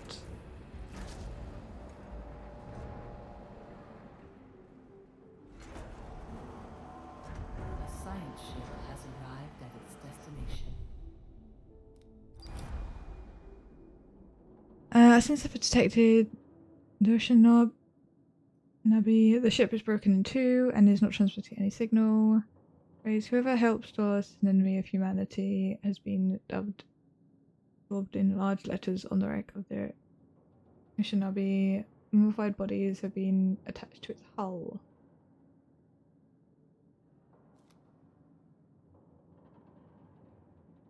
Gather the remaining resources. I also need a mining ship.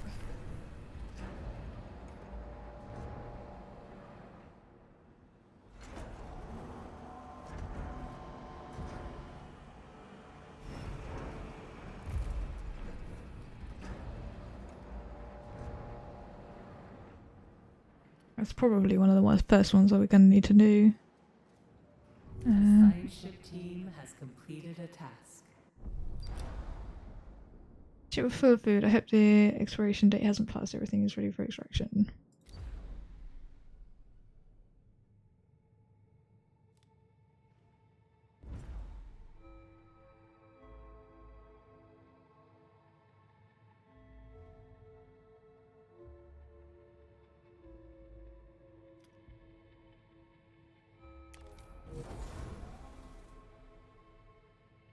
I think that I need to go back over there to collect the science from that.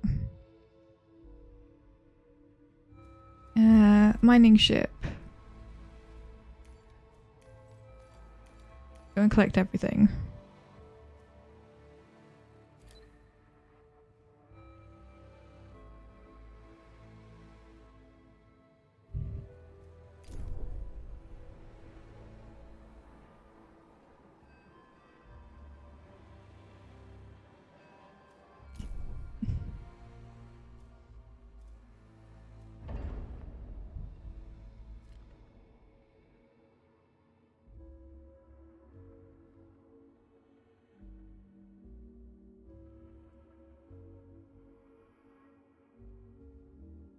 How do we repair the hull integrity? Oh, we need to just mine iron. Research the steel mill. Ah, okay.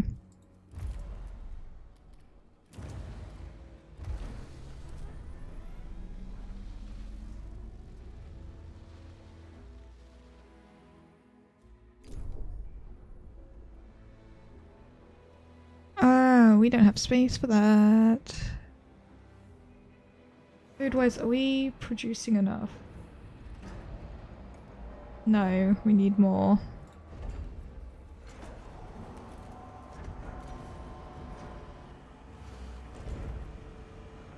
So we're producing 3 per cycle and we need 4 per cycle.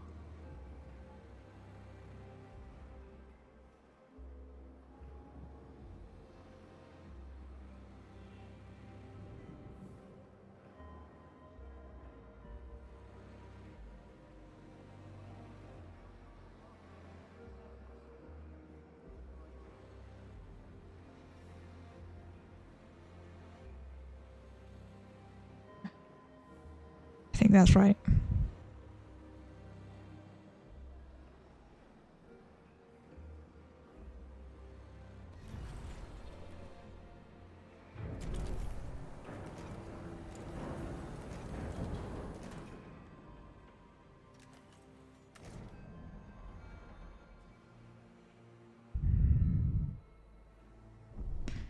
Hey, the ship has covered all the science. There's nothing much else for it to do right now.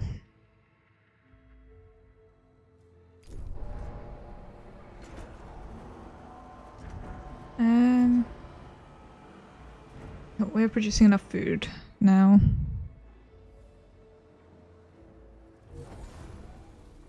Administrator, a new request awaits your attention. The integrity of the hull fell below 75%. Current damage exceeds tolerance levels by Nihal structural theory. It would be wise to commission repairs so as to prevent mission failure. Restore the hull within such cycles. Okay. With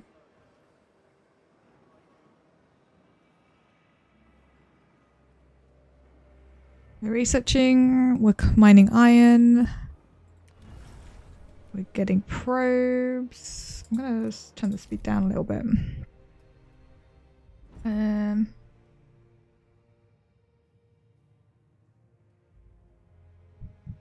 We need 400. I think honestly we'll probably have enough. I want to go with research preferably.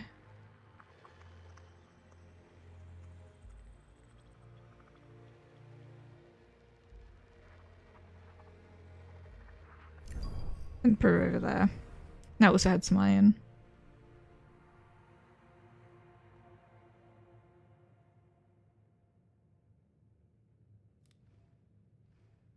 Let's also tell this to prioritize the iron.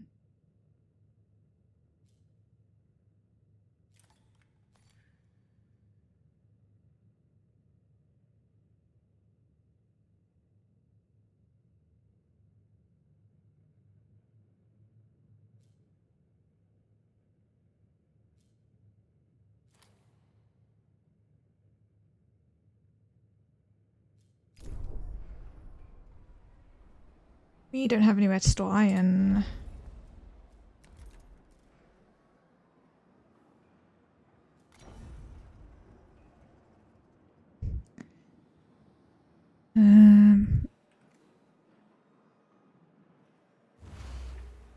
Store it there.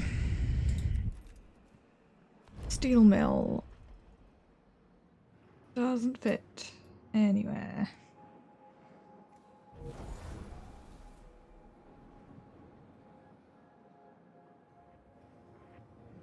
Sure, let's put it there. It's higher priority, and I want it to be for iron.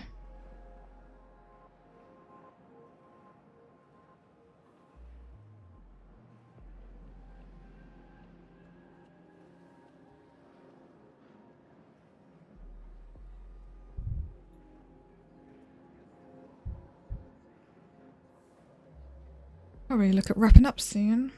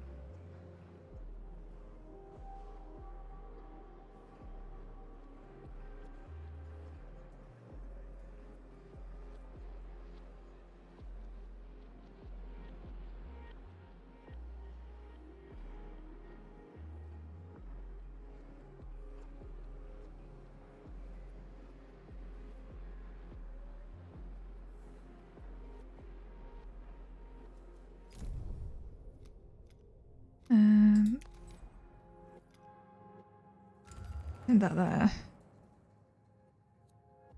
And there's also some iron there.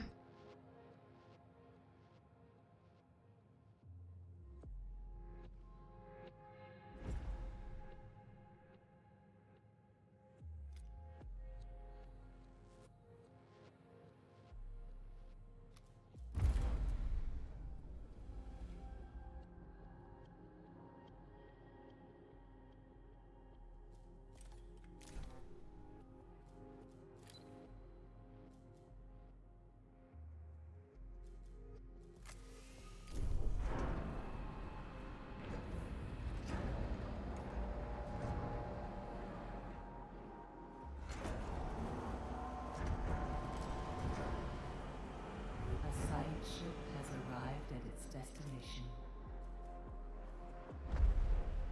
No, I did not click that.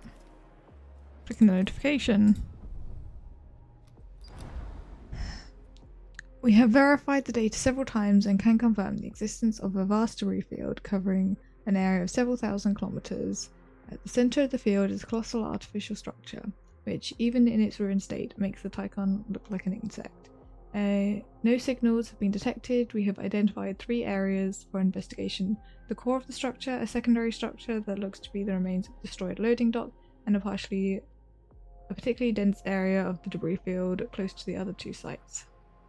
I recommend the utmost caution be taken when approaching these areas. The floating debris can make navigation difficult and interfere with communication. Oppenheimer is holding a station at the edge of the debris field. A route has been mapped through the area was identified for the investigation.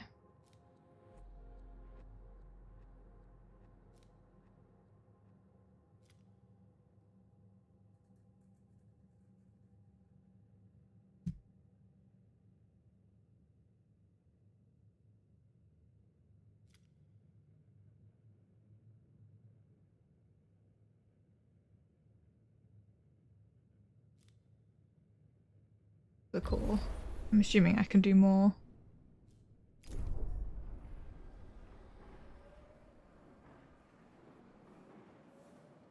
The hull integrity keeps going down.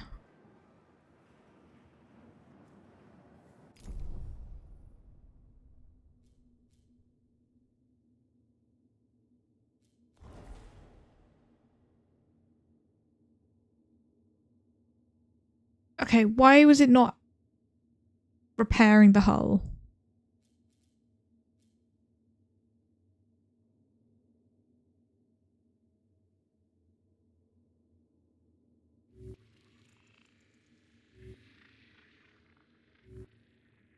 Administrator, we are picking up a Dolos emergency frequency broadcasting from the facility Outer Hope. Dolos protocol dictates that in the event of a major systems failure, administrators must contact the nearest Dolos site immediately. Outer Hope Station is likely to have both the materials and expertise required to repair the damage that the Vol engine has sustained.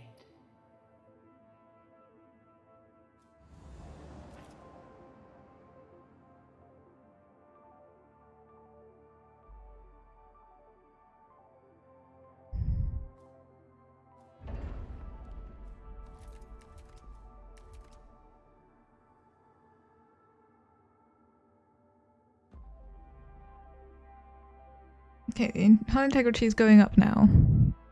Maybe I couldn't activate that until literally just now. Maybe that was it. Which you can't actually see it on the screen anyway, it's hidden behind the thing, but there was a button. It was like, oh, help repair, and it said deactivate, and I clicked it and it activated, so.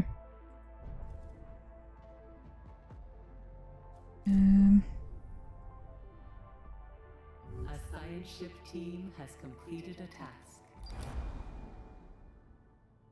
First visual reveals a huge damaged structure surrounded by arches that have detached from their central axis. These arches show extreme signs of deterioration. The structure is covered in trace explosive residue, closing impacts, and scarring from unknown weaponry.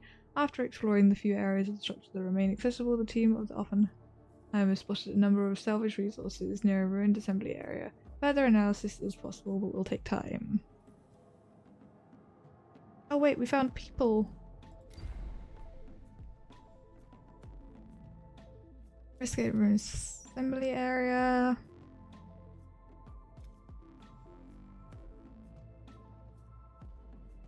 I mean, we're gonna do all of this. Let's do that one first. Okay, we're gonna do as much of it as it will let us, basically. Still mining iron. Find a dollar station with a probe.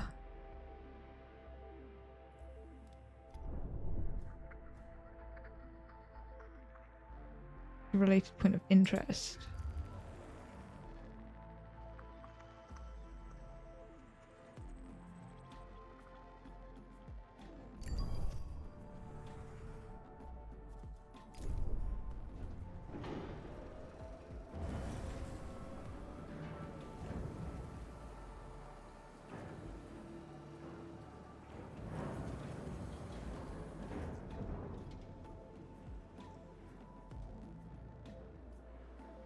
Okay. this turns iron into the resources. So actually, what we should be doing is getting this one to prioritize that. Yeah, that and like that. So it gets this one first. Oh, actually, this should be a highest priority.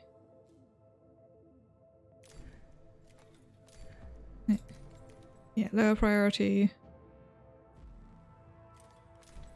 Yeah. Bit awkward. Because then we should also be researching that to wake those people up.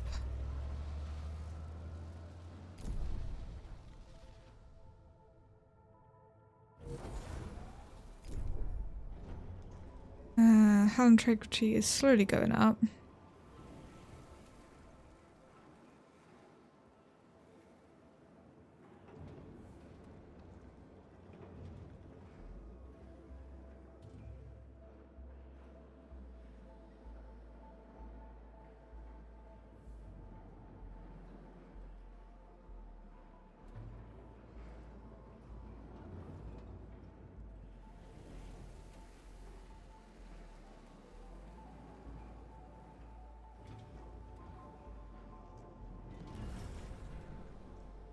Constantly auto building new ones.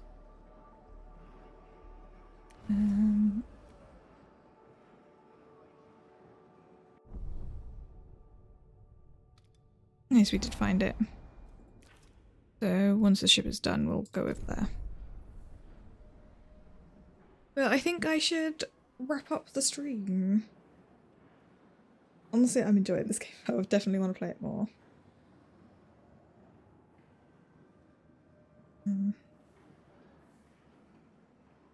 I am also enjoying Rusty's retirement as well.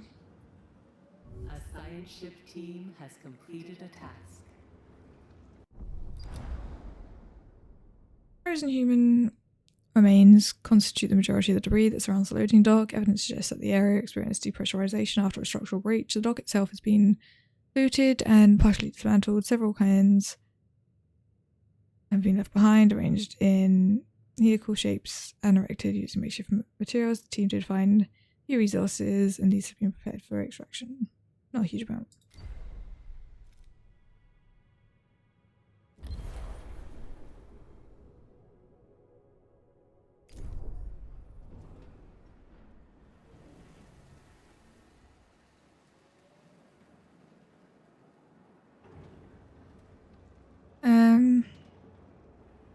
Do a little bit more a little bit of quick decorating here.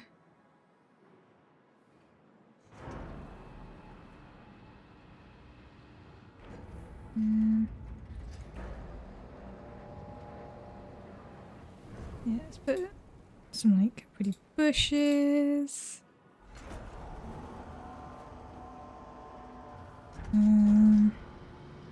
Oh, we can also do like Christmas tree and stuff. That's cute.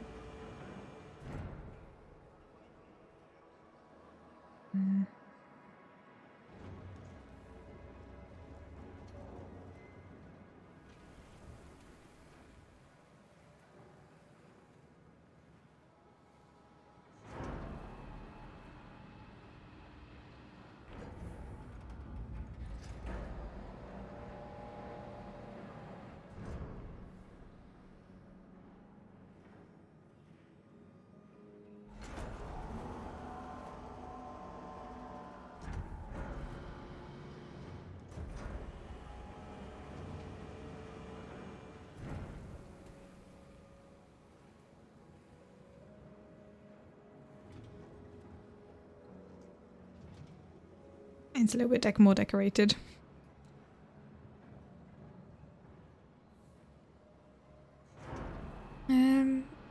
But yeah.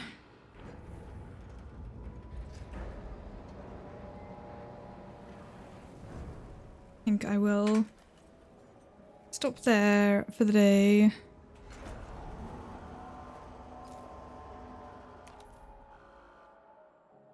We're gonna because I am almost certainly going to restart and do a solo one, one without off stream.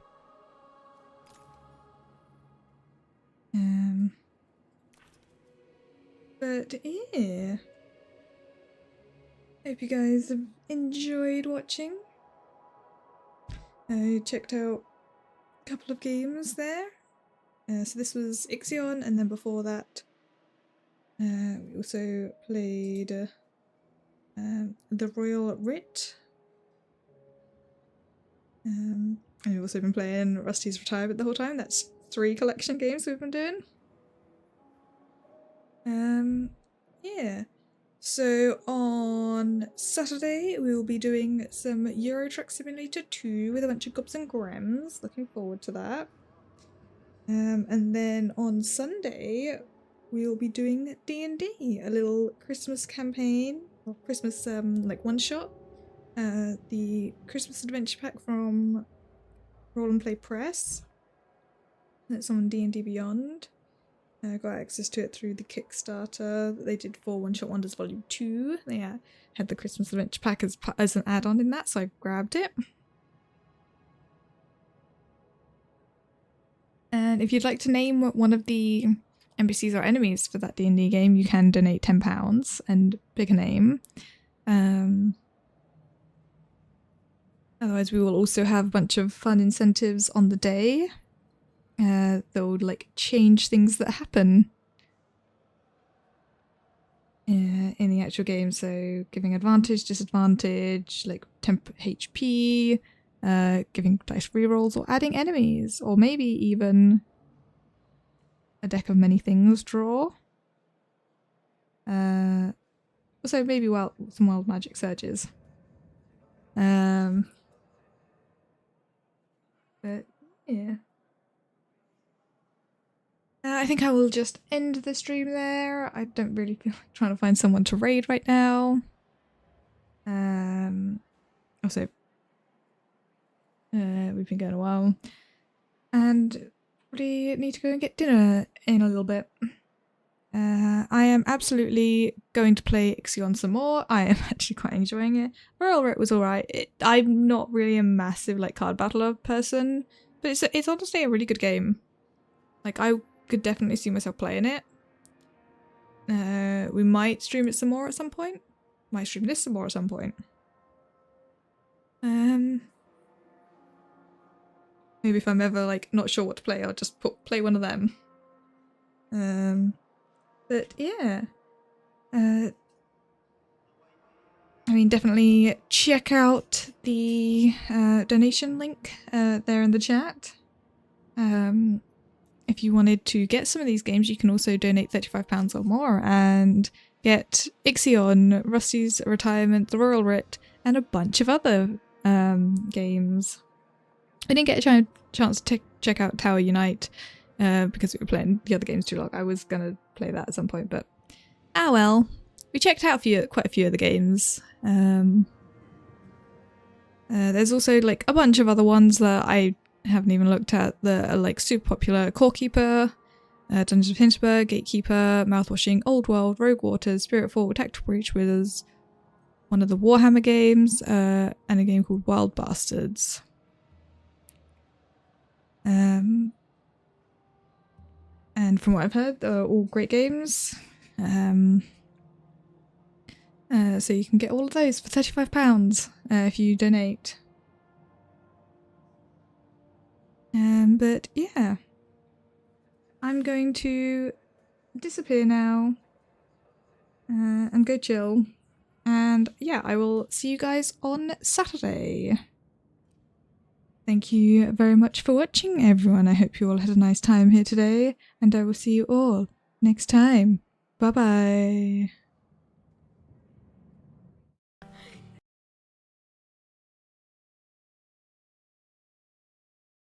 Or calm, and we're a suicide prevention charity. Our vision is that no one feels like suicide is their only option, but right now too many people are struggling to see a way forward. That's why we're here, to help anyone struggling with life and provide everyone with the skills to help prevent suicide. The Jingle Jam community has done incredible things for Calm. Most importantly, in the last 3 years, you've raised enough to fund over 77,000 conversations on our life-saving suicide prevention helpline. Every one of those calls answered by a trained professional team is a chance to spark hope in a young person struggling to see a way forward. Nice to see you again. Nice to see you, Mark. How you doing? Excellent. Another year, another adventure. It's great to have you back at Jingle Jam. Can't wait to see what you have. Absolutely. Hi everybody, I'm Mark. I'm the Games Master for High Rollers D&D, and we care very, very much about mental health. So this year, we'll be fundraising for Campaign Against Living Miserably for Jingle Jam. So over the years, we've raised a bunch of money for Calm, and we're fundraising more this year. Can you tell us a little bit about what that goes towards with Calm? Yeah, absolutely. So we estimate that around a third of the people that reach our helpline are under 25. So the fundraising from yourselves and all of Jingle Jam helps make sure that Calm can be there for them 365 days a year. It also means that we can develop other tools like the Creator Mental Health Toolkit. Which is fantastic. We use it in High Rollers, and I know so many other creators who use it as well. Oh, great to hear. Well, we have tools like that, and we're also expanding into other aspects like a similar toolkit for games community managers. Really? As a former community manager myself, that would have been an amazing tool for me to have had when I was working there, so that's great to hear. So Mark, we're thrilled to have you and High Rollers back again this year at Jingle Jam. Thank you, thank you. Is there any chance we can get a sneak peek of what it is you're working on? Ooh, I don't know, maybe I'll just decide now. Hang on, let me see, I got a D20 here. Kobolds again. Yeah, we'll have to, the dice have said, so yeah, we'll get up to something fun though, don't worry. You'll just have to tune in and find out. Please consider supporting Calm this Jingle Jam. Your donations will make a big difference in helping Calm be there for anybody struggling with life any day of the year.